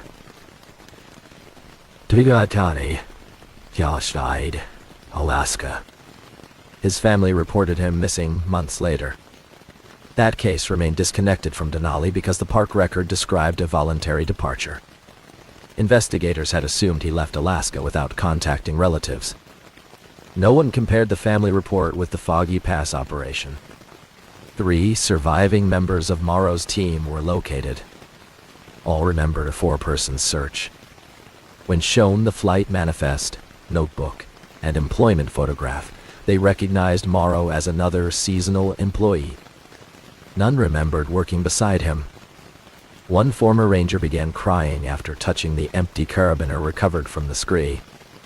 For several minutes he recalled Morrow at the final rope position. Duo dio, where are you, well, sir? Hey. He remembered cutting a line because the team believed it dragged an abandoned pack. He remembered seeing a man below the fog and interpreting him as a stranded hunter who was not part of their assignment. Yet, the memories faded before the interview ended. His statement remained recorded. A recovery team did not enter the basin immediately. Weather, terrain, and the demonstrated hazard made a conventional search unacceptable. The park closed the backcountry unit temporarily and prohibited travel near the route. Public notices cited an active search operation and severe navigation conditions. Remote cameras and aircraft surveyed the basin when weather allowed. They found no person, shelter, or human remains. Morrow's broken compass and dry bag proved he reached the gravel rise. His rope proved he reached the false shoulder. Nothing showed what happened after his team cut him free. Investigators tested environmental explanations without exposing another ground team. Air samples taken from the ridge showed no unusual gas. Weather records confirmed common low cloud, rain, and wind. Magnetic readings and radio propagation fell within expected ranges. Cameras functioned normally inside the fog. Those results did not surprise me. The basin never damaged instruments. It depended on instruments remaining correct while human beings dismissed what they showed. The final report used the phrase collective recognition failure associated with an undetermined environmental condition. It recommended continuous physical accountability, fixed position rope systems, redundant manifests, and prohibition of solo movement in low visibility. It did not claim that fog erased people from memory. That restraint was appropriate. A report must distinguish observation from explanation. We observed intact perception without social recognition. We observed restoration through direct contact. We observed that elevation beyond the basin ended the effect. We did not identify a biological, geological, or psychological mechanism. Mason and Aaron recovered. For several weeks, each experienced brief anxiety when the other left a room. Their recognition remained intact. They returned their food containers and donated the rest of their backcountry equipment rather than use it again. Laurel completed the season. She refused reassignment away from wilderness work, but she never entered fog without a physical buddy line. Drew added tactile accountability to his low-visibility rescue procedures. Anika kept Morrow's final sentence on the first page of every field plan. I carried the square symbol inside my notebook for years. The park eventually reopened most of the unit. The immediate basin remained outside recommended travel corridors. Denali backcountry permits specified units, not trails, so a closure line on a map cannot prevent every approach. Rangers now brief experienced parties about an unnamed area of persistent disorientation near Foggy Pass. We do not describe the full incident unless operations require it. Most visitors do not need a supernatural warning. Fog, cold rivers, steep scree, and trackless tundra are sufficient reasons to turn back. Telling people that a place can remove a companion from memory may attract the kind of visitor most likely to ignore every other hazard. Isaac Morrow remains missing. His name was added to the internal case file 16 years late. His family received the notebook, a copy of the recovered nameplate, and an explanation that did not pretend certainty. The original plate remained in evidence because contact with it had affected one witness. I read Morrow's notebook once more before it left the park. The final pages contained indentations beyond the last written sentence. Document examiners used angled light to recover several partial lines. Most were too faint to interpret. One repeated phrase appeared beneath the warning about knots. I am still on the line. We never found evidence that Morrow wrote those words after being abandoned. Mean? They may have been practice marks from an earlier page. They may have formed while he pressed the final sentence. The report did not include them as a separate message. I remember them anyway. My current teams count people before every departure and after every return. We use names, faces, equipment, and documents. In low visibility, we add touch. No single method is allowed to confirm itself. That procedure sounds excessive until I review the footage from Foggy Pass. The worst moment is not when Laurel disappears inside Cloud. She never does. Her orange jacket remains visible. Her boots remain on the ground. Her voice reaches every microphone. The worst moment comes when she stands among 3 trained rescuers and asks for help. We look directly at her. We are calm, competent, and certain our team is complete. For 4 minutes, no one is missing. That certainty is what almost killed her. The basin did not make people invisible. It did something more efficient. It removed the obligation to notice them. Since then, I have distrusted any head count that feels obvious. I distrust the relief that comes when a roster appears complete. I distrust the human mind's ability to explain an extra pack, an extra voice, or an occupied loop without admitting that someone has been forgotten. When fog covers the Alaska Range, distance collapses. Ridges disappear. Valleys lose depth. A person can stand 20 yards away and look like part of the weather. That is when we close the spacing. That is when we keep every clip locked. And then that is when we count the knots before we count the people. The first new wall appeared in a room that had not changed for more than 700 years. I do not mean we discovered masonry hidden beneath sediment or plaster. That happens in archaeological work, and it is one reason careful documentation matters. I mean 5 people entered an open room in a backcountry cliff dwelling, photographed every stone, and found the doorway sealed when we turned around. My name is Jonah Voss. I worked resource protection at Mesa Verde National Park, where preservation often requires reaching places most visitors never see. The park contains hundreds of cliff dwellings with standing architecture. Many remote sites are difficult to access and have not received a detailed condition assessment for decades. Water runoff, cracking, rodent burrowing, and unstable masonry can damage a wall long before that damage becomes obvious from across a canyon. Our assignment began after a seasonal rain exposed fresh mortar fragments beneath a small alcove known among staff as Red Juniper House. The name was a field convenience, not an ancestral name. The site stood midway down a canyon wall under a shelf of cliffhouse sandstone. It contained 12 visible rooms, one partly filled circular structure, and several retaining walls along the ledge. The last detailed survey had been completed more than half a century earlier. Its photographs were black and white. Its plan showed several walls with uncertain endpoints because sediment, collapse, and poor access prevented full measurement. Before any stabilization, the site required new architectural documentation. Tessa Lin directed the conservation work. She had spent years assessing standing masonry and knew how to distinguish original fabric from later repair. Gabriel Soto was an archaeological mason who could read mortar loss the way other people read weather. Priya Nair managed photogrammetry and survey control. Nolan Beck was a climbing ranger responsible for access and fall protection. I handled site security, communication, and the operational plan. We entered from the rim using a fixed line to reach an old hand and toe hold route above the alcove. Nolan inspected each anchor before anyone descended. No modern ladder remained at the site.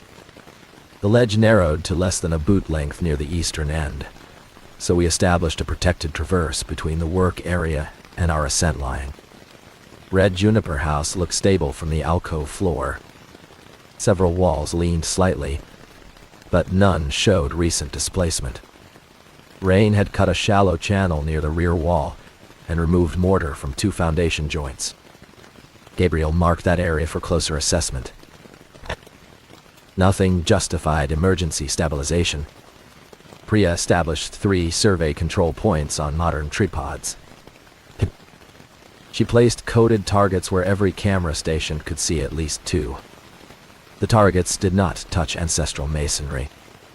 Scale bars rested on clean ground cloth. Our purpose was to create a measurable model without altering the site. We began with Room A, the westernmost enclosed space. The field designation carried no cultural meaning. It was simply the first room on our plan. Its entrance was a low rectangular doorway beneath a weathered wooden lintel. Original plaster survived on part of the north wall. A small vent opened near the floor. We photographed from outside, then moved inward in a slow circuit. Each frame overlapped the last. Priya checked coverage on a tablet while Tessa recorded every visible stone course, mortar joint, doorway edge, and crack. The work took less than an hour. When Priya aligned the photographs, the preliminary model displayed an extra wall across the doorway. The surface appeared complete, with sandstone blocks and a thin layer of pale plaster. The software also placed our scale bar behind that wall, inside the room. We assumed an alignment failure. Repeated wall textures can confuse automated matching. Similar stones may be interpreted as the same surface, especially under flat light. Priya disabled the automatic correction and rebuilt the model from the control points. The wall remained.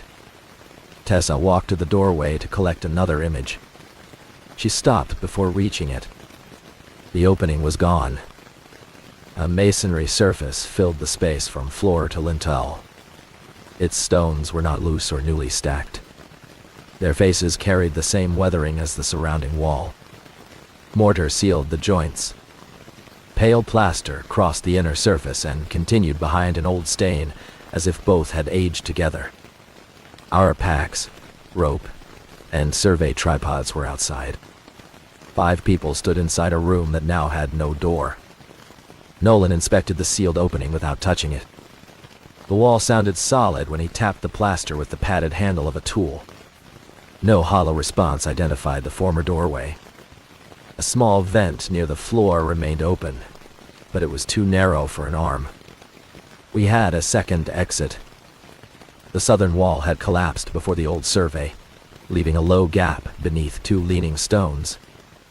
We crawled through one at a time, protecting the edges with clean padding. Nolan came last. No stone moved. From outside, the doorway remained visible. I could see through it into the empty room. Nolan stood beside me on the alcove floor. Tessa and Gabriel stared through the opening. Priya's tablet still showed a solid wall. We had all crawled through the southern gap because the north doorway had been sealed. Now the doorway stood open exactly as it had when we entered. We inspected the inner side again. It was open there as well. The event left no loose mortar, dust, or displaced stone. Our body cameras recorded us approaching an intact doorway, then stopping in front of empty air. On Tessa's camera, her hand pressed against something the image could not show. The camera recorded the room beyond while her fingers flattened against an invisible surface. Priya saved the image set without changing it. She disabled all new photography and powered down the tablet. We moved to the center of the alcove and reviewed our options. The site presented an unknown physical hazard, D. Leaving immediately was reasonable. Yet the access route required us to pass room A, collect equipment, and cross the narrow ledge to the ascent line. More importantly, we did not know whether the doorway would remain open after we entered to retrieve the scale bars. Nolan used a padded fiberglass pole to pull equipment through from outside the doorway. Nothing resisted the pole. The scale bars crossed the opening without contact. When I reached through with my hand, I felt cool stone where the camera showed open space. The barrier existed for people, not tools. That interpretation lasted only until Gabriel tried. His hand passed through without resistance. Tessa also reached through. Nolan could not. Priya could. Only Nolan and I felt the wall. We compared our positions during the photo circuit. Priya, Tessa, and Gabriel had entered the room before the final image completed coverage. Nolan and I had remained outside until the model was already aligned. The room had recorded 3 people as interior features, and 2 as exterior features. When all 5 of us later stood inside, the doorway state differed by observer. The wall was not choosing between open and sealed for everyone. It was enforcing the completed documentation around the people represented in it. Priya opened the model again. 3 human-shaped gaps appeared inside the point cloud where the software had removed moving subjects. Nolan and I had been masked from the exterior photographs. The program treated us as temporary obstructions. The site had done the same. We abandoned the condition assessment and prepared to leave. No preservation objective justified another exposure. Priya removed the coded targets in reverse order, keeping at least 2 control points visible until the final equipment check. Gal. Nolan and I avoided Ruma's doorway. Tessa, Gabriel, and Priya passed through without difficulty. The eastern traverse remained our only route to the ascent line. It crossed behind 3 standing walls and continued along the narrow ledge. Nolan led with a belay. I followed Priya. Gabriel and Tessa remained behind long enough to verify that no modern material had been left in the work area. At the first standing wall, Nolan stopped. A doorway shown on our field plan had become a shallow niche. The outer stonework looked undisturbed. The niche ended in smooth plaster less than an arm's length from the wall face. Beyond it lay the protected traverse and our fixed rope. No one had photographed that room during the current visit. Priya checked the archived survey images stored on her tablet. One photograph from the older survey showed the wall frontally. Its doorway appeared open. Another image, taken from the opposite end of the alcove, showed a dark rectangular patch, but not the interior. The old plan marked the passage with a broken line, indicating uncertainty. Our new wide establishing photographs had captured both sides. The images overlapped through openings in adjacent walls. Without intending to document the room, we had completed enough geometry to close the uncertainty. The tablet site model extended beyond room A. A new surface filled the traverse doorway. The control network linked it to the 3 targets still standing in the alcove. Priya removed the nearest target from its tripod. The model lost alignment for several seconds. The plaster at the back of the niche cracked down the center. A line of daylight appeared. When she covered a second target with an opaque bag, the crack widened into the original doorway, Nolan passed a fiberglass pole through. Then he tested with one arm. The opening admitted him. We had our first usable rule. The architecture changed only after imagery became constrained by a closed survey network. Breaking that network restored uncertainty. A wall that lacked a single resolved position could no longer hold a person relative to it. We covered every remaining target. The doorway opened fully. We crossed the wall and reached the narrow ledge. Behind us, Ruma's north doorway remained visible. Priya's model degraded into separate, unilined groups of photographs. None of us objected. Bad data was safer than a perfect model. The ascent line hung less than 50 yards ahead. Then Tessa reported a missing team member. Gabriel had been behind her during the final equipment check. He had carried the mortar assessment kit and one empty pack. His body camera still transmitted locally, but the image showed darkness crossed by a narrow band of light. His radio audio contained breathing and the sound of fabric against stone. We called his name. He answered without using words. 3 deliberate knocks came through the radio microphone. The sound originated inside the standing architecture. We traced his last recorded position. Gabriel had entered a small roofless room to retrieve a scale target. Tessa photographed the empty tripod for the equipment log. That image overlapped an earlier wall series and completed the control around the room after the coded target had been removed. Gabriel's camera showed him walking toward the doorway. The opening narrowed as he approached. Stone did not slide from either side. The visible width simply decreased between frames. When he turned, the rear wall moved closer. His final image showed a space barely wider than his shoulders. He had not been crushed. He occupied a cavity whose dimensions existed only in the resolved model. The physical site outside showed a solid wall less than 2 feet thick. Gabriel's radio indicated an enclosed space several feet across. Priya deleted nothing. Removing evidence would not undo the network, and we needed the images to understand which surfaces had trapped him. She separated the image groups on the tablet and disabled their shared control references. Gabriel's cavity did not open. The resolved geometry had become independent of the software. The photographs had triggered it.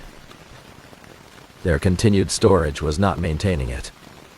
Tessa compared the current wall with the older plan. The room had once contained a narrow interior doorway that was later sealed during the site's occupation. The old survey could not determine whether the seal belonged to the original construction or a later modification. Our images had eliminated one uncertainty by treating the visible masonry as continuous. The site selected the sealed phase. Gabriel stood in the space preserved by the other phase. We could not dismantle ancestral masonry.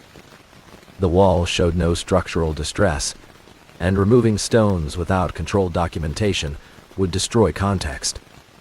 Drilling or cutting was unacceptable unless required to save a life, and neither guaranteed access to a space that did not share our geometry. Nolan searched the upper wall for an opening shown in the old plan.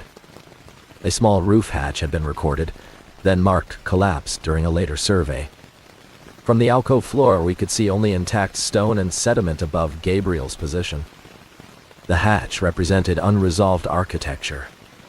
That made it our best chance.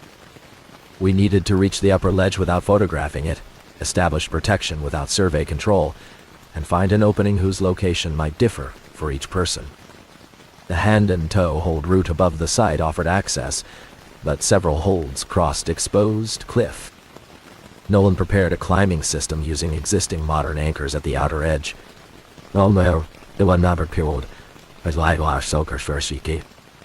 He placed no new hardware in the masonry. We covered every camera lens, including body cameras, after recording our decision. Radio stayed active because audio had not altered the site. Tessa remained below to monitor Gabriel. Priya joined Nolan and me because she understood which uncertainties in the old drawings might correspond to openings. We climbed by touch, rope length, and spoke in position. The upper ledge ended above the trapped room. Loose sediment covered a shallow depression. Nolan probed it with a padded rod. The rod descended several feet without meeting stone. When I reached into the depression, I felt a flat sandstone slab. Priya felt open air. Nolan felt packed earth. The same location held 3 different states, because the documentation had assigned each of us different relationships to the room below. Priya had operated the camera from inside the control network. In the model, she belonged to the interior side of most surfaces. She could reach the hatch. She lowered one arm into open space and found Gabriel's shoulder. The opening admitted her hand, but not the rescue sling. The sling remained exterior equipment and met stone. Gabriel could touch Priya, yet he could not follow her arm upward. His body belonged to the sealed room state. We had found him without finding a shared exit. Priya kept contact with Gabriel while Nolan and I studied the old documentation. The archival plan showed 3 phases of construction within the room. The earliest included the roof hatch and an open interior doorway. A later phase sealed the doorway, but retained the hatch. The final visible phase filled the hatch after partial collapse. Our completed image network had selected different combinations for different people. Priya retained access to the middle phase. Gabriel occupied the early room volume, but was blocked by later masonry. Nolan and I remained outside every documented phase. Tessa proposed that we stop treating the room as an object and document its empty space instead. Architectural recording normally emphasizes walls, openings, mortar, and construction details. The site responded when enough observations fixed those features into one geometry. No one had measured the air volume where Gabriel stood. The camera software had masked him and left the cavity blank. If we could connect his empty space to an unmeasured corridor, the site might preserve the void rather than the masonry around it. The idea was testable without risking another person. Priya lowered a soft rope through the hatch. She could feel open space, but the rope stopped on stone. We wrapped the rope with a sleeve carrying a pattern that the software would classify as part of the room rather than a separate moving object. Priya then lowered it again. The first several feet passed through. Gabriel caught the end. The rope had not become interior because of camouflage. It had become ambiguous. Its repeating pattern offered no stable features for image alignment. The site could not assign it confidently to either side. We converted a rescue sling using plain fabric covers, removing reflective stitching, labels, and unique hardware from view.wear. Metal components remained inside the sleeves. Priya lowered the sling and guided Gabriel into it by touch. When Nolan loaded the rope, it pulled against solid stone at the hatch. The line could cross while slack, but tension fixed its position relative to our anchors. The moment it carried Gabriel's weight, the site classified the system as exterior and closed the path. We released the load before the sling injured him. The rescue required an anchor belonging to the same interior phase as Gabriel. Priya felt along the hidden edge beneath the hatch. Her fingers found a wooden beam end represented in the old photographs, but absent from the current wall. Gabriel reached upward and found it from below. The beam was original fabric and could not be loaded without assessment. Gabriel inspected it by touch. The surface felt dry and intact, but that did not establish strength. Tessa reviewed species notes and dimensions from the archived survey. Even a preserved beam could fail under rescue loads. We would use it only to redirect, not support, his weight. Nolan built a 2-rope system for modern anchors outside the site. Down in Morat. One line carried load. The ambiguous covered line entered through Priya's opening and served only as guidance. A second covered sling ran around the old beam without tightening against it. By pulling from 2 directions, we hoped to keep the load vector from resolving entirely inside or outside. Gabriel moved under his own power. The system would prevent a fall rather than haul him. Priya guided his hand to the hatch. Tessa guided his feet from below through radio descriptions of the early room plan. Nolan managed the exterior ropes. I maintained the anchor and recorded only written observations. Gabriel raised one arm through the opening. Priya caught his wrist.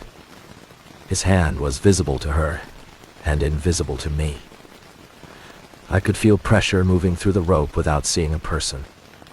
His shoulder reached the hatch and stopped. The current opening was narrower than the historical measurement. We could not widen it. Priya changed her position by moving clockwise around the depression. Manuel, go. The opening moved with her hand. To Nolan, the packed earth softened along a curved line. To me, the stone slab remained solid. She was not finding one hatch. Her relationship to the survey network was carrying the middle phase, opening through unresolved space. Priya continued around Gabriel while maintaining contact. The opening rotated from horizontal to vertical along the rear wall. Gabriel followed, turning his shoulders and stepping toward the old interior doorway. The rescue line stayed slack enough to remain unclassified. Below, Tessa saw a hairline opening form in the sealed wall. Gabriel's fingers appeared through it. Nolan descended to the alcove floor and established a human connection on the exterior side. He reached the crack but felt solid mortar. Tessa, who had photographed Gabriel's final position, could insert her fingers. Their relationships differed again. Priya remained above with one hand on Gabriel's shoulder through the moving hatch. Tessa held his fingers through the doorway. Together, they defined a continuous human path across two phases without completing any photographic geometry. Gabriel turned sideways and moved toward Tessa. The crack widened only where his body required space. Stone remained visible around him. His camera showed pale plaster brushing both shoulders. Tessa pulled his arm while Priya guided from above. Nolan and I maintained the covered safety line without loading it. His head emerged into the alcove. Then, one shoulder. The opening expanded to the width of his chest and no farther. Gabriel stepped through and collapsed beside Tessa Dye. The wall closed behind him. No stone fell. No plaster cracked. The current surface again looked complete. Gabriel carried the team medical kit, so Tessa assessed him under our wilderness protocol. His breathing was rapid but clear. Abrasions crossed both shoulders. He had no crush injury, altered sensation, or loss of consciousness. We warmed him, gave water, and kept him lying flat until his pulse slowed. He believed he had spent several hours inside the room. Our watches showed less than 1 hour since his disappearance. His camera files survived. The recording contained walls that changed construction phase whenever he turned. Openings appeared behind plaster. Roof beams shifted between exposed and buried states. None moved continuously. Each frame showed stable architecture. The discontinuity existed only between frames. Near the end of his recording, another room appeared beyond the early doorway. The old surveys showed no structure there. The current alcove wall occupied the same volume. Gabriel's camera revealed a narrow passage descending behind it. Along the passage stood modern coded targets. They matched Priya's equipment. We had recovered every target we deployed. The hidden passage contained dozens more. Priya enlarged one frame from Gabriel's recording. The nearest hidden target carried the same asymmetric code as the target she had placed beside room A. Another repeated the code from the Eastern Traverse. The rest were not unique. They were copies of 3 modern targets arranged at different depths. That pattern mattered. Survey targets are useful because software can identify them across many images and assign consistent coordinates. A duplicate code at an unknown position is an error. Dozens of duplicates make a stable solution impossible, unless the program separates them into distinct image groups. The hidden corridor looked like one of those groups made physical. Its walls were not ancestral architecture. Gabriel's video showed repeated stone textures, partial doorways, and mortar joints ending without construction logic. A ceiling beam appeared 4 times at decreasing scale. The corridor resembled alignment artifacts produced when similar surfaces are forced into one model. We had assumed the site was choosing among historical phases. That remained true in the documented rooms. Beyond them, our bad alignments had supplied entirely new possibilities. The phenomenon did not distinguish between an authentic earlier doorway and a false surface generated by software. Complete geometry carried more authority than historical truth. Tessa made the ethical boundary explicit in her field notes. We had no evidence that the event reflected ancestral Pueblo beliefs, practices, or intentions. Assigning it to the people who built the dwelling would replace evidence with a story.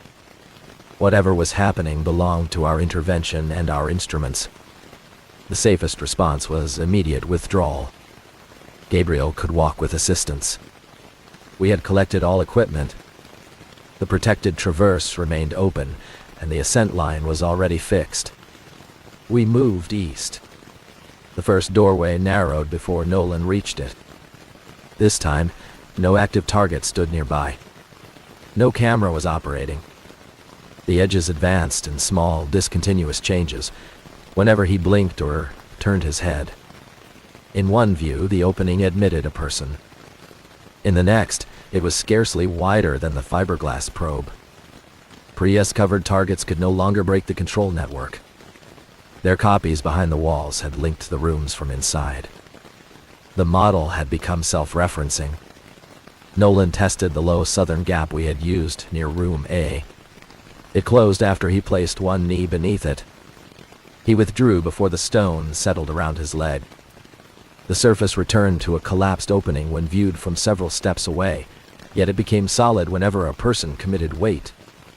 The site was resolving exits according to the completed images. Every doorway photographed from both sides had enough information to become a wall. The ascent route lay beyond 3 such openings. Priya proposed introducing motion into the control network.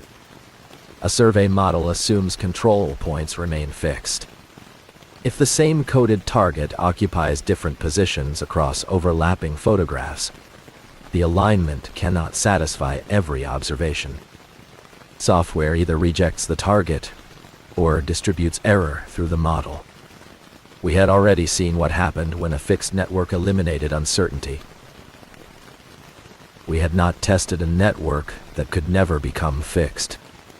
Room A offered a controlled location. Its original doorway remained visible from the center of the alcove. No one needed to enter. We suspended one recovered target from a cord on a modern tripod and kept it swinging in front of the opening. Priya uncovered one camera and took a short sequence as the target crossed several positions. The doorway changed. Its edges did not widen or narrow. They lost definition. Mortar lines faded near the jamb. The lintel appeared sharp from one angle and incomplete from another. Nolan advanced with the fiberglass pole. It passed through. His hand followed. Then his shoulder. The target stopped swinging. The doorway hardened around the pole. Nolan withdrew. Priya pushed the target back into motion, and the surface became uncertain again. We now had a method, but using it across the entire traverse required new imagery. Every photograph risked extending the false model. Every motionless target risked sealing a passage with someone inside it. We turned our remaining modern equipment into a moving control field. 3 targets hung from tripods on cords of different lengths. 2 scale bars rotated from a rope laid over ground cloth. Nolan threaded pull lines through modern anchor hardware and around protected equipment stands. Nothing touched original plaster, wood, or masonry. Each control object moved in a different rhythm. Gabriel and Tessa operated the pull lines from the center of the alcove.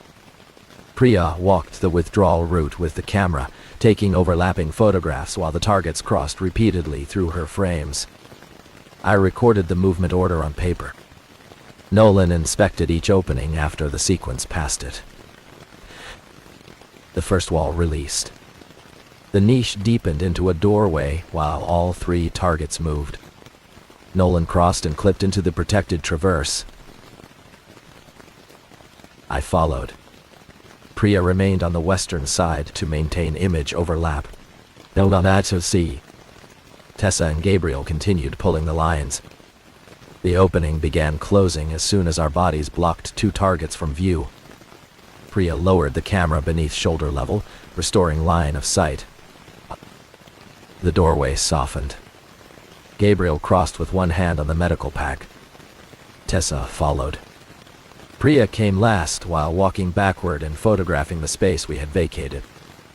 We reached the ledge between the first and second walls. The target cords did not extend far enough to control the next passage. Someone had to move the tripods forward.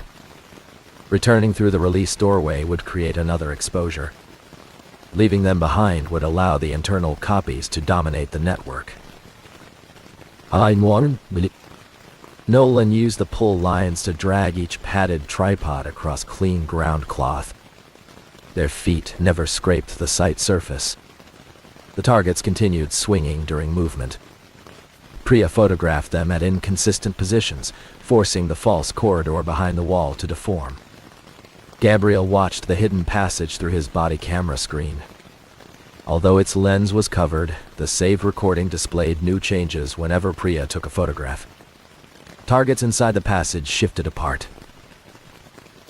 Repeated beams bent out of alignment. One wall divided into several transparent surfaces. The current site responded at the same time. The second doorway opened into 3 overlapping edges. Only the central gap corresponded with the ledge beyond. The other 2 led toward spaces inside solid masonry. We could not trust sight alone. Nolan extended the fiberglass pole through each apparent opening. The left gap accepted the pole but redirected it upward. The right gap returned the tip from a niche behind us. The central gap preserved the pole's direction and length. He marked no stone. He simply held the pole as a continuous reference while we passed beside it. The method prevented the site from substituting a model corridor that looked correct, but changed distance. Gabriel crossed first. Tessa followed. I crossed with the communication kit. Priya maintained the moving image sequence. Nolan remained last to keep the probe aligned. At the midpoint, one target cord snagged beneath a loose fragment of modern ground cloth. The target stopped. The false edges converged around Nolan. His left arm remained with us. His torso appeared behind the wall. The rope at his harness ran through a surface that looked solid. He felt no pressure, but he could not move forward or backward. Loading the rope risked assigning him entirely to the exterior side and sealing the wall between us. Tessa pulled the snagged cord. It did not release. Gabriel reached back along the clean cloth and lifted its corner without touching the surrounding floor. The cord came free. He moved the target by hand in a broad, irregular arc. The wall divided again. Nolan followed the fiberglass pole rather than the visible doorway. His torso returned to the same side as his arm. He stepped through without loading the rope. No one spoke after that. Speech was possible, but it added nothing. The moving targets, continuous pull, and pull line tension carried all necessary information. One wall remained between us and the ascent line. The final wall was the oldest standing section on the traverse. Its doorway appeared clearly in every historical survey. No known construction phase sealed it. Under our first explanation, it should have remained safe. Instead, the opening contained a descending passage lined with repeated targets. The false corridor had reached the surface. Priya's camera showed the actual doorway. Human vision showed a passage dropping behind the wall. The fiberglass pole entered horizontally, but appeared to angle downward. rope length confirmed the pole had not changed direction. The conflict caused vertigo even while we knew which measurement to trust. Beyond the wall, our ascent rope hung from the modern rim anchors. Less than 20 feet separated us from it. The false passage made that distance look endless. We repositioned the moving control field. The 3 hanging targets now stood behind us because the ledge ahead was too narrow for tripods. Their pull lines ran through Nolan's hands. Tessa rotated the scale bars.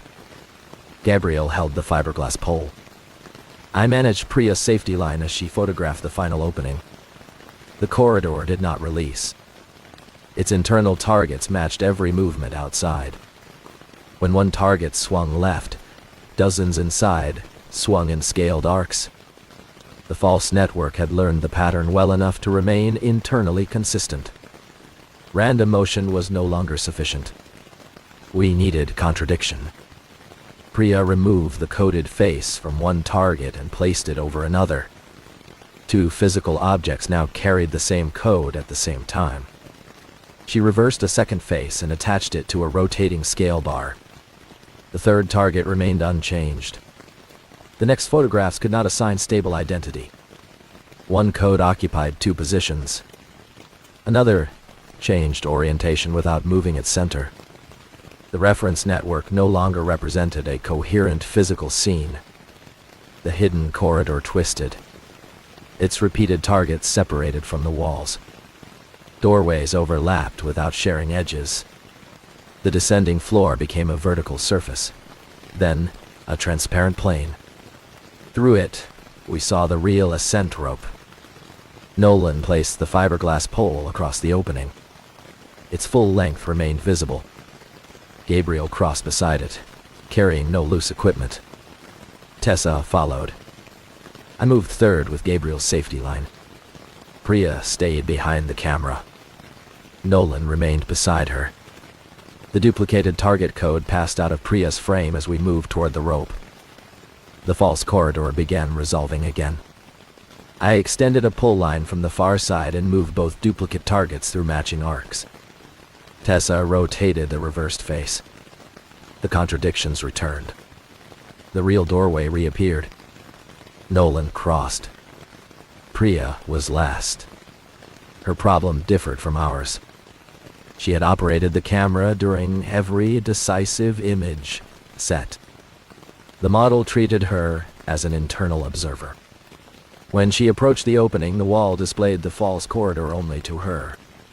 From our side, we could see Priya standing in the real doorway. She saw an endless passage descending through masonry. The fiberglass pole did not help because her visual field reassigned its direction. Direct touch had rescued Gabriel by connecting 2 architectural phases. Priya needed the same kind of connection, but none of us could reach her without entering the control field. Nolan anchored himself at the ascent rope and extended a covered sling through the doorway. Priya saw it descending into the false corridor. She could feel its pull leading horizontally. Feeling and vision contradicted each other. She closed her eyes. Nolan took tension without loading her weight. Priya placed one hand on the sling, and one on the wall. She moved by rope length, not perceived direction. Every step brought her closer according to the line and farther away according to the corridor. The duplicated targets had to remain moving. I operated both pull cords while Tessa rotated the reversed face. Gabriel kept the probe horizontal. No one could reach Priya if she stopped. She took 4 steps. Her camera crossed first. The false corridor appeared on its screen, then collapsed into a narrow strip. Her hand emerged beside the fiberglass pole. Nolan caught her wrist. The contact gave her one exterior reference. She turned sideways and followed the sling. One shoulder passed through. The doorway tried to resolve around the camera hanging from her chest. Priya removed the camera without opening her eyes and pushed it backward. The device fell onto the padded ground cloth inside the alcove. The false corridor pulled away with it. Priya stepped forward into Nolan's arms. The wall closed behind her, We had left a camera, 3 tripods, scale bars, ground cloth, and target faces inside the site. Recovering them would require returning through the hazard. Equipment loss was acceptable. Modern material left at an archaeological site was not, but human life took priority. We documented the location from the exterior and planned retrieval only after a safe method could be reviewed. The ascent remained. Nolan inspected the fixed system and climbed first. He reached the rim anchors, established a belay, and brought Gabriel up under protection. Tessa followed. Priya climbed with her eyes open and experienced no false geometry beyond the final wall. I came last after checking that every person and critical pack had left the ledge. The rope carried us to the rim one at a time. No helicopter appeared. No outside team reached into the alcove. We completed the withdrawal with the access system already in place before the first wall changed. At the rim, we counted equipment. Priya's camera was missing as expected. The 3 tripods and target kit remained below. Gabriel's body camera, the field notebooks, radios, medical kit, and original archival copies were with us. Then Priya opened her pack. Inside lay the camera she had pushed backward into the alcove. Its casing carried pale plaster dust. The memory card remained installed. The final image showed all 5 of us standing at the rim. The photograph had been taken from inside Red Juniper House. The park closed access to Red Juniper House before sunset. Staff established a perimeter at the rim and suspended all documentation or stabilization work. No one entered the alcove. The camera, targets, and tripods we believed we had left inside could not be confirmed from the opposite canyon wall. Medical evaluation found dehydration, minor abrasions, and acute stress. Gabriel had bruising across both shoulders but no internal injury. Priya experienced vertigo for several hours. Nolan's left arm showed no compression despite appearing divided by a wall on multiple recordings. We gave separate statements before reviewing shared footage. The major facts matched. Room sealed after complete image overlap.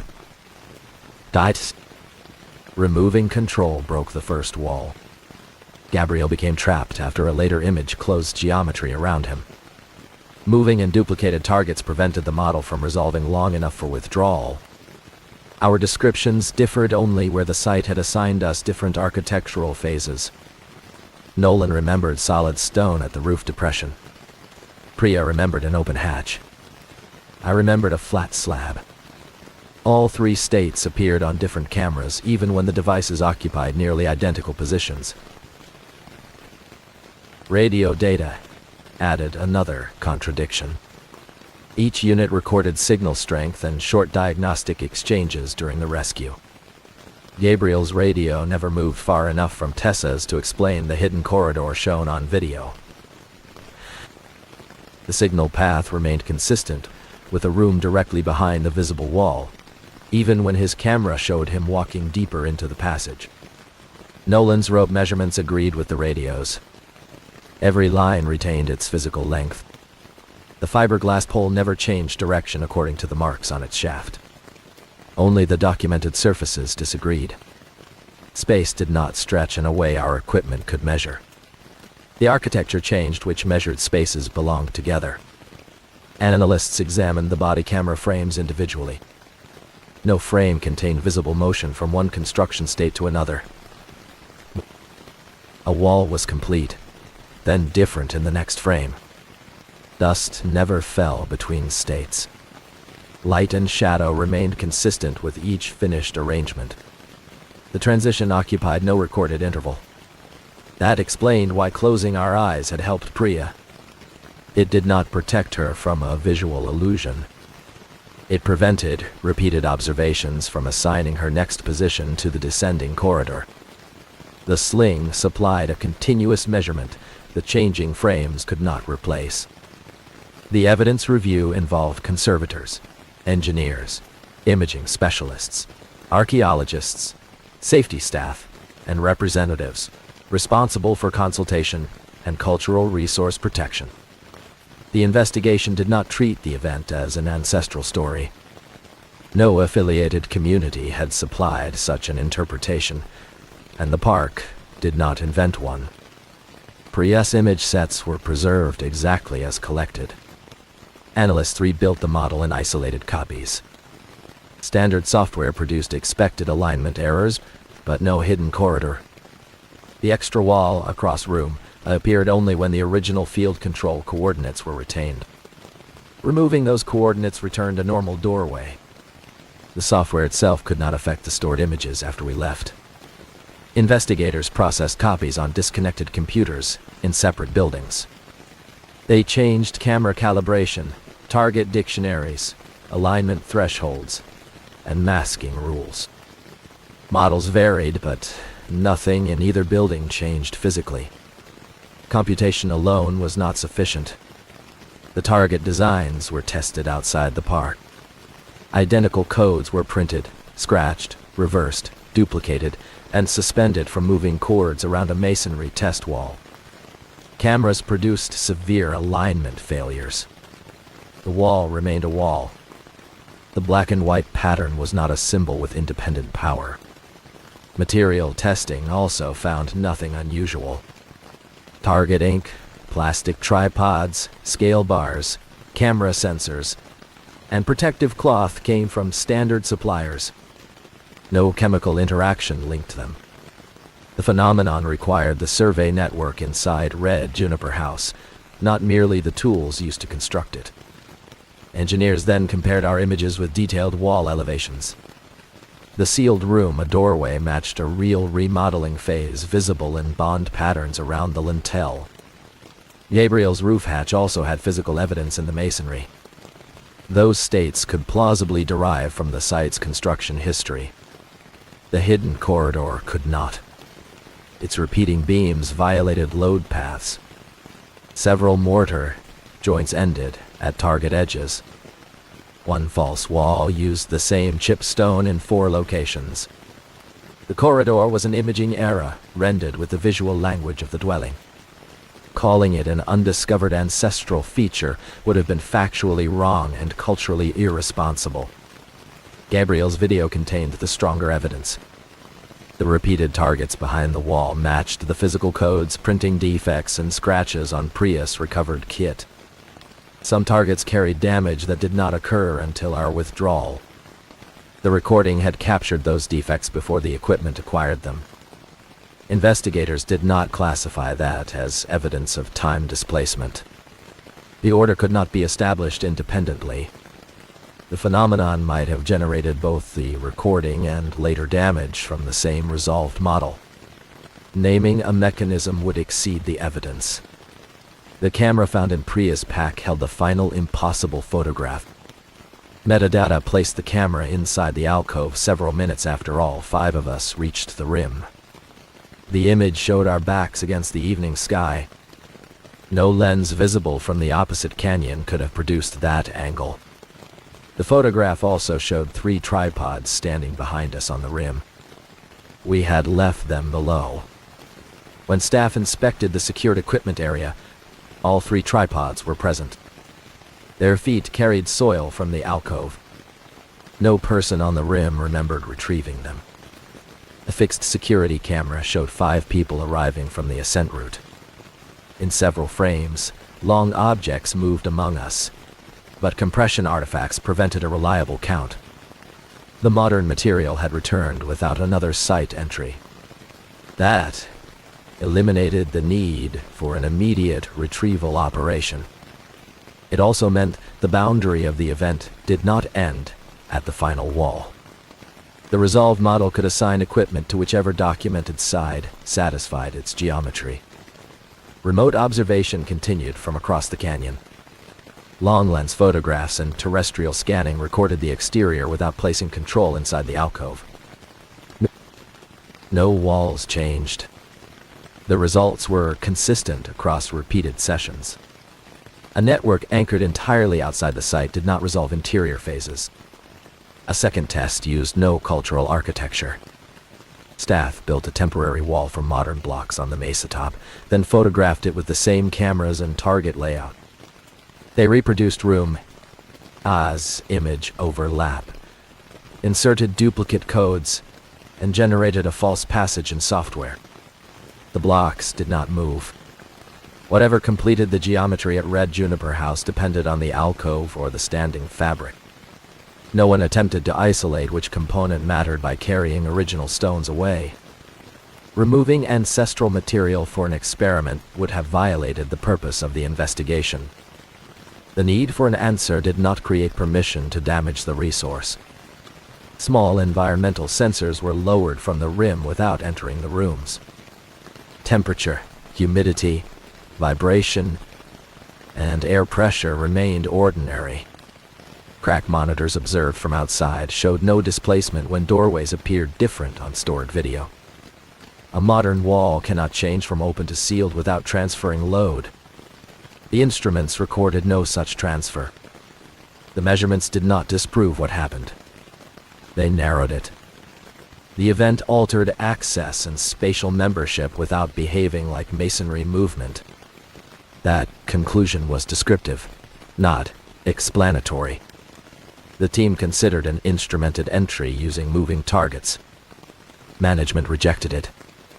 Our escape method depended on deliberately corrupting spatial control while people occupied hazardous ledges. It had worked once under conditions we did not fully understand. Repeating it for research would expose staff and cultural resources without a preservation necessity. Red Juniper House remained closed. The final safety report described a survey-associated spatial inconsistency. It prohibited closed photogrammetric control networks within the alcove and required any future assessment to use external stations, independent rope accountability, and a withdrawal route never included in the same image network as the work area. Those recommendations sound technical because technical language was appropriate. The report did not claim that photographs created walls. It documented that access states became inconsistent after complete image coverage and stabilized after control was removed or contradicted. The condition assessment itself remained unfinished. Water runoff continued threatening the foundation joints Gabriel had identified. Preservation staff installed no driplin and repaired no mortar because safe access could not be guaranteed. Doing nothing carried a cost. Intervention carried a greater one. Management considered a remote driplin installation from above. The treatment would have required exact positioning along the cliff face and detailed verification afterward. Those requirements risked creating another closed control network. A less precise intervention might redirect water onto another vulnerable wall. The proposal was rejected. Instead, staff monitored runoff from external stations and accepted gradual loss that could be measured safely. That decision was painful. Preservation is often described as action, but restraint is also a treatment choice. Saving one wall at the cost of trapping another team would not preserve the site in any meaningful sense. That unresolved choice troubled Tessa more than the event. Conservation work exists to preserve original fabric, not freeze a site into an imagined perfect state. Every repair requires evidence, restraint, and acceptance that parts of the past remain uncertain. Our model had treated uncertainty as a defect. The site had treated the model as authority. Months later, analysts examined the oldest survey negatives. One contact sheet contained 2 photographs of the same wall taken minutes apart. The first showed an open doorway. The second showed continuous masonry. Field notes attributed the difference to a mislabeled negative from another room. The stone patterns proved both images belonged to the same wall. The older team had used stereophotography with fixed scale rods. Their method created overlapping geometry long before digital photogrammetry. No incident report described entrapment, but one equipment list included a camera that could not be located after the survey. The following year, the same camera appeared in storage without an accession record. One retired crew member agreed to an interview. He remembered the survey as uneventful until he saw both negatives beside the current wall elevation. Then he recalled waiting outside a room for a colleague who seemed unable to use an open doorway. He remembered passing a measuring rod through the opening while the colleague claimed a wall blocked him. The memory lasted through the interview. Unlike the Denali event from another case file, nothing erased the colleague's identity. The retired worker had simply accepted the incident as exhaustion and poor light. His field notes used the phrase inconsistent access, but named no cause. The colleague had completed his career without reporting another event. He had died years before our assessment. His archived notebook contained one relevant instruction. It advised future surveyors to leave at least one wall unmeasured until every person and camera had exited the alcove. That instruction had not entered formal procedure because no one understood its purpose. We found no earlier account from the people who built or lived in the dwelling. That absence matters. The phenomenon may have begun only when modern documentation imposed rigid coordinate systems on architecture built, remodeled, repaired, and understood across generations. We refused to project our event backward into a culture that had not described it. Gabriel returned to masonry conservation after recovering. He stopped using the word original as if it meant one fixed moment. Priya redesigned field procedures so every model preserved uncertainty labels rather than filling gaps automatically. Nolan added independent access corridors to documentation plans. Tessa continued arguing against unnecessary entry. I transferred to another resource unit 2 years later. Before leaving, I viewed Red Juniper House from the opposite rim. The 12 visible rooms remained where the old plan placed them. The doorway to room A stood open. The eastern traverse was clear. No tripod or target appeared in the alcove. The site looked ordinary because distance removes contradiction. From across a canyon, a wall is either present or absent. A doorway is a dark rectangle. The observer never has to decide which side owns the space. I carried a printed copy of the final impossible photograph. It showed 5 figures on the rim and 3 tripods behind them. Near the lower edge, the alcove interior filled most of the frame. For years, I believed one detail was a compression artifact. A thin, pale line crossed the interior wall where Gabriel had emerged. Later image analysis separated the line into 2 edges. It was another doorway. Beyond it stood a room containing our abandoned camera, even though the same camera had taken the photograph and later appeared in Prius pack. No model can satisfy those positions. No construction phase can contain them. The photograph does not show the past or the future. It shows a complete solution built from observations that should never have agreed. That is what I learned at Red Juniper House. Incomplete records can be frustrating. They can hide cracks, confuse phases, and delay preservation. Yet an honest gap is safer than false precision. A blank area on a plan admits that we do not know what occupies it. Our mistake was believing every blank had to become a wall. The fireflies at Congaree did not frighten me until they began flashing at different speeds around each person. Before that night, I had watched synchronous displays often enough to recognize the usual pattern. Thousands of low yellow-green flashes move through the bottomland forest shortly after sunset. From a distance, the light can appear perfectly unified. Closer observation reveals smaller groups joining, separating, and keeping slightly different tempos. That variation is natural. What happened around Cottonmouth Slough was not. My name is Rowan Mercer. I worked resource protection and night operations at Congaree National Park. During the annual firefly season, the park manages visitor access to protect a fragile population and the habitat supporting it. Rangers, volunteers, and researchers work after dark with low-lumen red lights. Bright white light can disrupt the experience and interfere with firefly communication. Our incident began during a closed monitoring night before the public viewing period. A field technician named Aaron Pell failed to return from a sensor route along the edge of the floodplain. His task was routine. He had placed light loggers at several fixed stations, checked temperature and humidity, then walked a marked route back toward the visitor area. Aaron carried a radio, compass, paper map, first aid kit, and a satellite locator. His final position showed him near a shallow slough south of the established monitoring plots. The locator remained stationary for nearly an hour. His radio received calls but returned no answer. Celeste Wynn led the research team. She specialized in firefly behavior and had supervised the sensor layout. Miles Danner was another field technician familiar with Aaron's route. Ruth Ibarra was a ranger and emergency medical technician. I coordinated navigation and communications.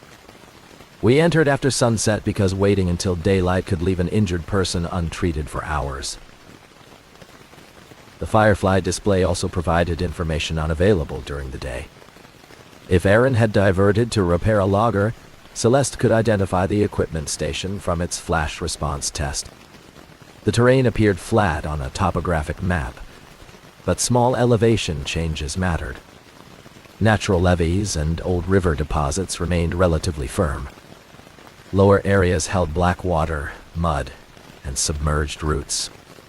Floods could damage trails, move debris, and erase familiar landmarks even when current water levels were falling.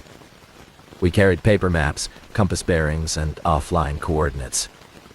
Red lights marked our spacing. Ruth carried medical equipment. Miles carried a portable light logger and spare batteries. Celeste carried no collection gear because the assignment did not require handling fireflies. The first display began near the edge of mature hardwoods.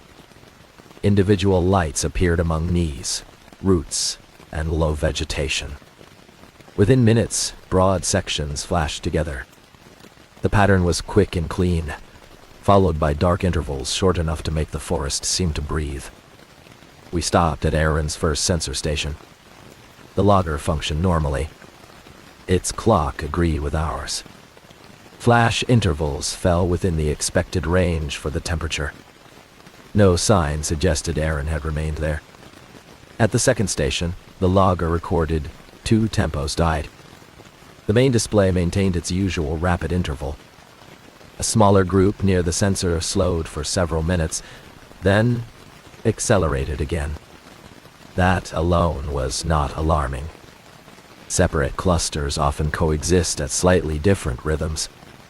The strange detail was regularity. The slower group did not drift. Every interval repeated within the logger's measurement tolerance. Living displays contain small variation, even when they look exact to a human observer. Miles checked the device for clipping, duplicate timestamps, and sensor saturation. Nothing explained the sequence. Celeste marked it for review and kept us moving. Aaron's boot prints appeared in wet sediment beyond the marked plot. He had left the return route and moved toward Cottonmouth Slough. The steps were deliberate, not staggered. At several points he had stopped with both feet parallel. Beside each stop lay a small tripod carrying a light sensor. Aaron had deployed equipment beyond his assignment. The tripods belonged to the spare kit in his pack.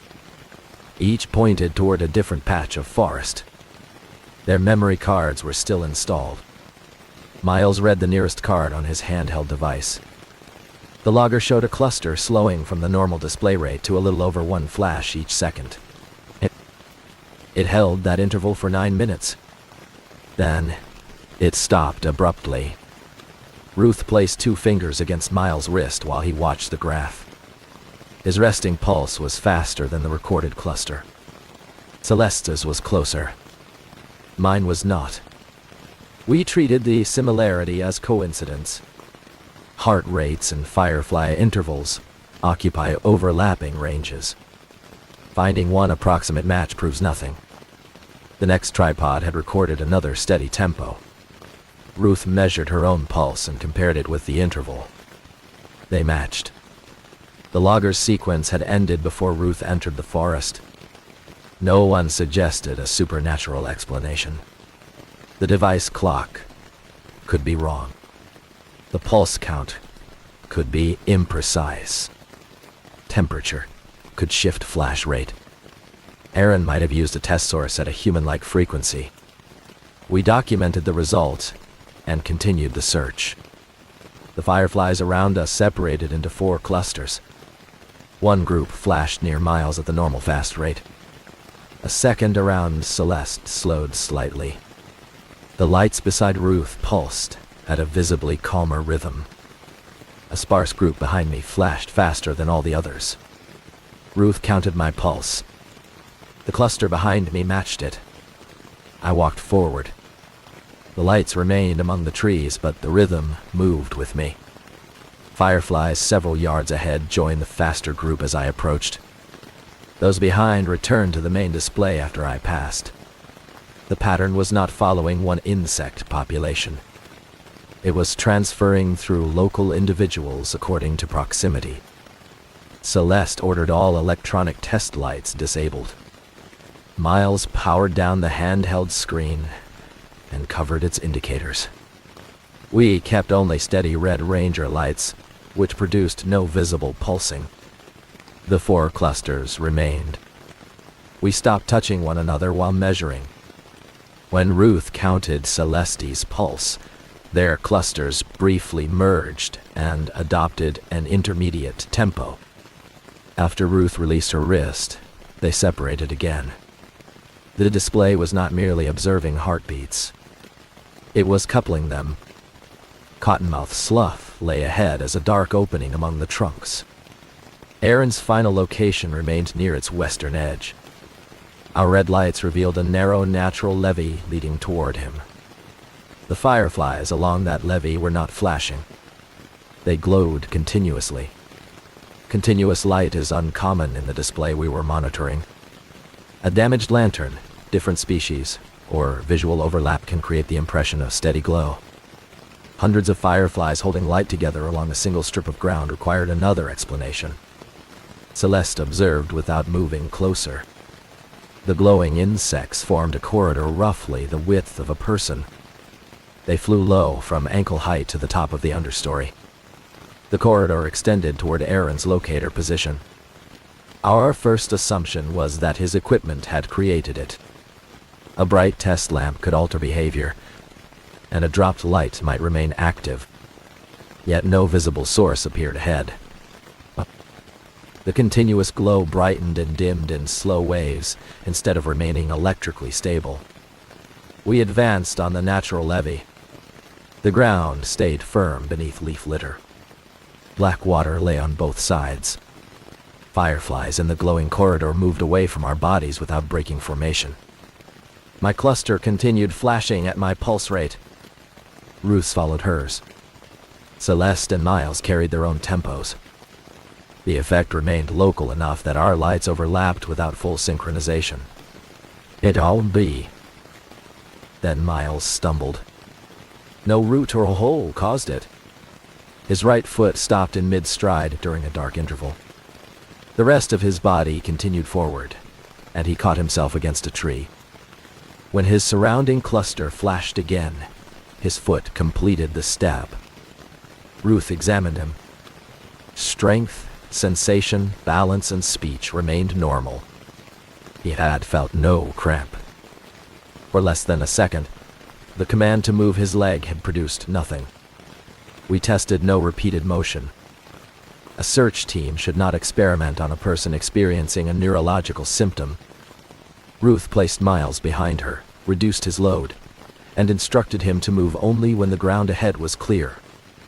The effect occurred again in his left hand.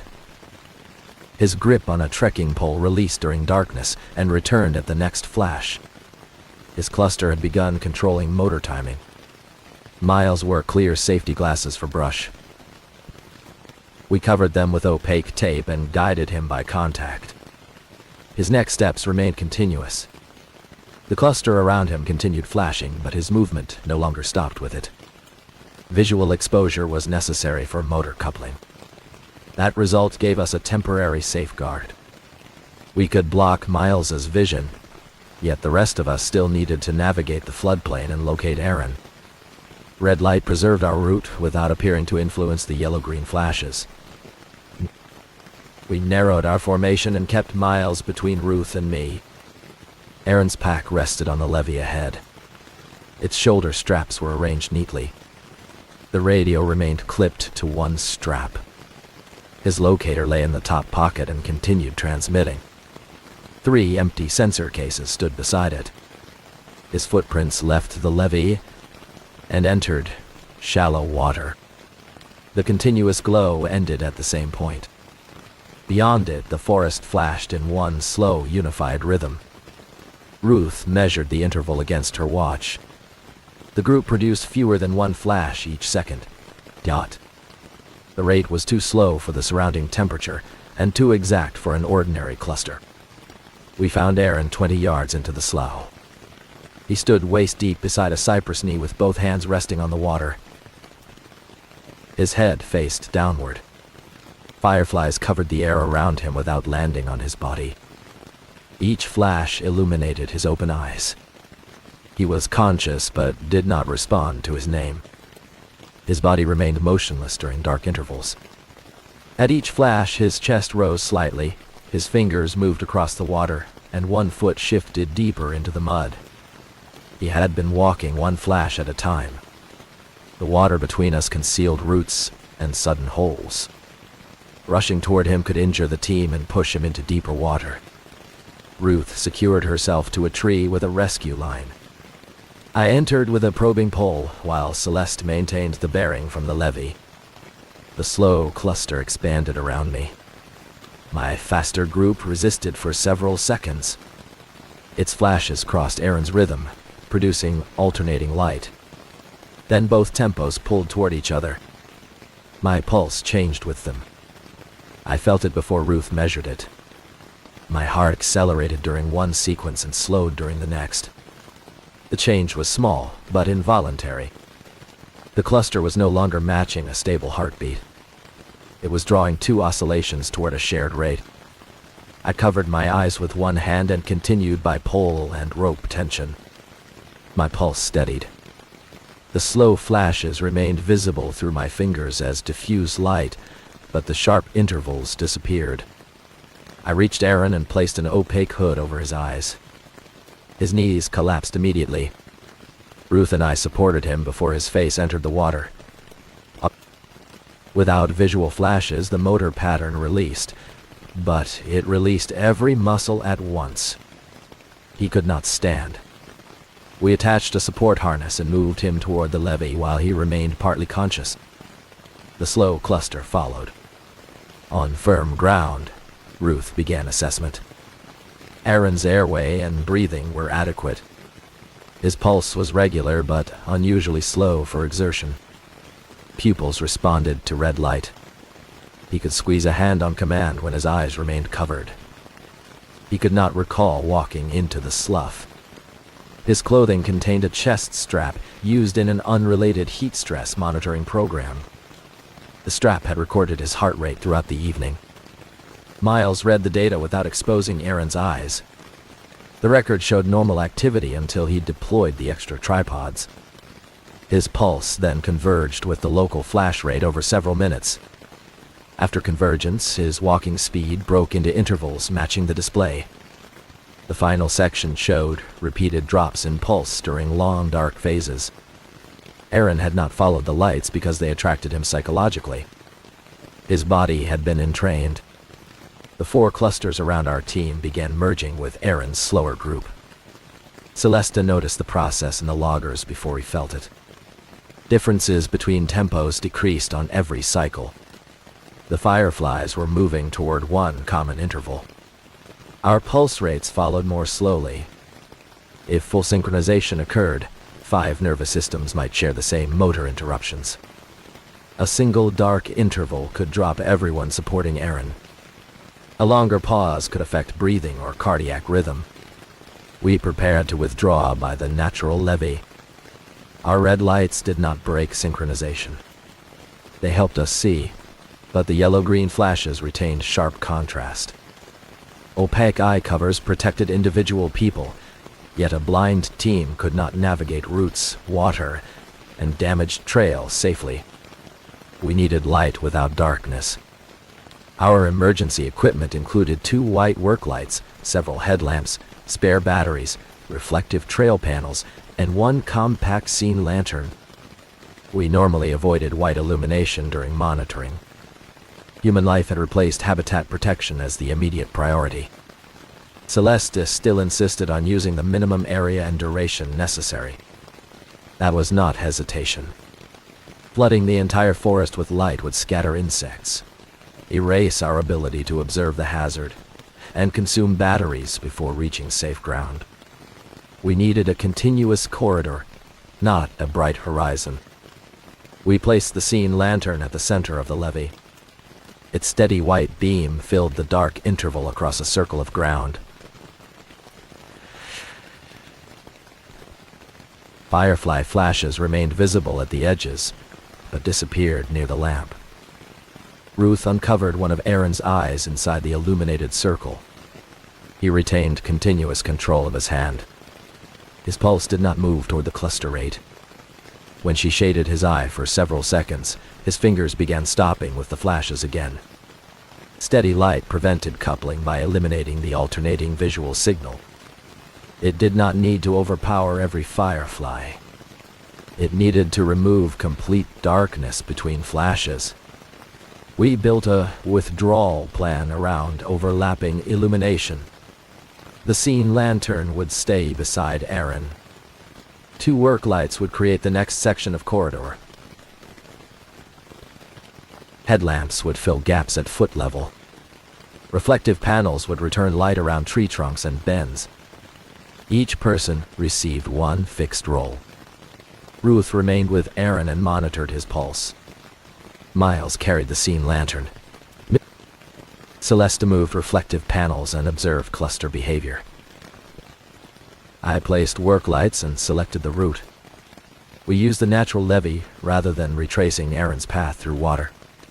It curved north toward a marked trail on slightly higher ground.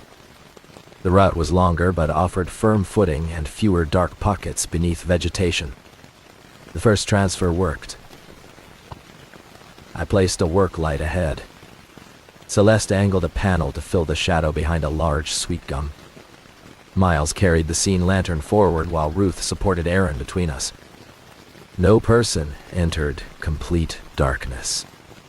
The fireflies withdrew from the brightest area, but collected along its boundary. Their flashes formed a moving wall on both sides of the corridor. Separate clusters continued converging. At the next bend, low vegetation blocked 1 work light. A narrow, dark band crossed the levee. Miles stepped into it. His leg stopped during a dark interval. The scene lantern tilted. Our corridor flickered as its beam struck the ground. For 1 cycle, Ruth, Aaron, and I lost motor control together. The support harness took Aaron's weight. I remained upright because my shoulder rested against a tree. Ruth dropped to 1 knee. Miles recovered at the next flash and raised the lantern. The interruption lasted less than a second. It proved the clusters had nearly reached a common tempo. We eliminated handheld dependence. The lantern was strapped upright to Aaron's support harness, where it would remain aligned even if a carrier stopped. Work lights hung from fixed loops, rather than human hands. Every move began only after the next illuminated section was complete. The method resembled leapfrogging anchors. 1 light stayed behind until 2 lights operated ahead. Celeste checked the overlap from ground level because roots and knees could cast shadows invisible at standing height. Miles moved the rear light only after I confirmed the new section.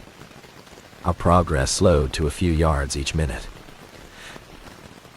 Aaron became more responsive under steady light.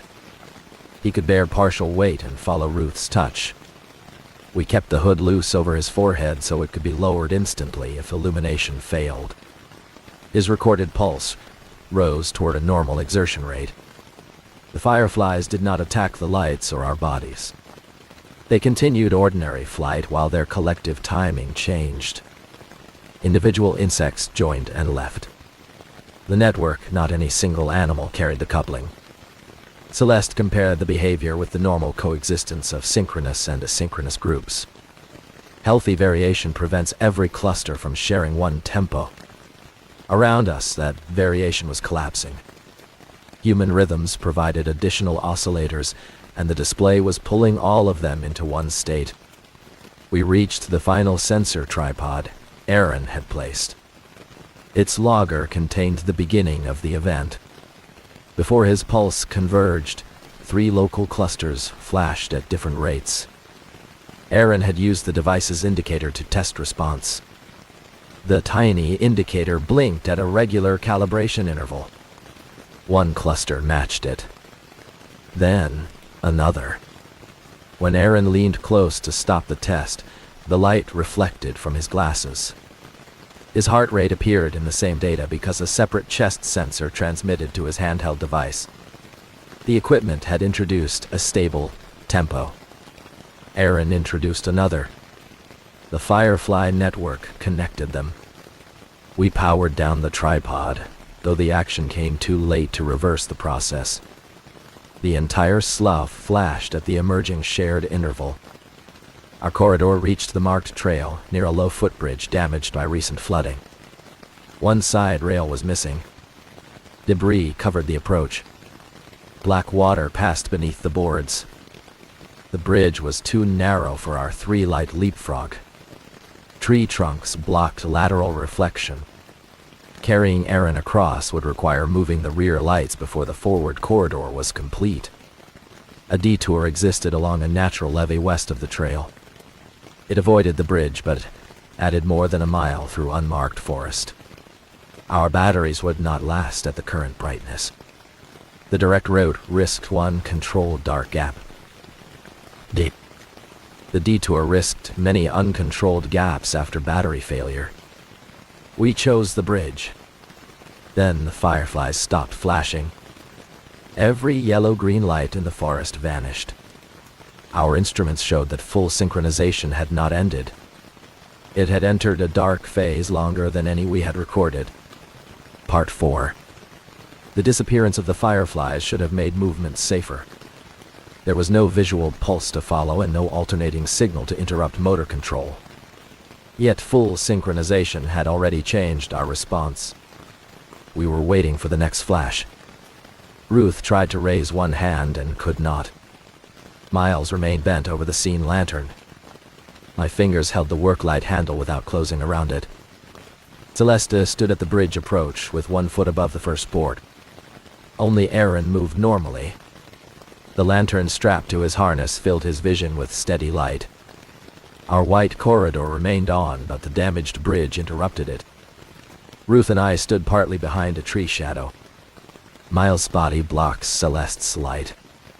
We could see illumination, yet the contrast around us still contained enough darkness for our nervous systems to preserve the expected cycle. I turned my head toward the nearest work light. Its beam filled both eyes.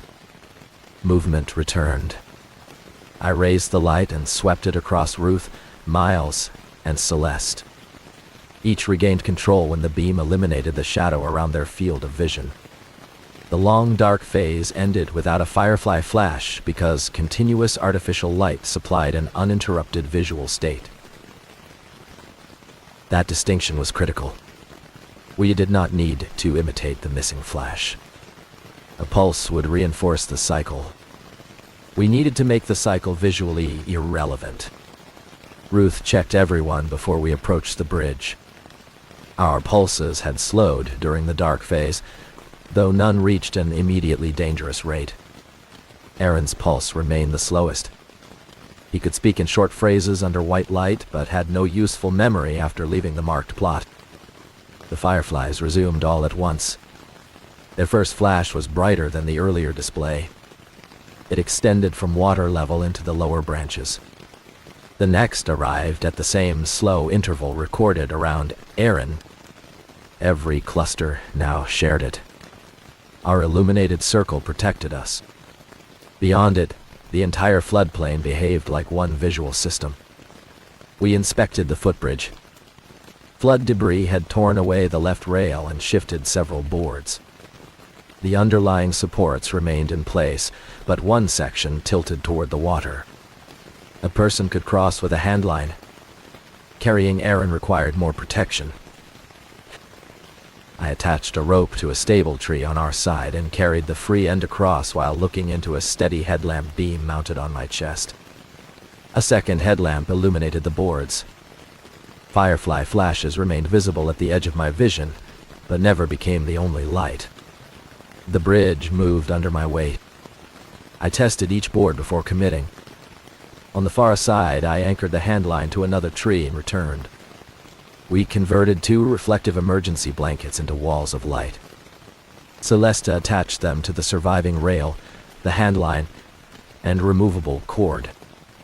They formed a narrow channel across the bridge. Work lights, aimed along the blankets, reflected continuous illumination around our bodies. Nothing touched vegetation beyond what the emergency required. No light aimed into the larger habitat. The corridor stayed narrow and temporary. Miles crossed first with the forward work light. I followed and maintained the handline. Ruth and Celeste supported Aaron between them. His harness lantern illuminated their faces and the bridge boards. We moved one step at a time. At the tilted section, a board rolled beneath Celeste's boot. Her weight shifted against Aaron. The reflective blanket pulled loose from one attachment and folded inward. A band of darkness crossed Ruth's face. Ruth stopped moving in the middle of a support step. Aaron's weight forced her toward the missing rail. The safety line caught her harness, but the movement rotated the scene lantern away from Aaron. His knees failed. Celeste held both people while standing on the unstable board. I could not reach them without passing the dark band. Miles was already on the far side. The fireflies flashed. Celeste's arms tightened at the same instant. During darkness, her grip began to release. The common rhythm had reduced complex movement to alternating phases. Miles lifted the forward work light and aimed it directly into the collapsed blanket. White illumination filled the gap from across the bridge. Ruth regained control and pulled herself upright. Aaron's lantern swung back toward his face. I reached the group, secured the loose blanket with a spare carabiner, and stabilized the tilted board with a foot. We completed the crossing without removing anyone from the safety line. No one fell into the water. The outcome did not depend on luck or a last-second rescue. The forward light had been assigned as a redundant source before we stepped onto the bridge. It performed the job for which we placed it. On the far side, we dismantled both reflective walls and packed every cord, clip, and blanket. Miles recovered the rear work light by pulling its ground line. We left no equipment on the bridge. Ruth established a treatment stop inside overlapping white beams. Aaron's condition had improved, but he remained vulnerable. His pulse rose when he spoke and recovered normally when he rested. It slowed only when yellow-green flashes entered his vision near the edge of the light. Miles checked our own records. The cluster tempo had not merely approached Aaron's pulse. It anticipated small changes by 1 or 2 cycles. When Ruth helped him stand, the surrounding flashes accelerated before his chest strap recorded the expected increase. That finding argued against passive matching. The network was not reading a heartbeat and copying it after the fact. It was behaving like a coupled system in which every oscillator influenced the others at once. Celeste refused to infer intention from that result. Prediction in a synchronized network does not require awareness. Pendulums coupled through the same support can adjust before any single pendulum appears to lead. The fireflies, our visual systems, and our bodies had become parts of one feedback loop. The practical consequence was worse than the theory. Aaron could pull the display slower while the display could pull us toward him. Moving him faster would not necessarily break the link. It might accelerate the entire field. We therefore kept the withdrawal steady. No one ran. White illumination preceded every step. Dot. Ruth recorded pulse changes at each stop. The team moved according to the lighting plan rather than fear. The marked trail continued north, but floodwater covered several low sections. Brown blazes remained visible on trees. Downed limbs and sediment obscured the tread. We could navigate the route, yet our current method consumed power faster than planned. Miles calculated remaining battery life from the indicator bars and measured drain. At full output, the work lights would fail before we reached the elevated boardwalk.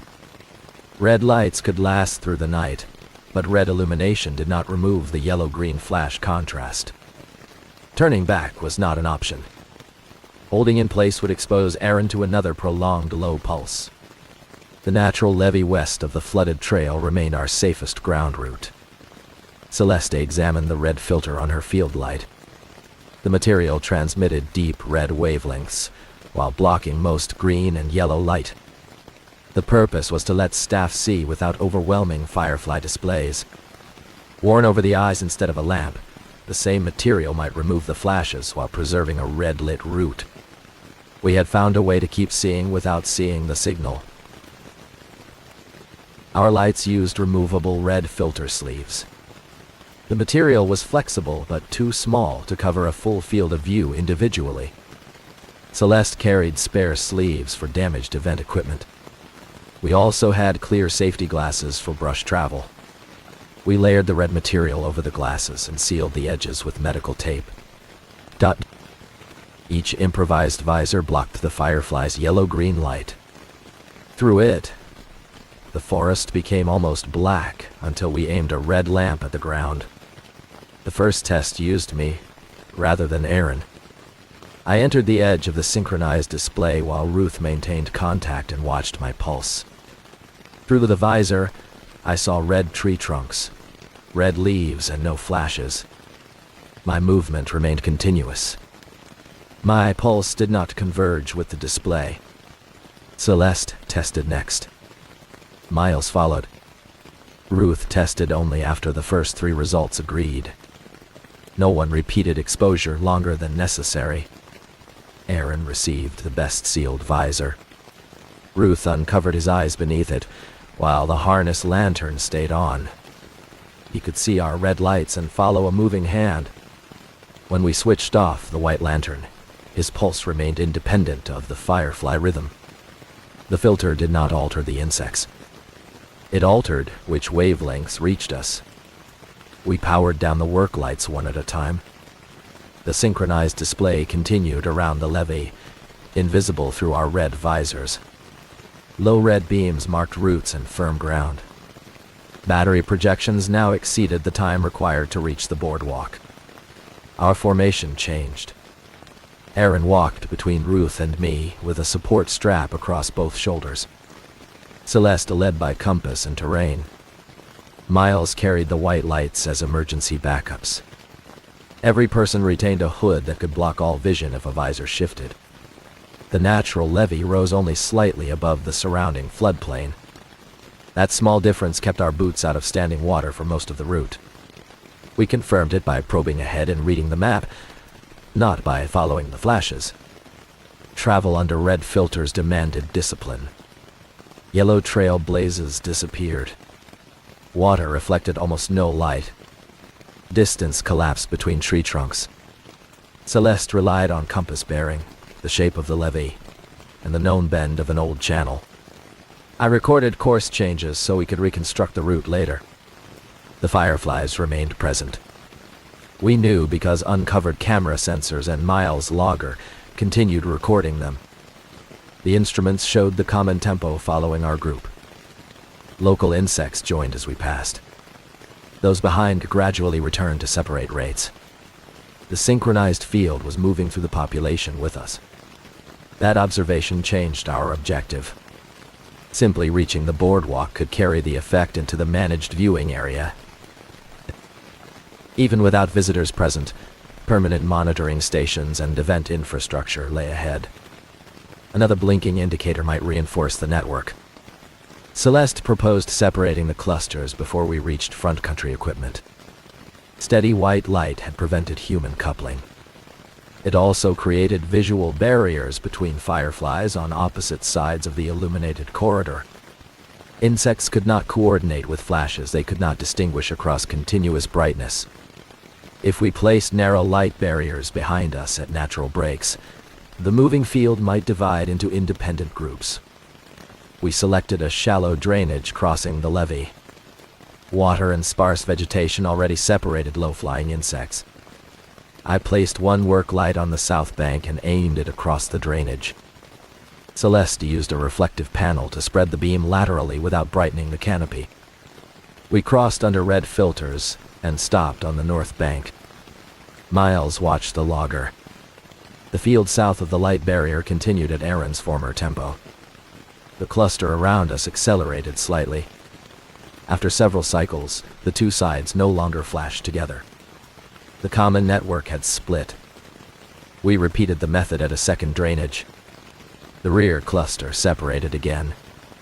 Fireflies ahead retained their natural faster display until our local group approached. The effect had limited range. Continuous light barriers could restore the coexistence of different tempos. The logger allowed Celeste to estimate that range. Clusters beyond several tree lengths did not shift until flashes between them became mutually visible. Dense trunks and illuminated barriers interrupted the connection.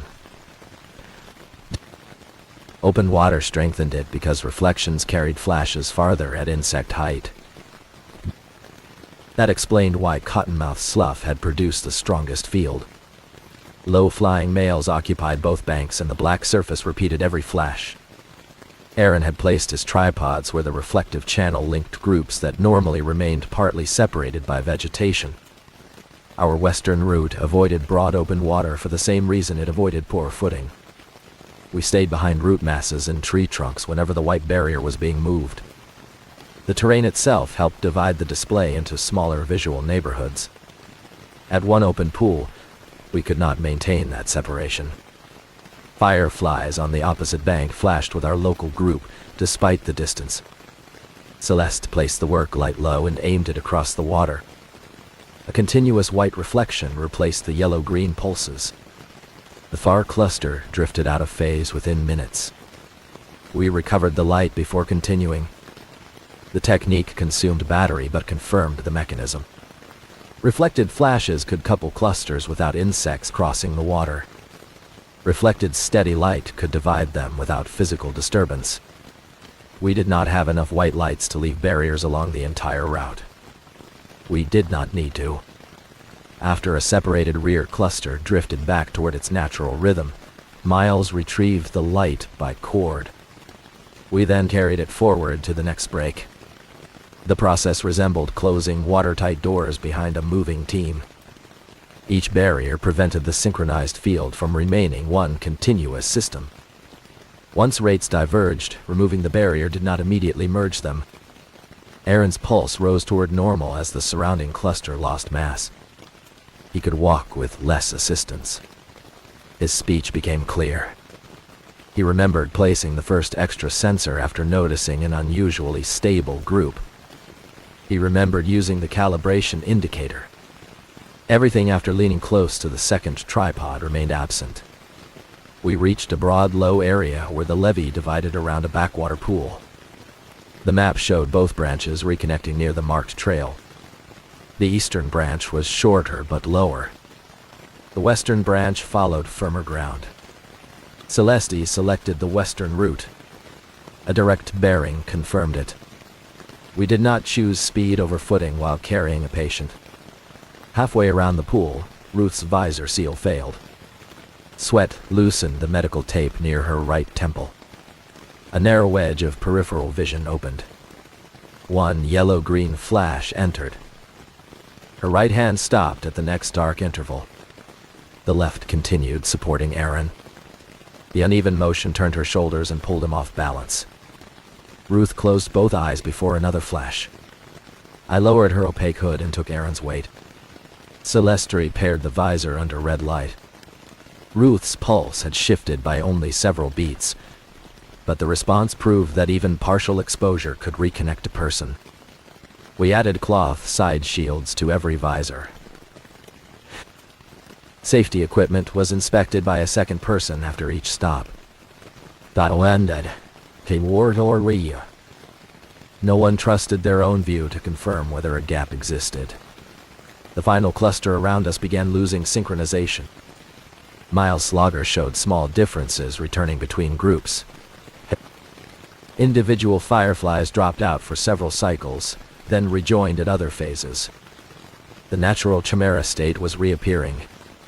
Near the elevated boardwalk, we established one last white barrier. It separated the remaining anomalous cluster from the front country display area. We waited until the logger showed several independent tempos on the south side and ordinary activity on the north. Only then did we cross. The boardwalk stood above the wet ground.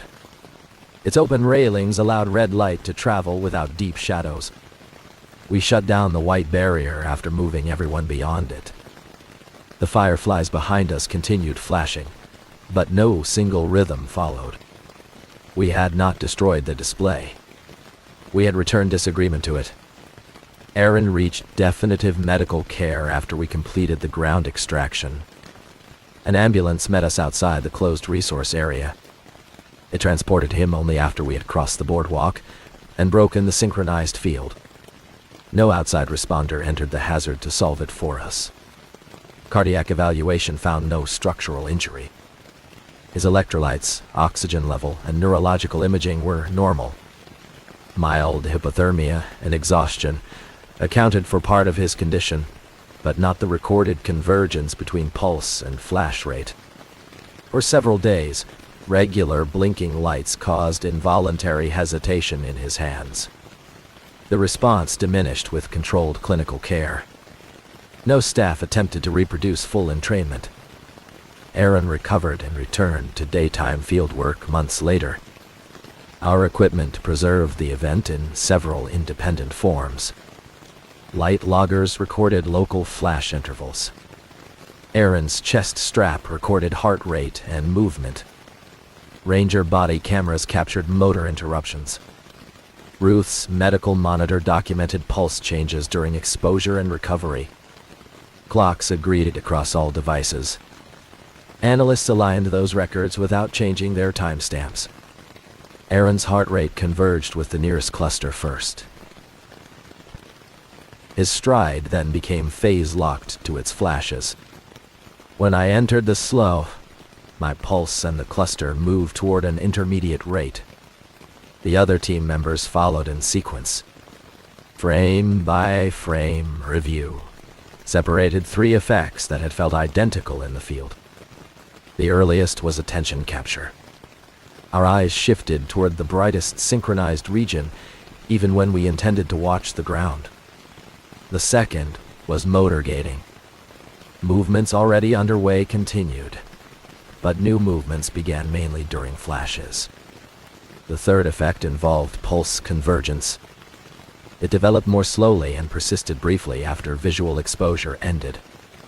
That delay explained why opaque covers restored movement before every pulse returned to baseline. None of us had experienced a seizure. Electrical studies found no generalized seizure pattern, and consciousness remained intact. We perceived every interruption. Our bodies simply failed to begin selected movements during the dark phase. Ruth's bridge footage provided the clearest example. Her left arm continued supporting Aaron because the contraction had begun under steady light. Her right hand could not reach the rail after shadow crossed her face. Existing muscle force persisted while a new command waited for the next flash. That behavior also explained Aaron's position in the slough. Each flash permitted one new adjustment. Darkness held the resulting posture. He could remain standing for an abnormal length of time because his muscles did not simply relax between cycles. Only the opaque hood broke the pattern completely, causing his knees to release. The final merge was visible across separate sensors. Cluster differences narrowed until the whole monitored area entered one tempo. The prolonged dark phase occurred at the same moment 4 body cameras recorded delayed movement. Our white lights remained electrically steady throughout it. No toxin, electrical discharge, or radio signal explained the effect. Firefly light is produced by a chemical reaction in the lantern. The insects did not generate measurable fields capable of controlling muscle. The relationship required visual exposure, yet it produced changes beyond a simple startle response. Specialists considered a known response to repetitive light. Frequencies, brightness, and symptoms did not match a typical photosensitive reaction. The display was dim. Intervals changed with each person, and green blocking filters prevented symptoms while red navigation remained visible. The spectral result was reproduced without exposing anyone to live synchronized flashes. Researchers measured the filters against the recorded light. Double layers removed nearly all output from the Firefly wavelength range while transmitting the deep red used by our field lamps. The visors had worked by physical filtration, not belief. Our steady white corridor had worked differently. It did not remove the Firefly wavelength. It prevented visual contrast from dropping close to darkness. The nervous system received no clear off interval, so the flashes could not gate movement. Those 2 independent protections strengthened the report. If both had failed or succeeded together, stress and expectation might explain the outcome. One removed the signal. The other removed its temporal contrast.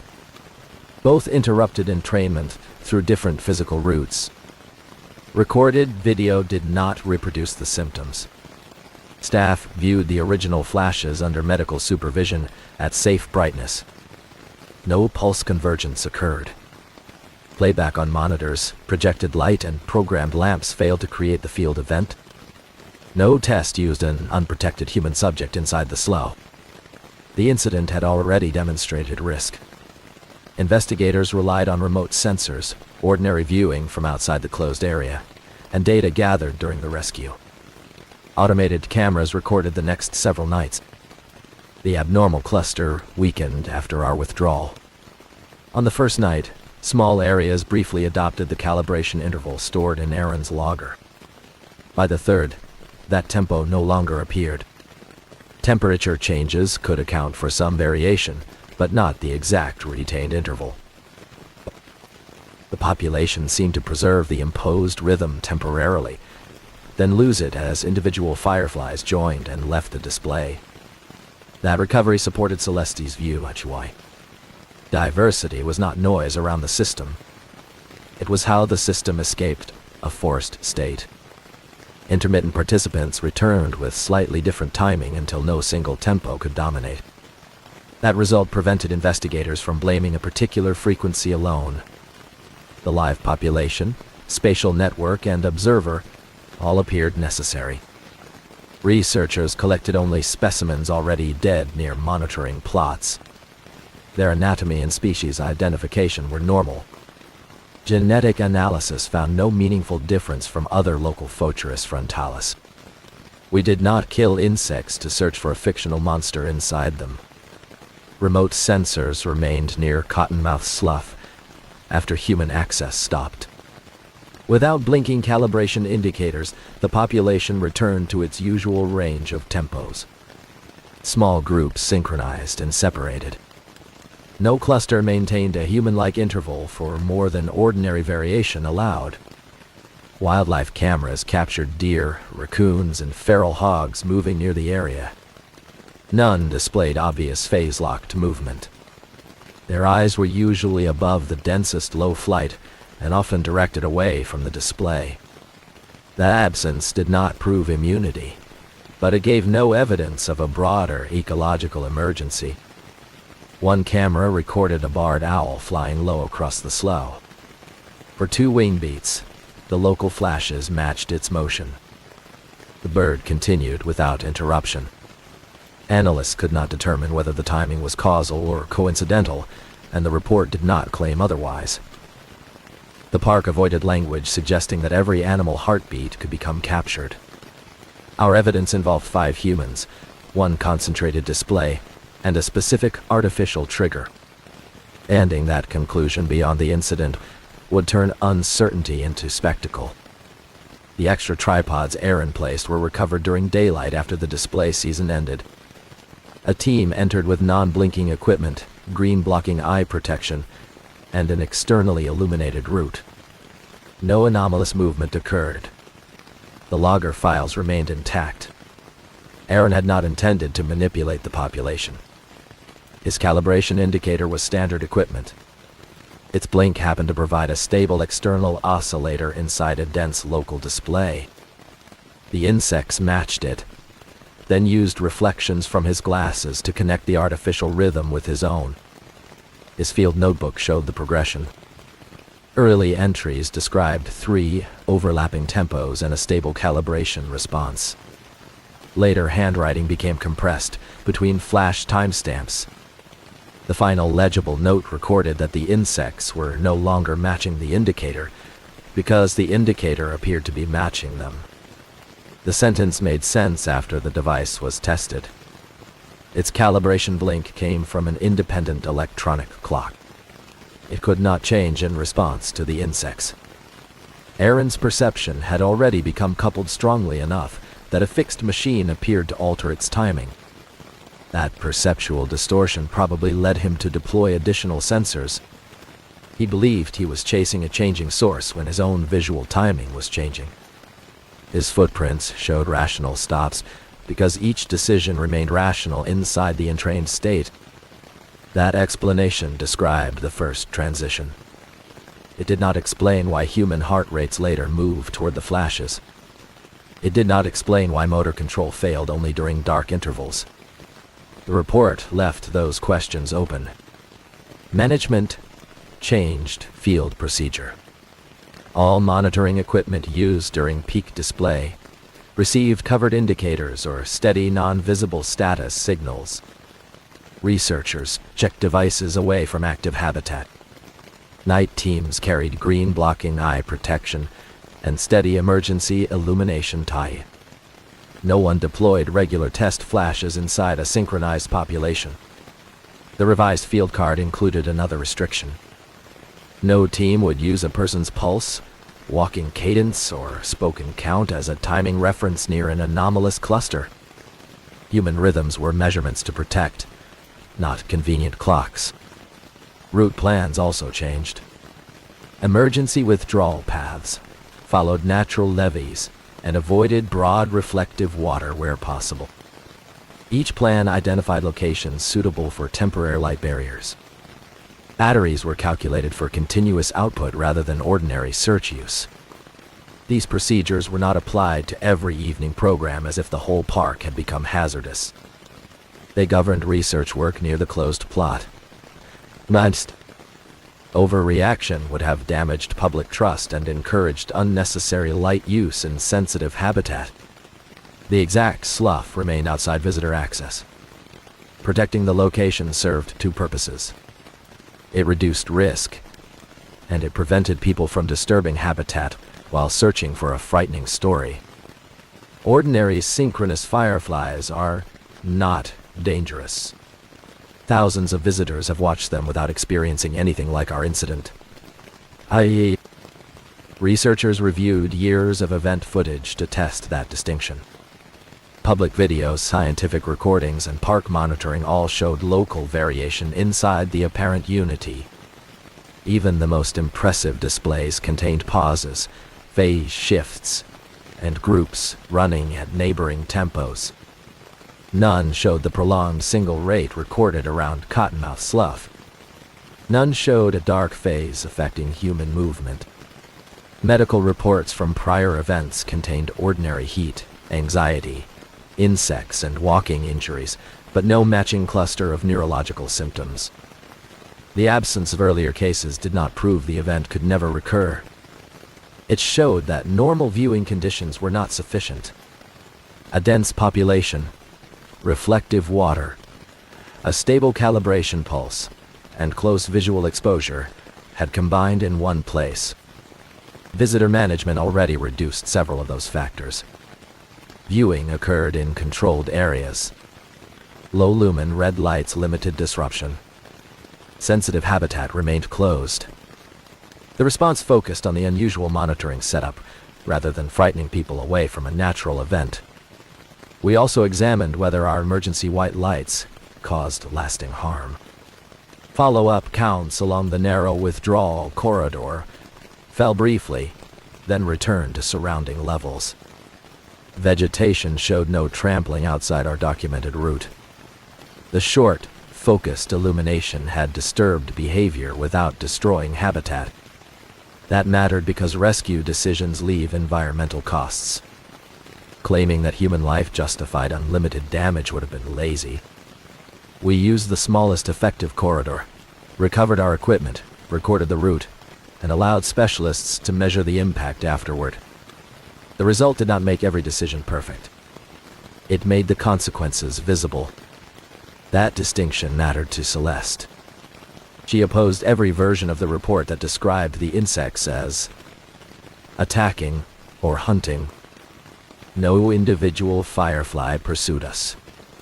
The animals communicated as they normally did. The dangerous property emerged only when human equipment forced too much agreement across the network. The final operational report used the term anomalous visual entrainment. It listed loss of voluntary motor continuity, pulse convergence, and spatial propagation through synchronous clusters. It did not claim direct biological control because the mechanism remained unknown. The scientific report was narrower. It documented an unusual collapse of tempo diversity near one monitoring plot and excluded the medical data from public release. Combining wildlife research with identifiable patient records required permissions that the investigation did not have. The strongest evidence remained sealed with the incident file. One graph placed 5 pulse traces over the light intensity measured across the slough. At first, every line followed its own course. Then the flash intervals bent toward Aaron. Our pulses bent toward them. Before the bridge, every trace moved together. A second graph showed the withdrawal. Each white barrier divided one broad light trace into smaller bands. Our pulses separated at the same time. By the boardwalk, the 5 human lines had regained independent variation before the local firefly clusters did. No one looking only at the first graph would understand why imperfection saved us. The second made it visible. Survival appeared not as one strong line, but as several lines refusing to coincide. The graph looks almost elegant. That elegance is what disturbs me. Natural synchrony at Congaree is not mechanical perfection. Individual fireflies join, pause, drift, and return. Nearby groups can maintain slightly different tempos. The display remains coherent without requiring every animal to do the same thing at the same instant. Our equipment removed that variation. Once the network found our heartbeats, it tried to remove variation from us as well. I continued working firefly nights after the incident. I still used red light. I still explained that flashes are communication, not decoration. I still watched visitors become silent when the bottomland forest lit around them. I never told them to fear the display. I did watch the edges more carefully. If one group flashed slightly ahead of another, I felt relief. If several insects paused while the rest continued, I knew the system still contained choices. Small disagreements meant no single rhythm controlled the whole forest. Once, late in the following season, a cluster near the closed slough slowed below the normal rate. I covered my eyes and checked my pulse by touch. The 2 rhythms did not match. When I looked again through a red filter, the cluster had separated into several tempos. No incident followed. The sensor at that station contained no blinking indicator.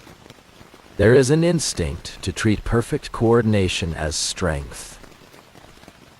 We admire 1,000 lights becoming one signal. We trust systems more when every reading agrees. In the floodplain, that instinct nearly killed 5 people. The white lights saved us because they interrupted the conversation. The red filters saved us because they let us navigate without participating. The barriers saved us because they divided one perfect rhythm back into many imperfect ones. Nothing had to be destroyed. The forest only needed permission to fall out of step.